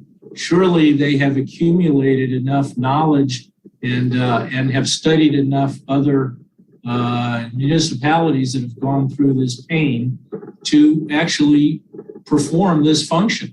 So we should look internally, and if we are unable to find somebody that is has sufficient expertise that we can be confident in, then at that point maybe look to the outside, but do it diligently and due diligence and long consideration should be part of the process. Commissioner Hensley. Yeah, thank you, Chair. So we were thinking to talk about item number 8, but just a comment on item 7. I thought Mr. Savetko, who's kind of an industry voice or industry word escapes me, but yeah, I thought the steering committee did a pretty good job of getting a lot of getting some people with experience, some people local to the city and the staff. So it may be sufficient, but for number 8, I thought that there was language that I heard in our massage parlors or other businesses that said if you change more than 5%, then that triggers something. I thought we had language in the municipal code for another use that maybe we could use for number 8 to cover transference of So when I was referencing the section in the massage business ordinance, I was talking about the definition of ownership and the definition of owners, and in that provision, in that chapter, owner is defined as a 5% or more stakeholder in that business. And so when we were concerned about potentially, kind of a revolving door of owners, and that is a major problem in the massage business, just as an aside, that's one of the reasons that we have that's very strict provision, is because many times the business owner is simply supplanted by someone else, and all of the same employees, all the same practices are taking place.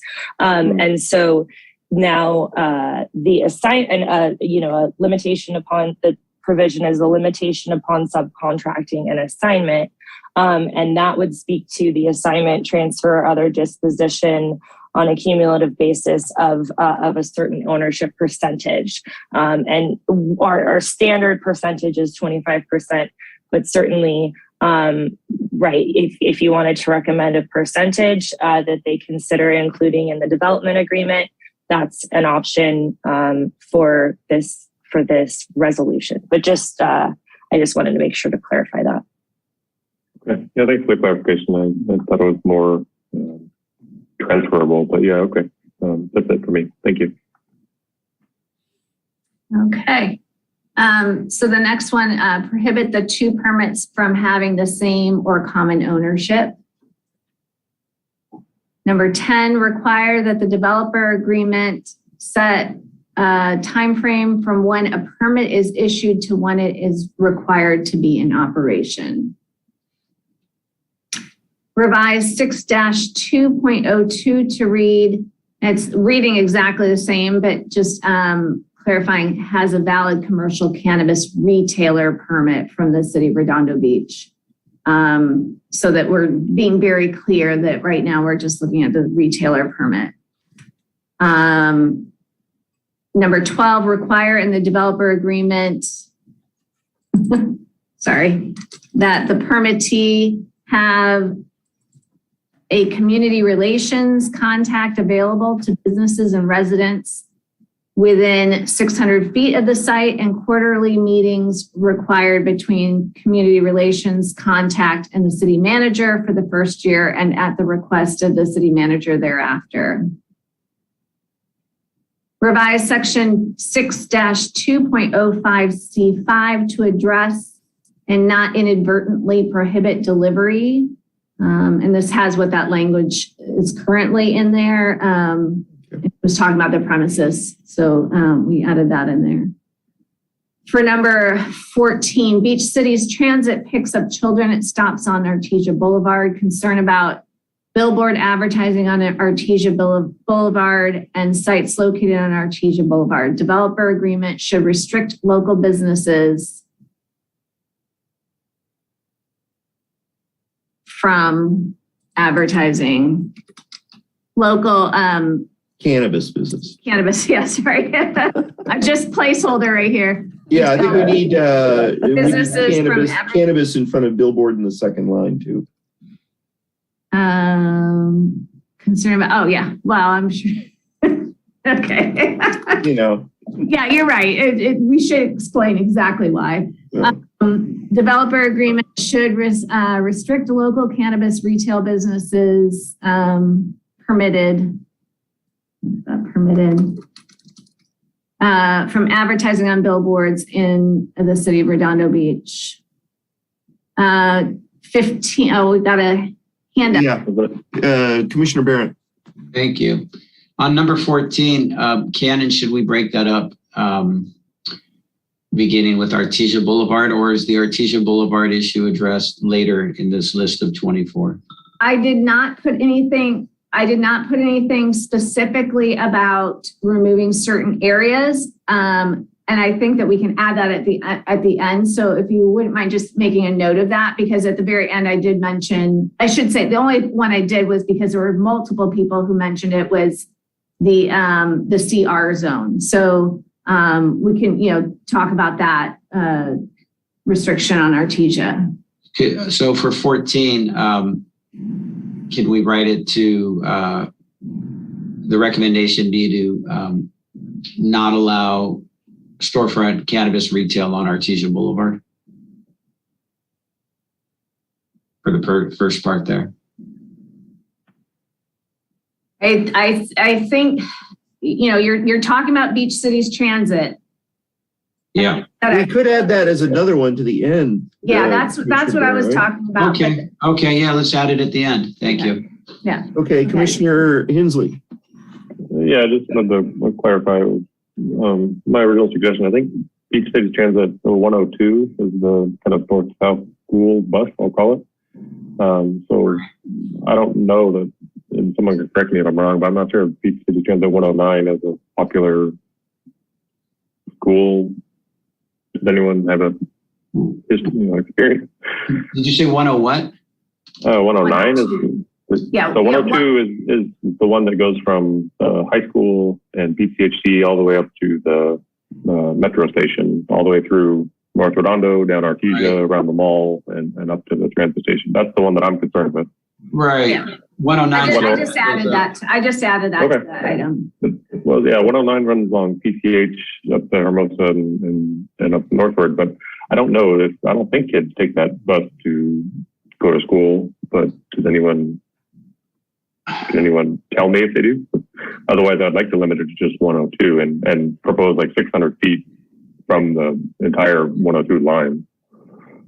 That's fine by me, and I am not aware of the use of the 109 for, Just so you know, 600 feet is like 3 blocks. So if you're going to say, and your concern is that they're, seeing these while they're on the bus or at the bus stop, it's just something to take into consideration what that distance is. That being said, I added just the clarification, Beach City Transit 102 route picks up children at stops on Artesia Boulevard, because obviously 109 does not. Okay. Okay, so number 15, consider prohibiting. Wait, Commissioner. Oh, sorry. Commissioner Hazelton. I'm not sure that the kid thing is legitimate, you guys, because there are children at 8 o'clock in the morning or 7:30 all over the main thoroughfares. So we would have to say, as I brought up earlier, okay, now we're going to limit Pacific Coast Highway. Okay, now we're going to limit Prospect. Now we're going to limit Torrance Boulevard in Prospect. Now we're going to limit, Prospect in PCH. And all of this where children are on the street at 7:30. I don't think it's legitimate. to just pull out those 3 blocks on Artesia or whatever they are. I think and my particular concern is that not all kids driving to school, all kids in a car on every road. It's the fact that kids get on and off this bus and wait for the bus, right on the corner of Artesia and Ringe, for example, and, to have something within 600 feet of that is not desirable. And so you're saying not Artesia, then you're saying just the bus stops, maybe? Because I just don't think it's legitimate to say you can't have it because children drive down the street. At 7:30, they're on all the main thoroughfares. Yeah, I'm considering the bus stops, and a lot of Artesia where the bus stops of 102 are. Maybe instead of Artesia, we need to put bus stops or something like that to include the entire city where you have children sitting at bus stops if that's a concern. Well, it's a particular concern for 102 because it's the buses, and again, not in COVID times and not normal. But a bus stop at right across from the police station on Pacific Coast Highway next to McDonald's, which have lines of children. So if you're going to say Artesia, you're going to have to also then add the bus stop at Redondo High School next to McDonald's. But Redondo High School already is a 1,500-foot border, buffer, so you couldn't have anything at the McDonald's across the street from the high school. Right? Like everything around the high school is off limits. Do you see what I'm saying? Where I'm saying you can't just pull out 3 blocks on Artesia. You would need, for that to be legitimate about children and bus stops and seeing shops, you would have to consider all of the main thoroughfares that kids take to get to school. And City Council considered the safe routes to school map and determined not to have the buffers on the safe routes to school in their that's my opinion as well. That is the whole city. So if I can't, it makes no sense to me. I'm just trying to be logical here, guys. It just makes no sense. Okay, I appreciate that. That we have, you guys feel like you have an issue there. We have an issue everywhere. That particular issue is everywhere at 7:30 in the morning. So it somehow has to be worded differently. There are bus stops everywhere picking kids up to go to Redondo and Paris and all the other schools around. So we have, residential property down on Catalina. We have commercial property down on Catalina. There's children traveling on Catalina.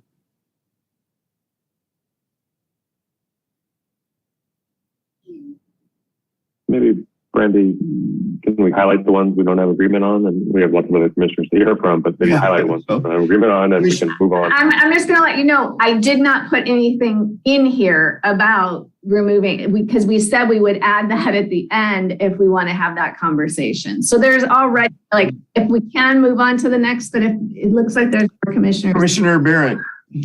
I was just going to join the conversation.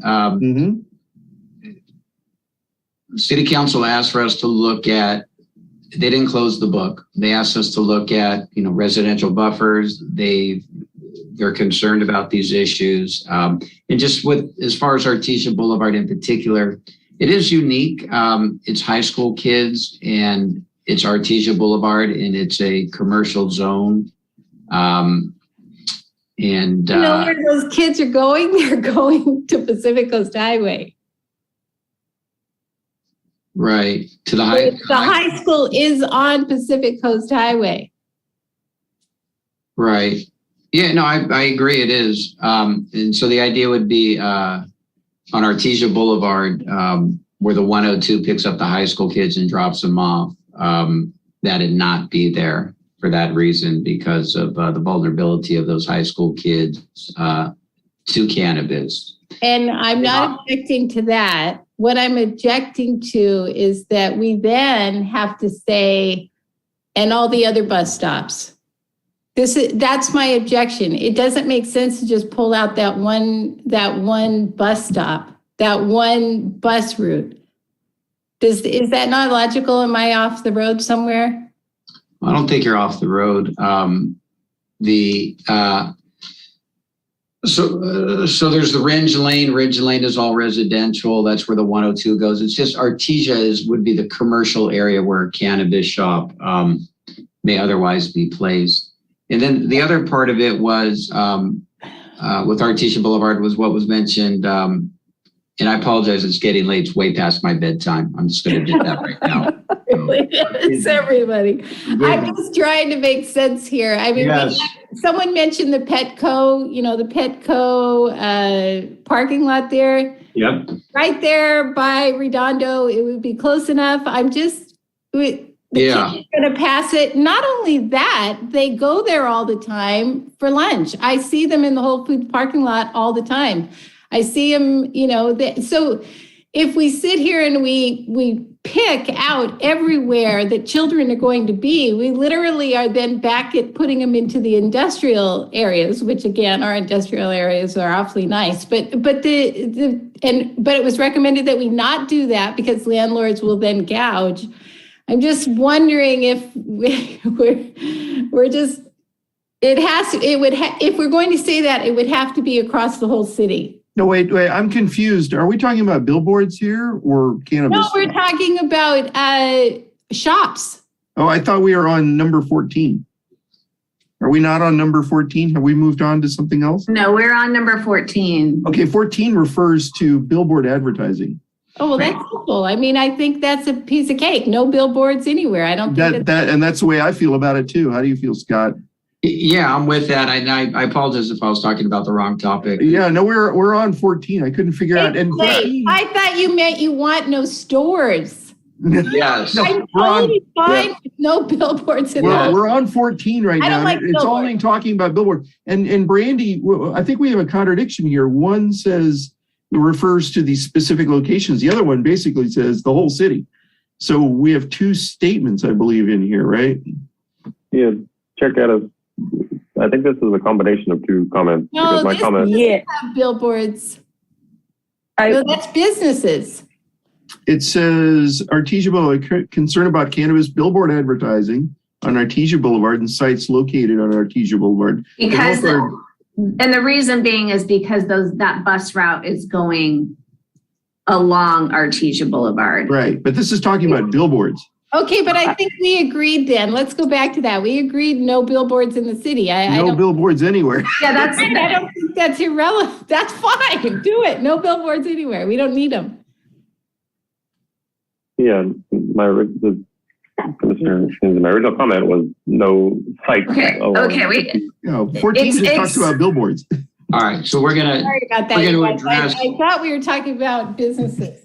Yeah, so we will address later in this list the businesses on Artesia Boulevard. Yes. Okay, because I know. It's not on the list, but at the end. City Attorney Martins, you have a comment.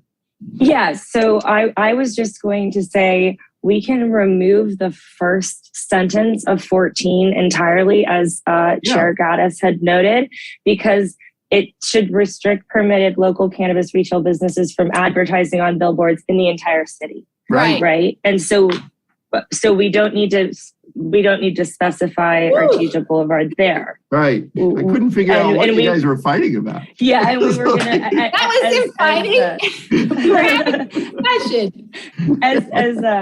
As Ms. Forbes had pointed out, I know at the end we're going to discuss the various locations where the shops where you would like to disallow shops or recommend disallowing shops. Okay. And so that's where we're going to get to the Artesia issue at the end, and so we can discuss it at that point. And that's just my understanding. Is that your understanding, Brandy?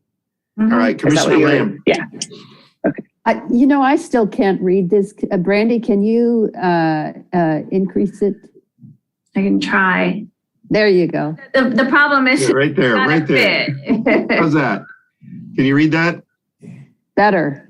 We got to get you a new monitor, Sheila. Okay. I think she's on her iPad. I am on my iPad. Yeah, that's right. Yeah. We need to get you a Max, iPad Max or whatever. Are you looking at your iPad horizontal, landscape or portrait? Okay, can we move on to the next one? Are we good? Thank you. Okay.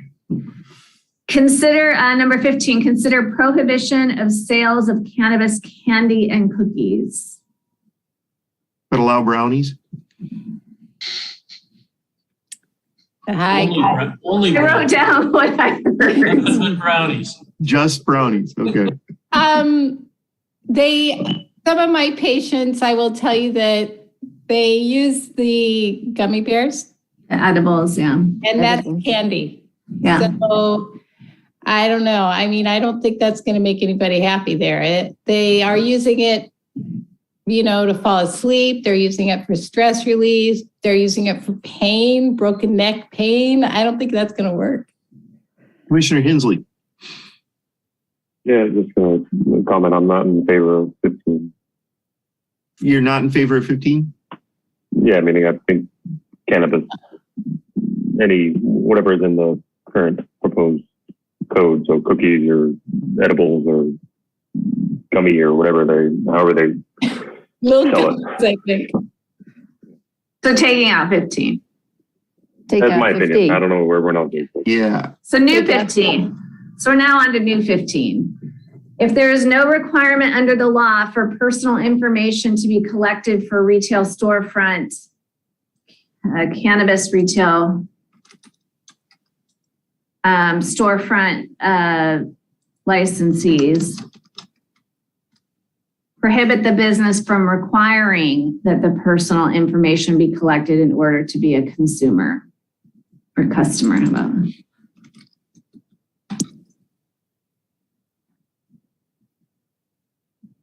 Okay. 16, police should delete surveillance recordings within 90 days unless part of an active investigation concerned with real-time surveillance being an invasion of privacy.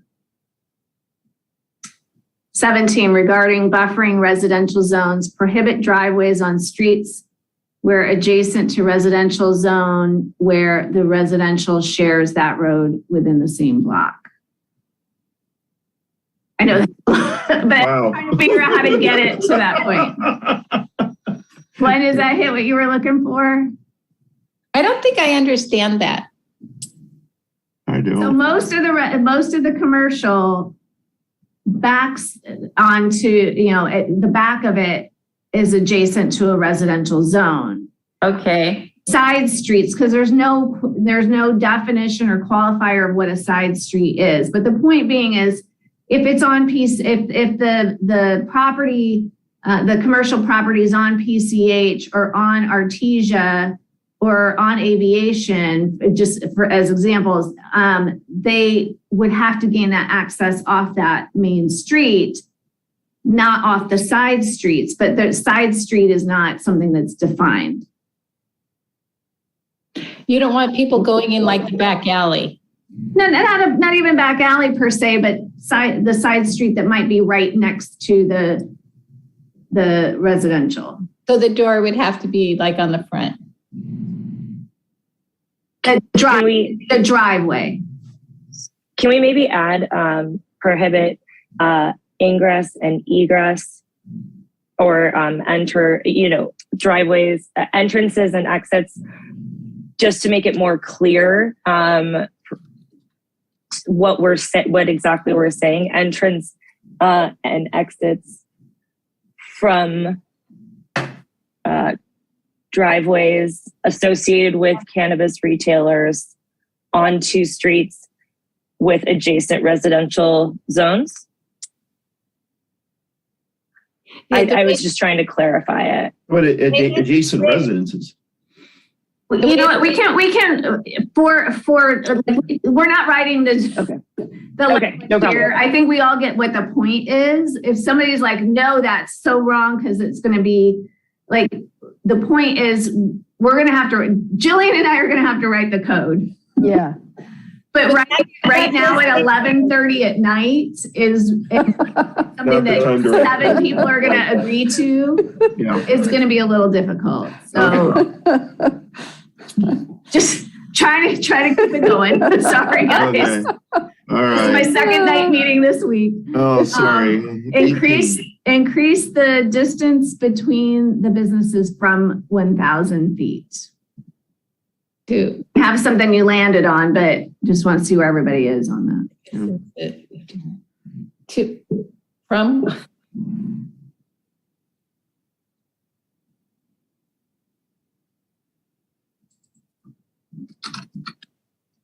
You're good. I have my hand up. Oh, sorry. Yeah, Commissioner Hensley. Yeah, I think that they've come from my comments, and I'll try it one more time. As currently proposed, the two locations are one per district, which kind of makes sense. You know, you don't want two in the Riviera area, for example. But because of a lot of our districts share the same street, and a lot of them share the same commercial street, you could have two businesses on the same street. So that's Torrance Boulevard, Aviation, Artesia, those all across two different districts. It's my opinion that I don't think we should have two businesses on the same street. I don't even know if increasing from 1,000 to 1,500 or 2,000 to 5,000, you know, you're going to have one on the west end of Artesia and one on the east end of Artesia, for example. And they're going to be in two different districts. So I'll again propose, while we have two, that one per zip code is preferable, because there is no commercial in the zip code overlap area. But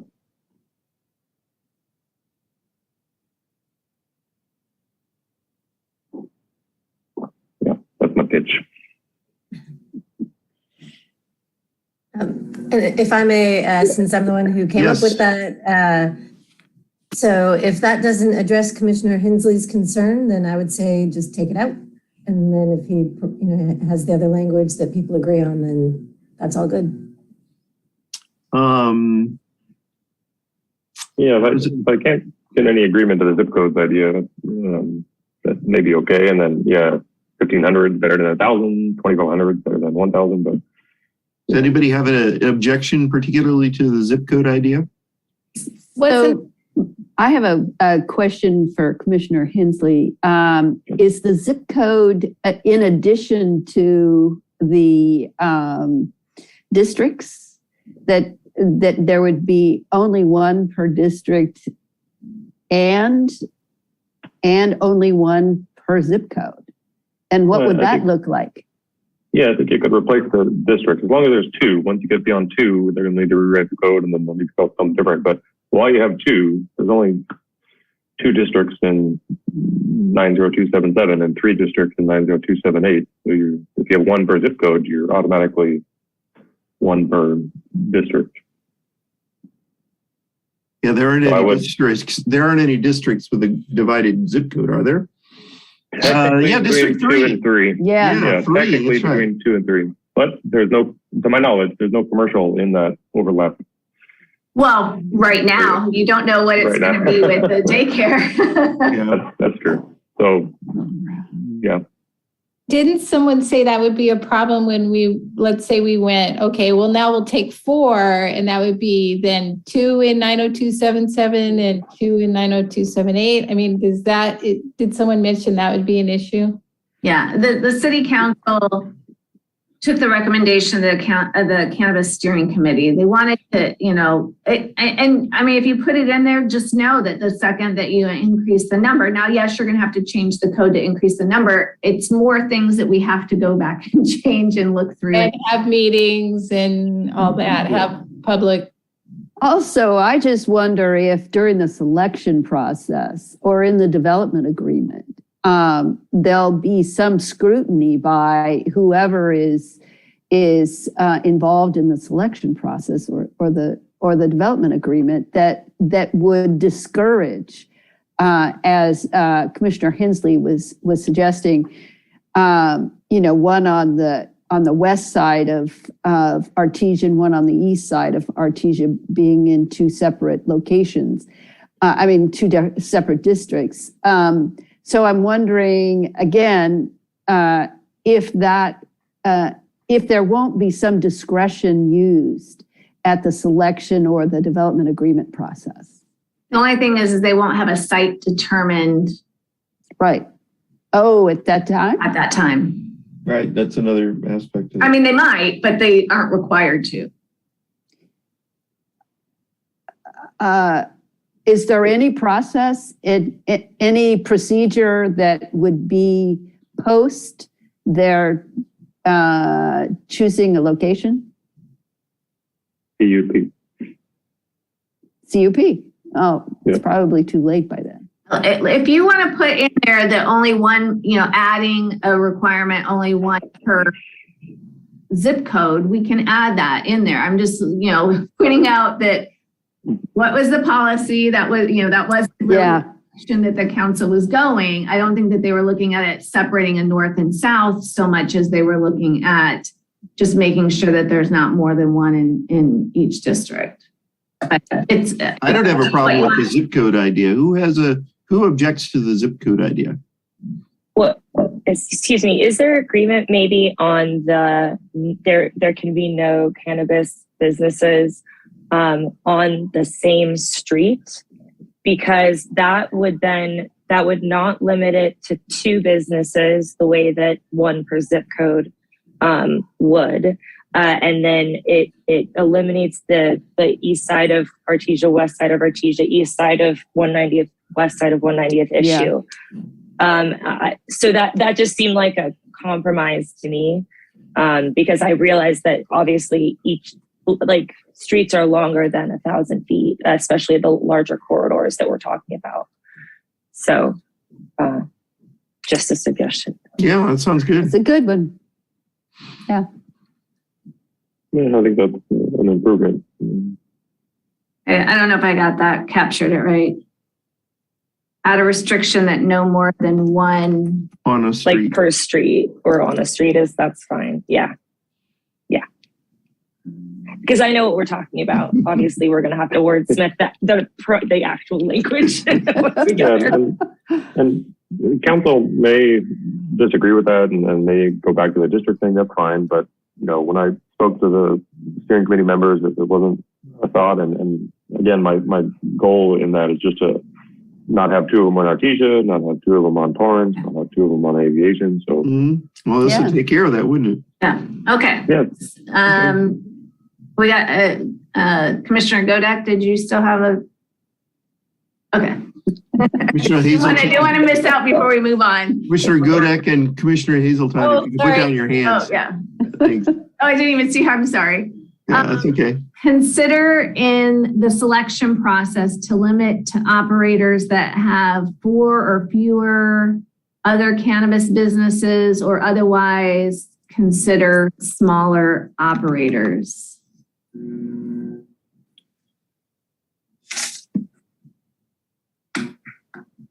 Anyone have an objection to that? I think Commissioner Hensley has a comment, maybe. Oh, sorry. Commissioner Hensley. Sorry about that. Yeah, at first glance would not be in favor of this because I think while you may prefer some kind of mom and pop shop or something, there may be some desirable shop that does really well and has a nice business model and is very successful, and then they happen to have 5 of them in California, and we've now excluded them. So I get we don't want a corporation of McDonald's type retailers, but 4 seems a little arbitrary. I don't know if we have enough experience with, I think this whole development process or development agreement process is to vet out the owner. So I'll let city council do that. And I think, we don't need to limit it like that. Commissioner Boswell. Well, like a lot of things, we could ease into this and start with smaller, a smaller organization or smaller company and see how it goes, and then expand out. But on the other hand, my thinking is the overriding consideration should be that what do we want our outcome to be? We want well-run cannabis businesses that, if not currently experts in compliance, that they rapidly become experts in compliance. And if somebody comes into town that wants one of these shops and they have proven to be very law-abiding, contributors to the community as far as donations and public service. If they, you know, whatever other things these organizations do, that should all be taken into consideration. If we limit it to just some guy who barely scrapes up enough money to be able to get through the process and open a store, we aren't necessarily going to have the best possible ownership of these shops. And it is just 2 of them.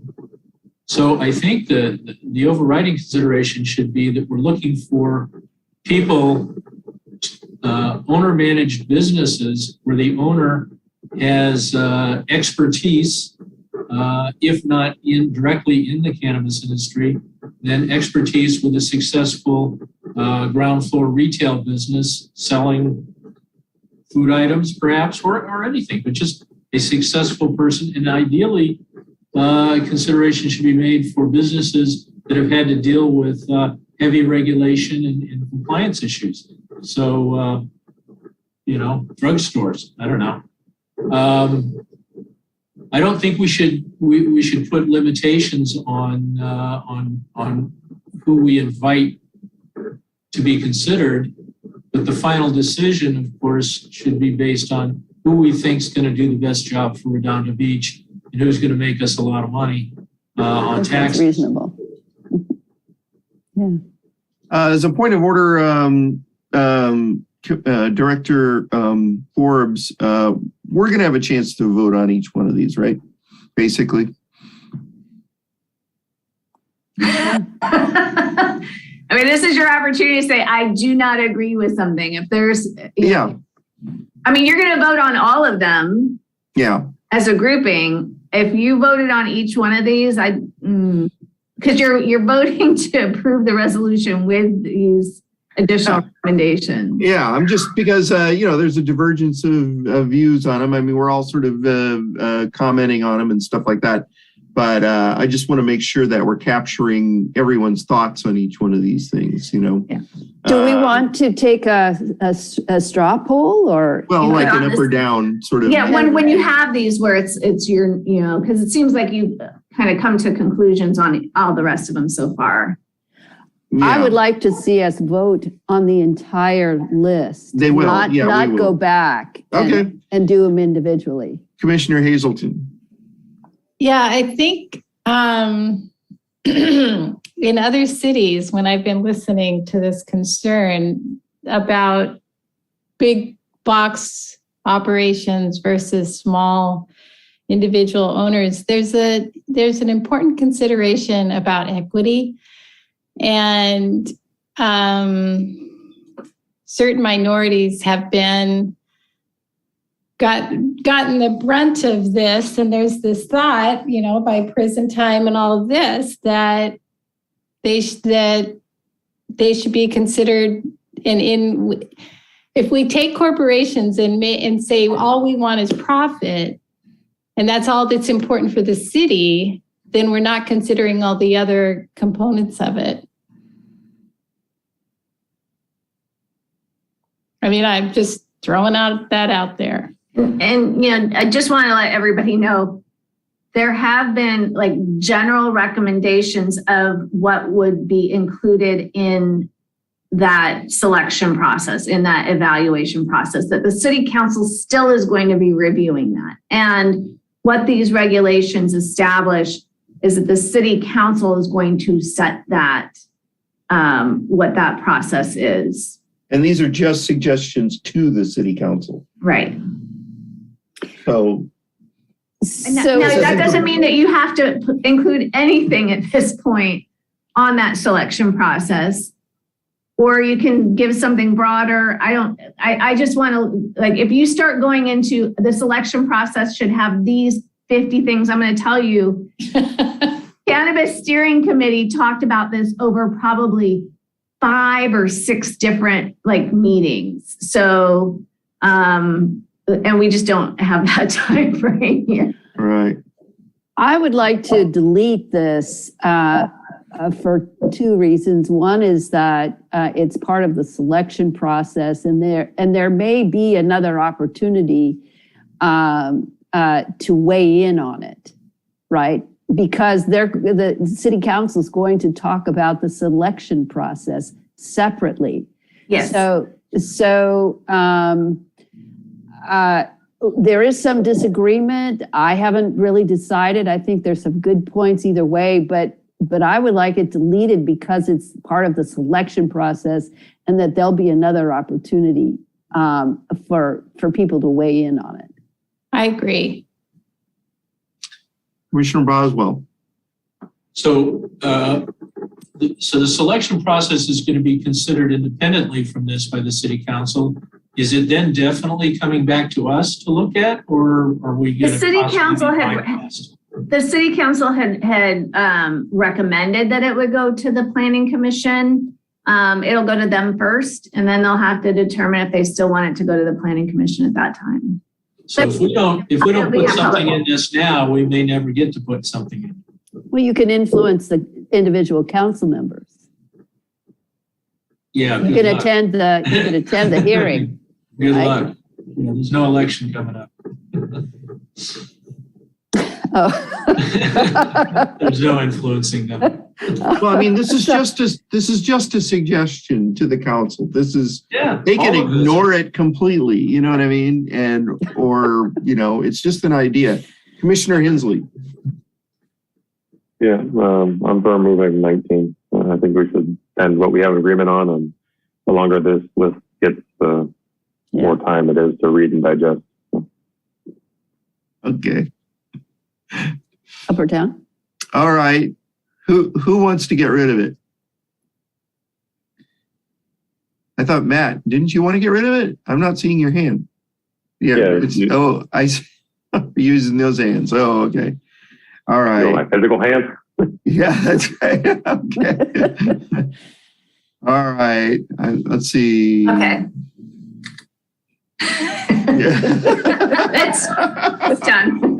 Wait a minute. Okay. It wasn't my selection. I saw at least 4 hands. All right. Consider requiring a bond for liability. Now, who could be against that?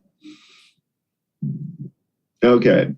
Okay. Consider requiring an audit of operations in the development agreement. So this is in addition to be paid for by the licensee. Yeah.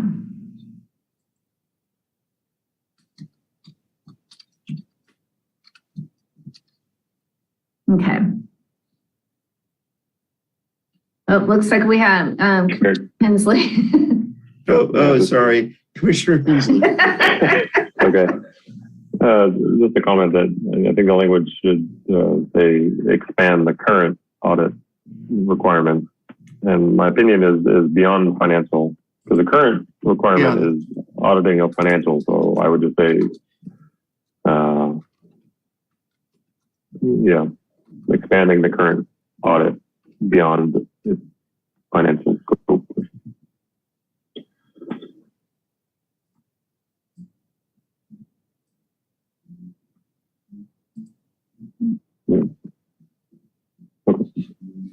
Did I get it?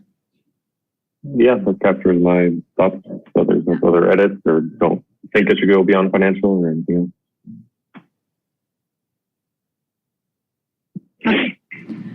Recommend that council add supplemental appearance requirements per 6-2.05C9 in the development agreement. This was the supplemental appearance requirements. Commissioner Lamb, this addressed all the different things, but they were all lumped in under appearance requirements. So. Oh, okay. Is it in the ordinance or in the document itself? I don't remember. Yeah, it had that was that list. Yeah. The architectural. Yeah. Signage, things like that. So sounds good. Okay. Now, this was the only one I talked about changing something with a zone. And it was because there were multiple people that seemed to have this concern. Remove the CR zone and Galleria site as an allowed zone. Yeah. I'm sorry, where's the CR zone? That's the CR zone is the commercial regional. It's the purple zone on the. Oh, yeah, got it. Yeah. Oh, I thought, so it's one and the same basically as the Galleria. Yeah. Yeah. Okay. Okay.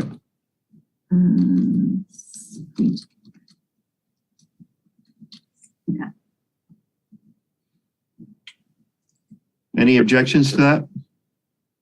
No, I just would propose adding, removing Artesia Boulevard, and not just because of the what we talked about before just a moment ago, but also the I think Chairman Gaddis, you had mentioned the massage parlors, tattoo parlors, thrift shops, liquor stores, et cetera, and whether or not the felony flats kind of passed, and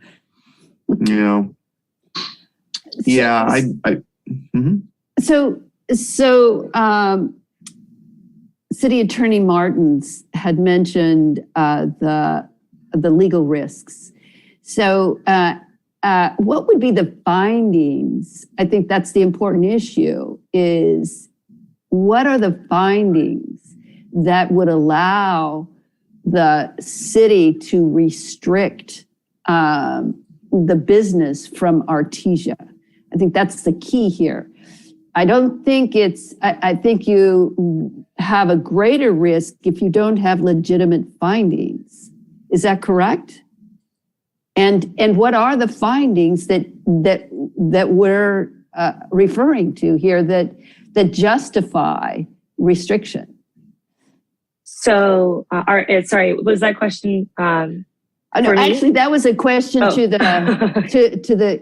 to my fellow commissioners. Yeah, if I may, I think where this first conversation, and we took out that language on the billboards because it was creating so much confusion. But I think that the purpose of, or the start of this conversation about removing Artesia was the bus routes, more specifically, as we started our conversation, the Beach Cities Transit Bus Route 102 that runs along Artesia Boulevard. It's a bus route for high school age children, and the concern of them waiting at bus stops within proximity of the commercial areas that may be, may be potential sites. Now, that being said, I want to be clear, looking at the map, it goes on Artesia, it goes from Ringe Lane to Hawthorne Boulevard. So maybe it's, no sites from Ringe Lane to Hawthorne because it's along this bus route where there are 2 bus stops. That's fine by me. Commissioner Hensley. Yeah, before we move on to Artesia, can I go back to number 22 real quick? Director Forbes, is there a reason that we need to say the CR zone and the Galleria site? Because I don't want people to be confused that we're like the south of. That includes the Galleria site. Okay, yeah, that's fine, but the whole CR zone, I think. Okay, as long as that's clear that it's the whole CR zone over there. Okay, and while I have my hand up on Artesia, can we maybe Director Forbes, can we look at the current map with all the schools? There's already a large chunk of Artesia blocked off, so I think we'd like to see exactly what we're talking about. Would that be possible? Yeah, hold on. Let me just type that. Okay.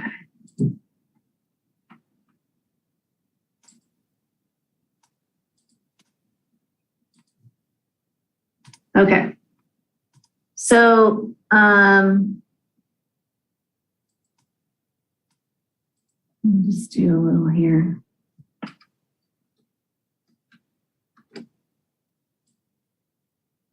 When you're looking at Artesia, if you went from Ringe, which I think is here, am I correct? To Hawthorne, you would be eliminating these sites down here.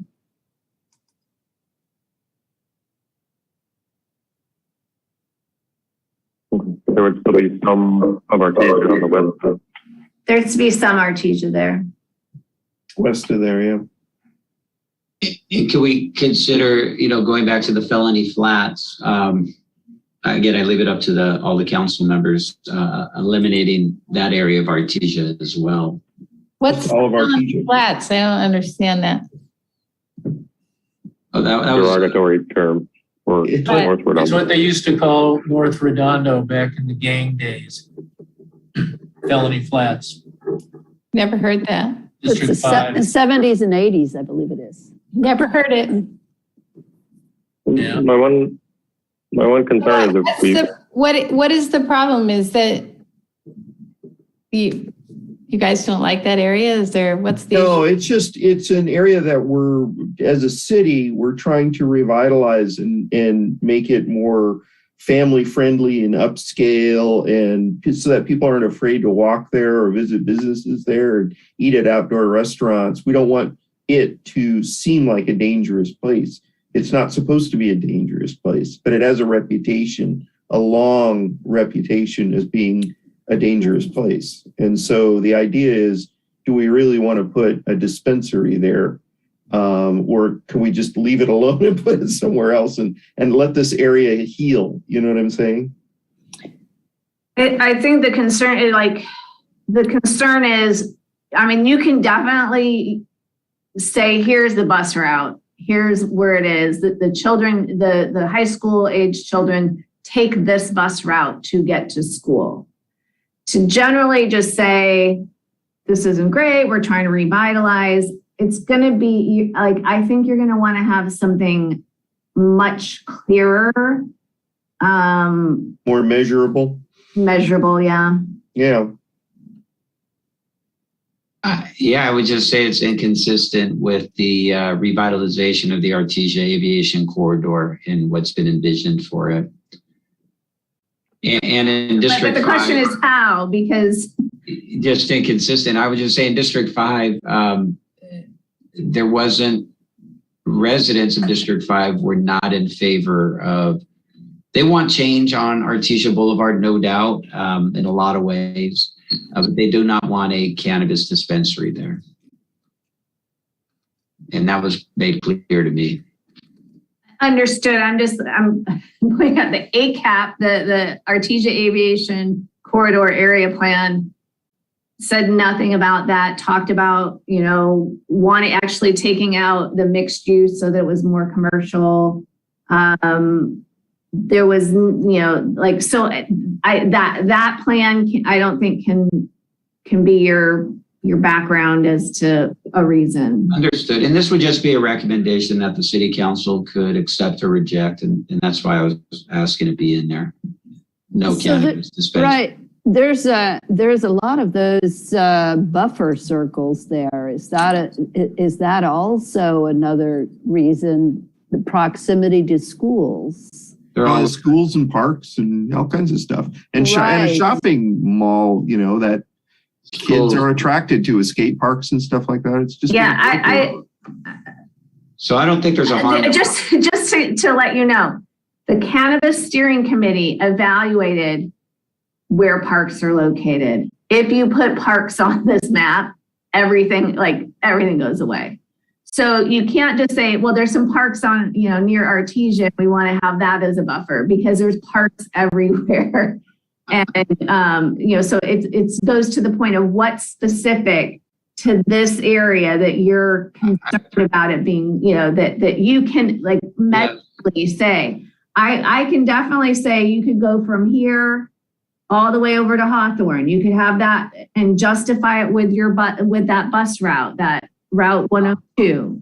I would just say, this is not to, I apologize for repeating myself, but we could include it as a recommendation. We could vote on it as a commission. And if it's included, the council can accept or reject, because we're covering the same thing. We also have a library, a public library, don't we? Right along there. We do. Yeah, that attracts kids who read books. Don't we already have a cannabis retail on Artesia? And it's a cannabis church, right? Not legally. And we've been trying for years. If a site has had action taken against it for illegal activity, that site would not be considered for 5 years. In District 5 and others have been trying for years to get that removed.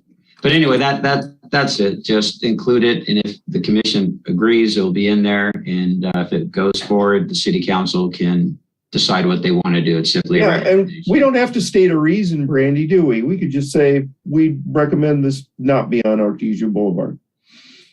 And that's it. I'm going to, hold on, I'm going to share my screen again with because I started again with considering that Beach City's Transit Route 102 is the main bus line for Redondo Beach High School students to take to school with 2 bus stops on Artesia Boulevard. And also a public library there. Public library is located on Artesia. Right. Recommend removing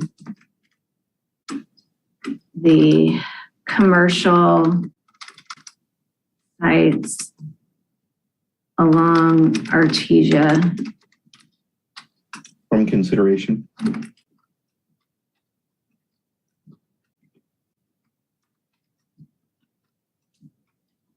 Okay. Do we have any objections? Oops, we have a lot of hands up. Okay, Commissioner Hensley. Yeah, thank you, Sir. I've been waiting for a while. Sorry. That's okay. Yeah, I'm in agreement on the bus route and Ringe to Hawthorne, but I'm not in agreement on the entire Artesia Boulevard, because if you include Artesia, why would you not include aviation? And that's a large part of our commercial zones. So you're really limiting it to certain places in the city. And I think, the one question I did have, Director Forbes, was I thought somewhere in the recommendations or maybe in the code, but I couldn't look it up quickly, was I thought public PCF or whatever the zoning the library is under, I thought there was a 600-foot requirement. No, it's just not an allowed zone. You just can't have one in that zone, but In a public institutional zone, you can't have it. okay. Maybe a thought is maybe we tell them to have a buffer to a public institutional zone. I'm going to tell you, there's so many public institutional zones, you're going to have the same problem.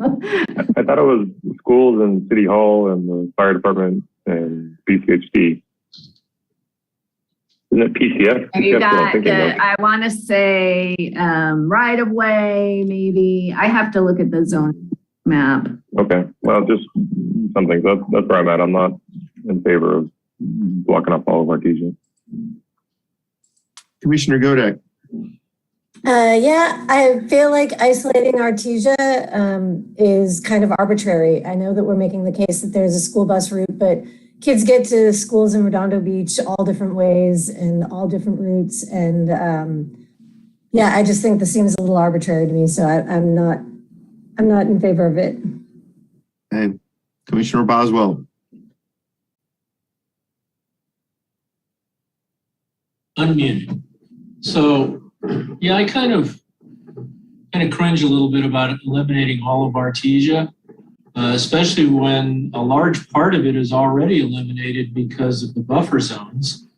But in particular, down by the North Redondo Library, that doesn't seem to be impacted by the daycare buffer zone.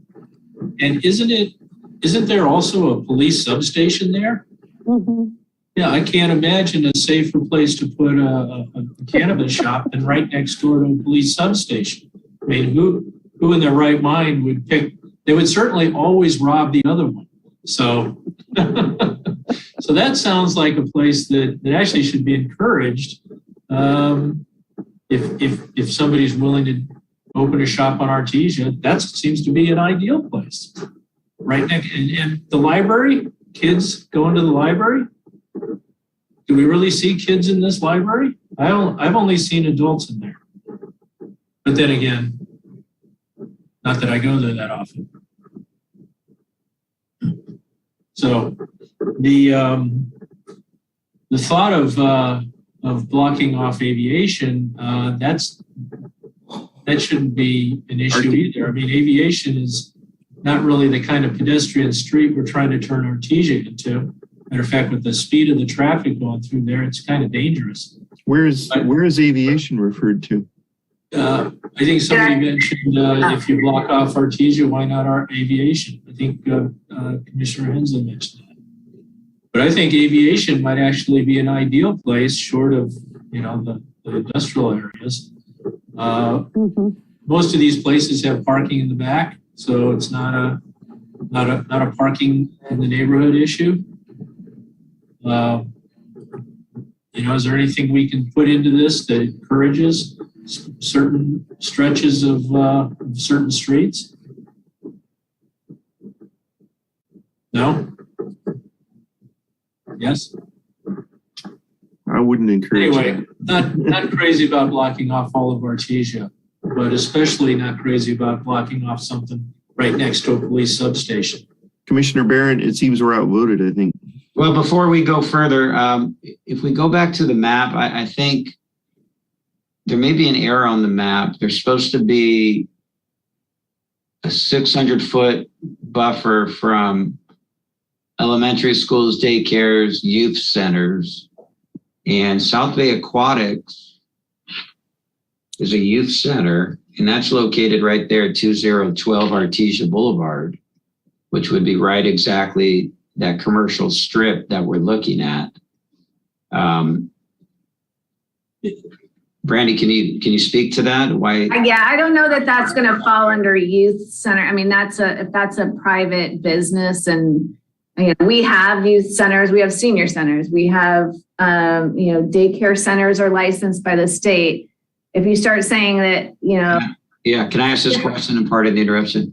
Yeah. Do you know if in creating these maps, whether or not the South Bay Aquatic Center was specifically looked at and evaluated as to whether or not it is a youth center? No, but it's not. I'm letting you know we have specific youth centers. It was not evaluated. The main issue was making sure that we were addressing schools, daycares, youth centers that are designated youth centers. Mm-hmm. If that aquatic center is, not a designated youth center, even though youth may go there and may utilize it, they also may go to libraries, they also may go to parks, they also may go to other spaces. Mm-hmm. And there's also that nursery school. I don't know if it's in operation right now, across the street. I don't see a buffer around that one. As I mentioned during the presentation, 5 hours ago. I know. Sorry, I'm getting a little punchy. At that time, this was a snapshot in time of what was, what we had information on licenses for. That was just to capture demonstrate where there are, the various areas that may end up landing in this, where, and to make sure, and we did look at, all the different park sites. And by the way, those are all public institutional zones. So just know that. If you wanted to try and get rid of those. We had evaluated it, but it was a snapshot in time of what existed then. Schools are likely not going to change significantly, but those daycares, some may have come, some may have gone in that time frame. It will be at the time that they're submitting their application that we're going to evaluate it, not looking at, we're not adopting this map, but we're going to be evaluating it, looking at the proximity and what's in within the range of the sites they're looking at. Okay, and that daycare center would be right here in the commercial block that we're looking at between the two buffers on Artesia, west of Ringe, before aviation. If it has right now, it has a license right now, but there may be things on here that are no longer. This was done probably late, the data, I should say. The map and looking at different buffers is one thing, but the data we pulled at the time was what we were evaluating maybe in 2000, early 2001. All right. So to Chairman Gaddis's point, doesn't appear there's agreement to have a recommending prohibiting cannabis dispensaries on Artesia. And so we would keep in though, and I'm just asking from Hawthorne to Ringe language.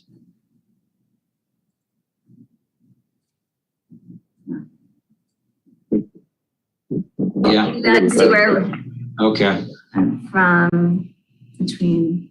We said 3 for that language. I don't know what the other commissioner did. Okay. Commissioner Boswell. So in hearing about daycare centers and buffer zones around daycare centers, what happens if a cannabis shop is established and then somebody opens a daycare center, a couple hundred feet away? Are and daycare center banned from opening? No, the daycare center is not banned from opening, but they're aware that a cannabis store is located in proximity to them.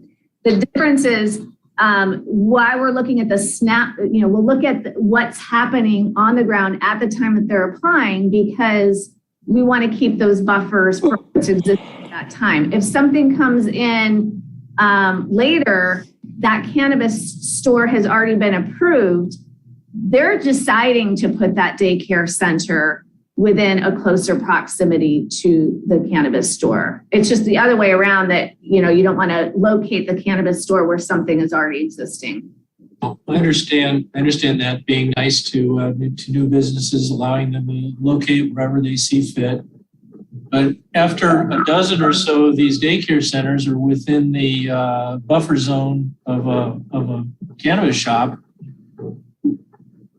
isn't that going to erode the buffer issue? And people will say, look, there's cannabis, there's all kinds of daycare and youth centers that have established near cannabis shops, and there's been no problem. Why do we have buffer zones around anything? Isn't this going to be a slippery slope if we allow?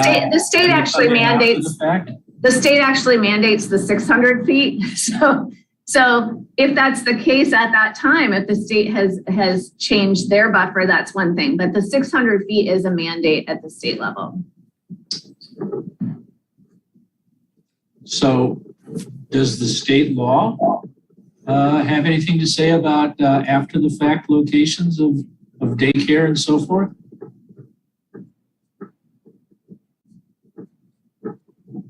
I don't believe so. I think they've not even considered that. I can't say they haven't considered it. I mean, I'm not privy to every legislative session, obviously, but I think mainly the issue is ensuring the placement of cannabis businesses near existing businesses. If a daycare chooses to open up near one of these cannabis businesses, they have the notice, right? They have the ability to make that decision on a yes or no. Whereas if a cannabis business is put in after a nursery school or something is already there, that's a very different situation. So that's my take on it. So it becomes a legal non-conforming business. I believe so. I'm sorry. It's really, really late. I'm trying to answer the question to the best of my ability. Where are you going with this, Doug? I'm trying to avoid unintended consequences down the road. Are we clear on what happened after the fact? I mean, yeah, it's nice that we can keep a cannabis shop from opening up next door to a daycare center and ruining the daycare center's business. But if somebody thinks, hey, I'm going to open here, and yeah, it's close to a cannabis shop, but the rent's cheap, and then they fail. Is that fair for them to not warn them off? So many possible circumstances. Yeah. So if it's if it's important to keep them out beforehand, it certainly should be important to keep them out afterwards. To keep the two types of businesses from being close to each other. I mean, if it was part of the ordinance, then somebody opening a daycare center who finds a good spot and says, "Oh, it's near a cannabis shop," and if their own good common sense doesn't warn them off, at least the city ordinance will, which is partly why we have city ordinances.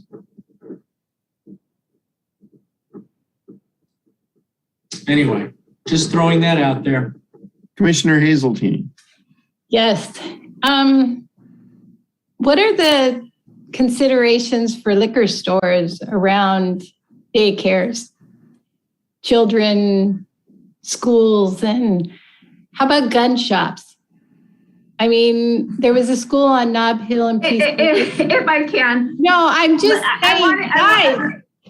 If I can, I want to keep it in.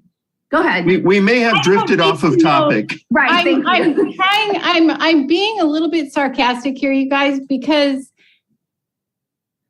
I don't think that you guys are so concerned about whether or not a liquor store opens up across the street from a preschool or an elementary school or a high school.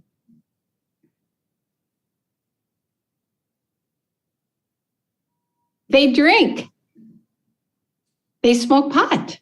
We would wish they did neither one of them. I think that we're trying to regulate this into oblivion, and it's going to go back to city council and they'll just laugh at us.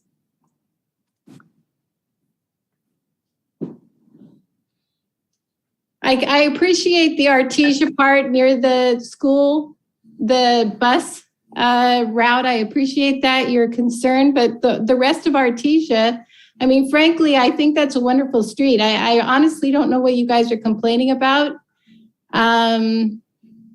But if you have the majority to suggest that the area near Inglewood Avenue is not, and you don't want a cannabis shop there, fine.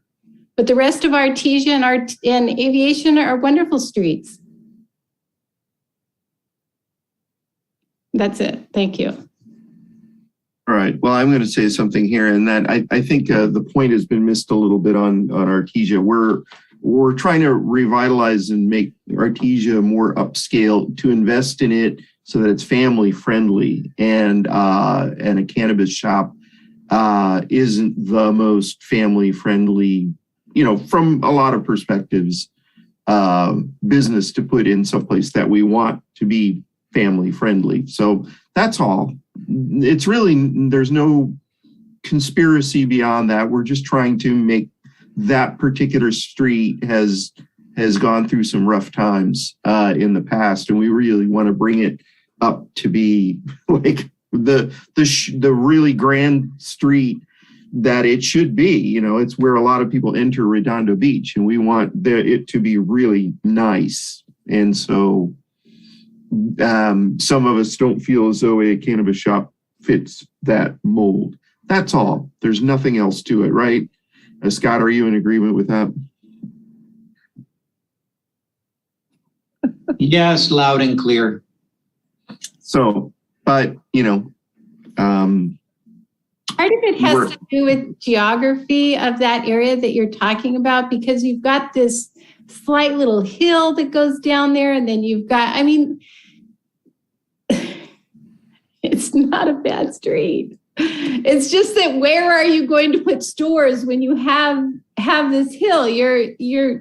Because you're talking all the way from Hawthorne to Inglewood Avenue is your concern, right? That's actually not a very big area. There's not a lot there. But you don't want a cannabis store there, so I appreciate that and I support you guys.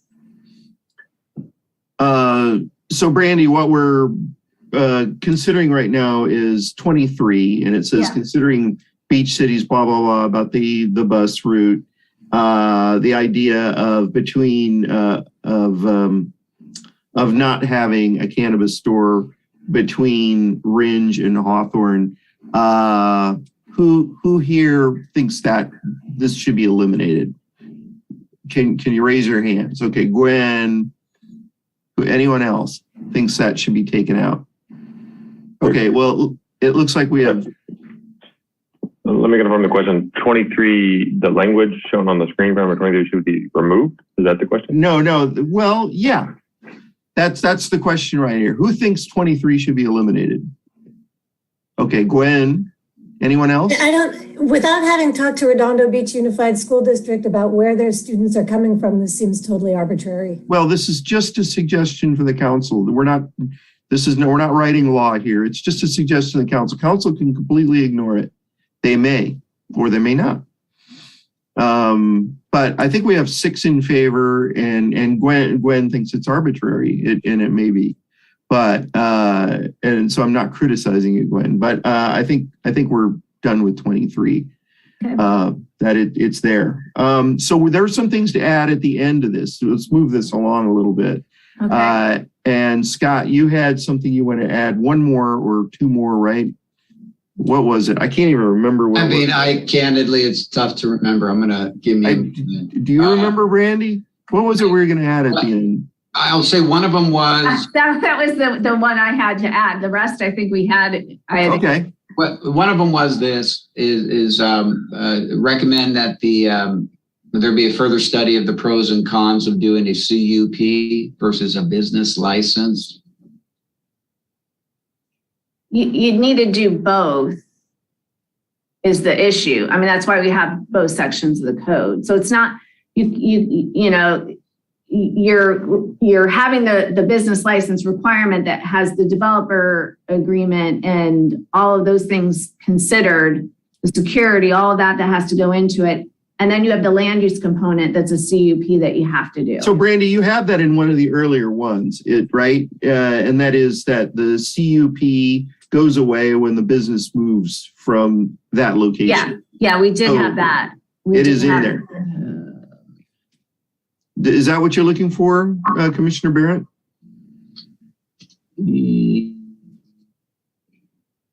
Yeah, give me one very quick moment here. Where was that? Yeah, I'm looking for it. I just remember it being in there. It is. Consider, no, that wasn't it. Let me just do a quick. I thought it was early. There it is. Oh, there you go. Require conditionally, right? Require a conditional use permit condition that authorizes that the CUP is only while there is an operator that has a commercial cannabis retailer permit per Title VI. Hey, probably an operator occupying, I don't know, but maybe that's good enough right there. They'll be able to figure it out. Does that satisfy what you're looking for, Commissioner Barrett? Yeah, just one very, very, very quick moment here.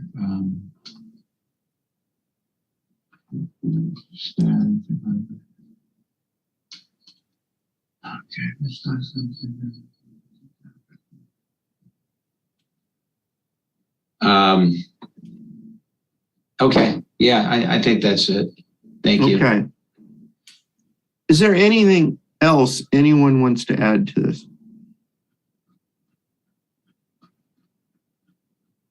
Do I have Commissioner Boswell. Right. So I still have an issue with item 16, which is the police surveillance. It looks like we're up to the point where they only get to keep the video for 90 days. But we still have this 24/7 live monitoring of people coming and going. And it just sounds like a gross invasion of privacy. It's downright Orwellian. I have a real problem with it. There are plenty of ways to make sure these shops are safe without having to have somebody observing everybody through the entire time that the business is open. As Commissioner Barrett mentioned before, they can turn the live video feed on when they close up for the night. So you Police can see if somebody's breaking in and what they're doing, and turn it off again when they open up the next morning, and have it connected to the alarm system. So if somebody breaks in, or if they can hit the silent alarm button, live feed kicks in. There's plenty of ways to do this. Not to mention that they potentially have an armed guard at the door. So I don't think there's much benefit to them having this kind of overreach. And with things like facial recognition software, who knows what abuses are going to come in down the line. I am not comfortable with it at all. This is definitely not something you would think would be required in this country, much less this city. So that's the big complaint I have about all of this, is that one thing right there. Noted. Commissioner Lamb. Yes, thank you. City Attorney Martins, is this, what's being asked here, is this standard for all in other municipalities who have these cannabis ordinances? You know, I really couldn't say if it's standard. As we mentioned, these were recommendations from our police chief, from our department specifically. I know that in terms of having security regulations and security guards, that is standard for sure.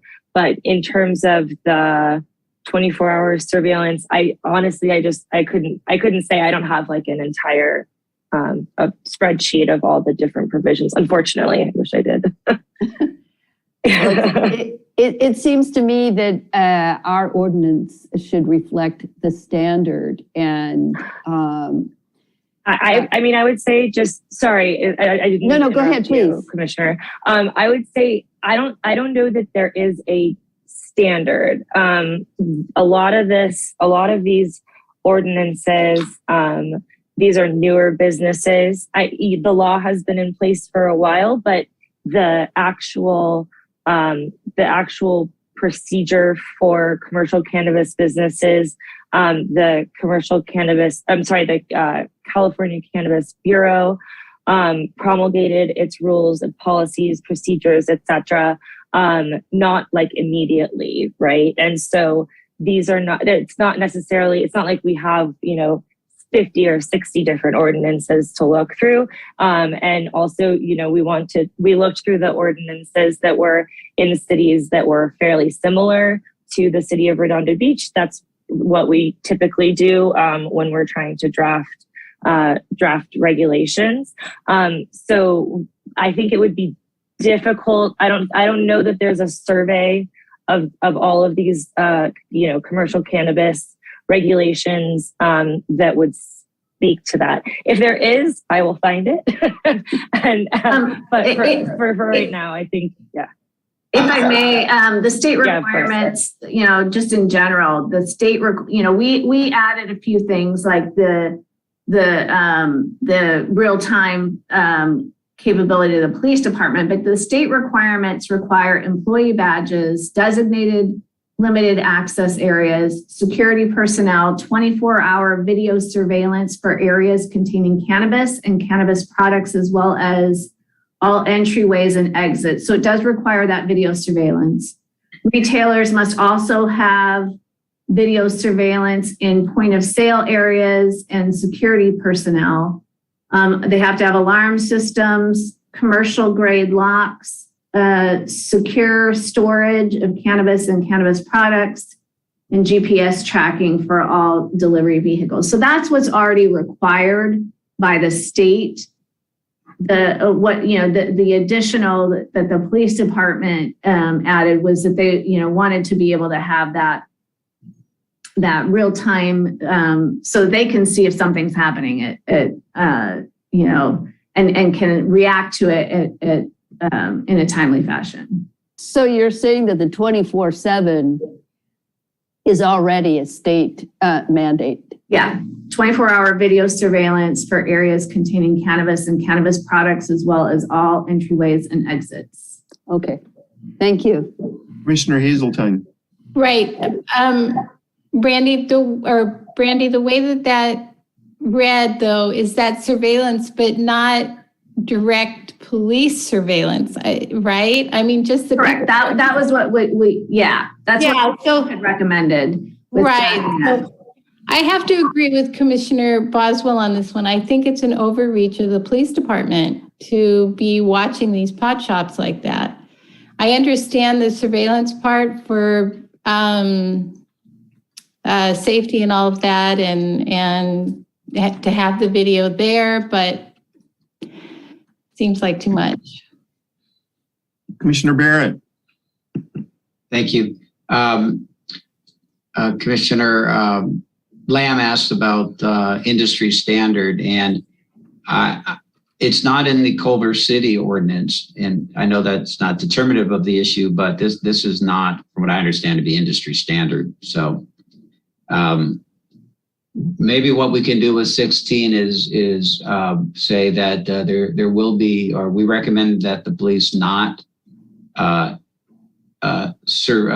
access or please not surveil the cannabis dispensary. And in the event the police do have access to surveillance, that they, not record it. And if they do record it, it must be deleted within 90 days. I'm kind of looking at a graduated approach where we recommend, to Commissioner Boswell and Hazeltines and others, in my concern, that there be no surveillance, number one. But if the city council decides, there should be surveillance, and our recommendation would be that it be deleted within 90 days or not be recorded in the first place, something like that.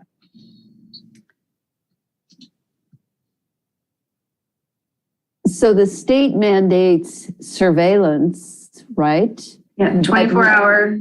24-hour. But Redondo Beach Police are stipulating additional police real-time 24 hours surveillance. And that's the specific section that there is disagreement with. Is that correct? Is the police, not the surveillance mandated by the state, but the surveillance that is recommended by the police? Correct. So what I added was return the video surveillance requirements to be limited to the state requirements, police not surveilling the cannabis site, or if police have surveillance access, not recording it. Commissioner Hensley. Thank you. I shared some concerns. Is there a way to maybe just make it more generic, to say something like, the city council should look at the added provisions above and beyond the state requirements that consider, resident privacy and other surveillance concerns or something, and just let them look at it again without talking about how long to save it, who could see it, what can be looked at.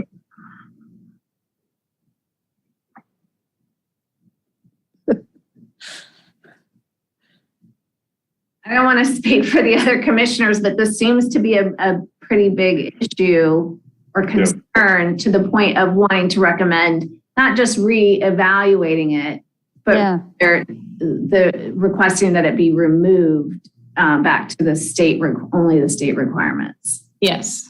That's just how I was interpreting what I'm hearing from those who have the major concern with it.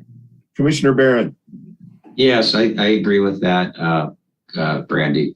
Brandy, on number 16, could you take the first sentence and move that to the end? And just add at the front of that. Let's see, please hold on. Return this. Or if police Okay, or if police have surveillance access, not recording it. And do we want to say, and if police do record it, should delete it within 90 days?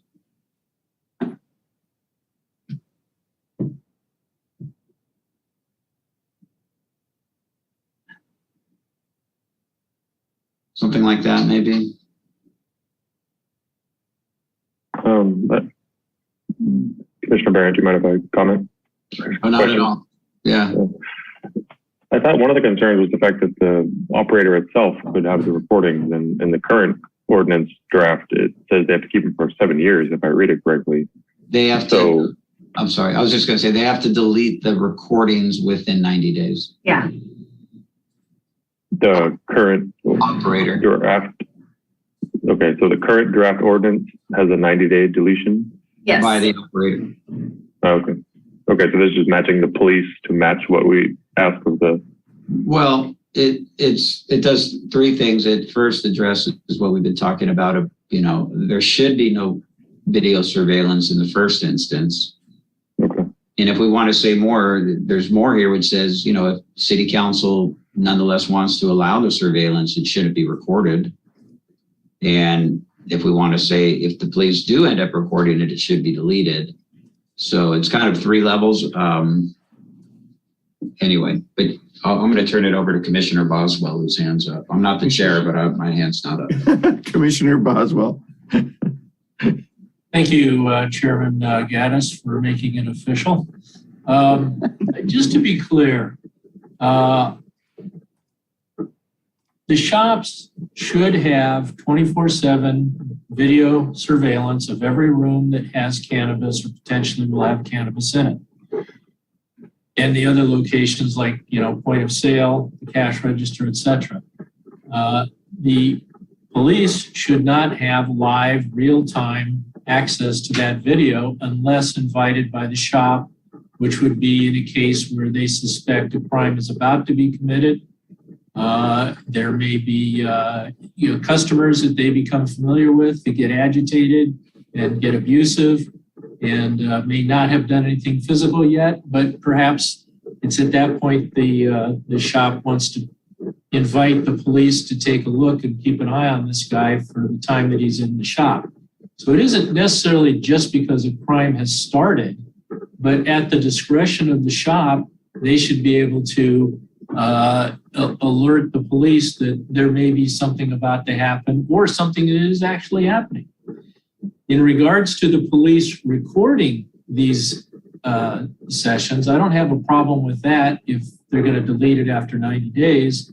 But if there is an ongoing investigation or a criminal case, they should be allowed to keep that recording or get a copy from the shop for as long as they need to pursue the legal action against the alleged criminal. So the one thing that I do have a problem with is that 24/7 surveillance where there is no probable cause, there is no crime happening or potentially happening, and that's the clarification that I want to make. So if anybody has any questions? Commissioner Hazeltine. Yes, I agree with Commissioner Boswell, and I think that we should take it, just delete that and say that it needs to meet the requirements of the state of California for surveillance, because what's happening is the shop has the video and the shop's required to keep the video. So if the police needs to investigate a crime, the video's there. Yeah. Good point. So I agree.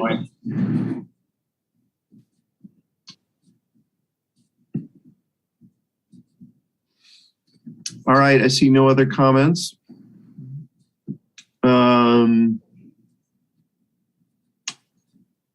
So are there any comments on any other items on this list?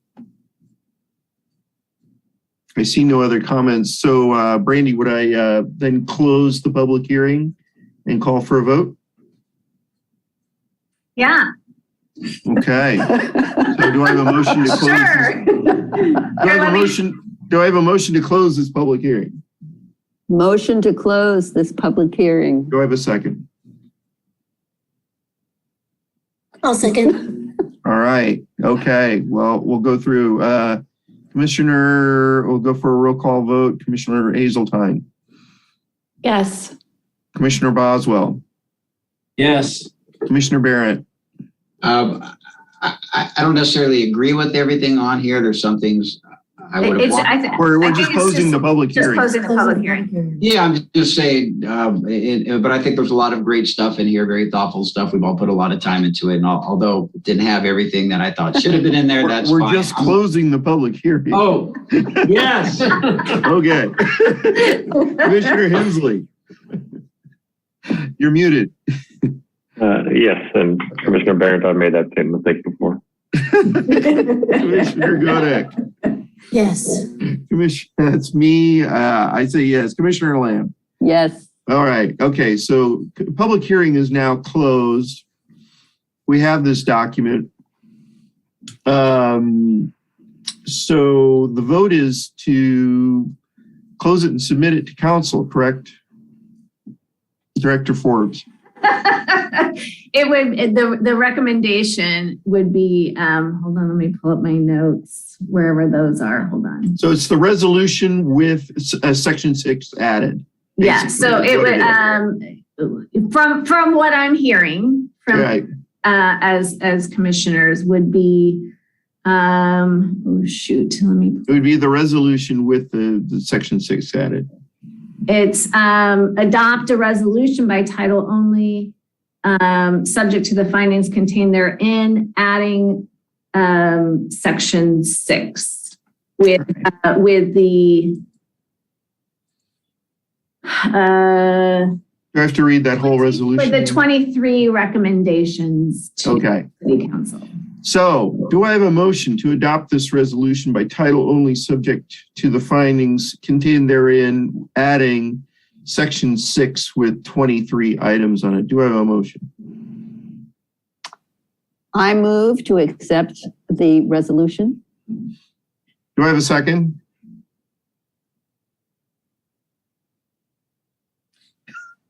Commissioner Godek has her hands up. So I'll second. I'm All having right. trouble finding my unmute button at this point. Okay, all right. Okay, so I'm going to take a roll call vote. Commissioner Hazeltine. Yes. Commissioner Boswell.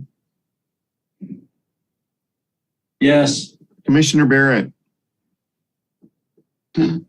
As I was saying before, I don't necessarily agree with everything in here. There's some things I think should have been recommended, but I think everything that we've done tonight is great. A lot of great ideas. For that reason, I'm going to go ahead and vote yes. So thank you. Commissioner Hensley. Yes. Commissioner Godek. Yes. Commissioner Lamb. Yes. And me a yes. So it's unanimous. And the motion carries. So we're submitting it. Thank you very much. Hard work. Okay. So items continued from previous agendas. Do we have anything? Nope. Okay, answer is no. Items for discussion prior to action. Commissioner Boswell. I You think mean action on this issue we've been discussing? we don't have any there discussion. too? Okay, items from staff. The only thing I wanted to say is, and I had mentioned to a few commissioners before the meeting, the city council is going to be considering at their March 15th meeting whether or not or when they are going to consider going back to in-person meetings. It could be as early as sometime in April, but they're going to determine it because there are issues with switches and them being able to share documents in that setting that they wouldn't be able to. That they can right now. So stay tuned. If they go back in person, then it's going to be the commissions as well. We'll keep you posted on what they decide.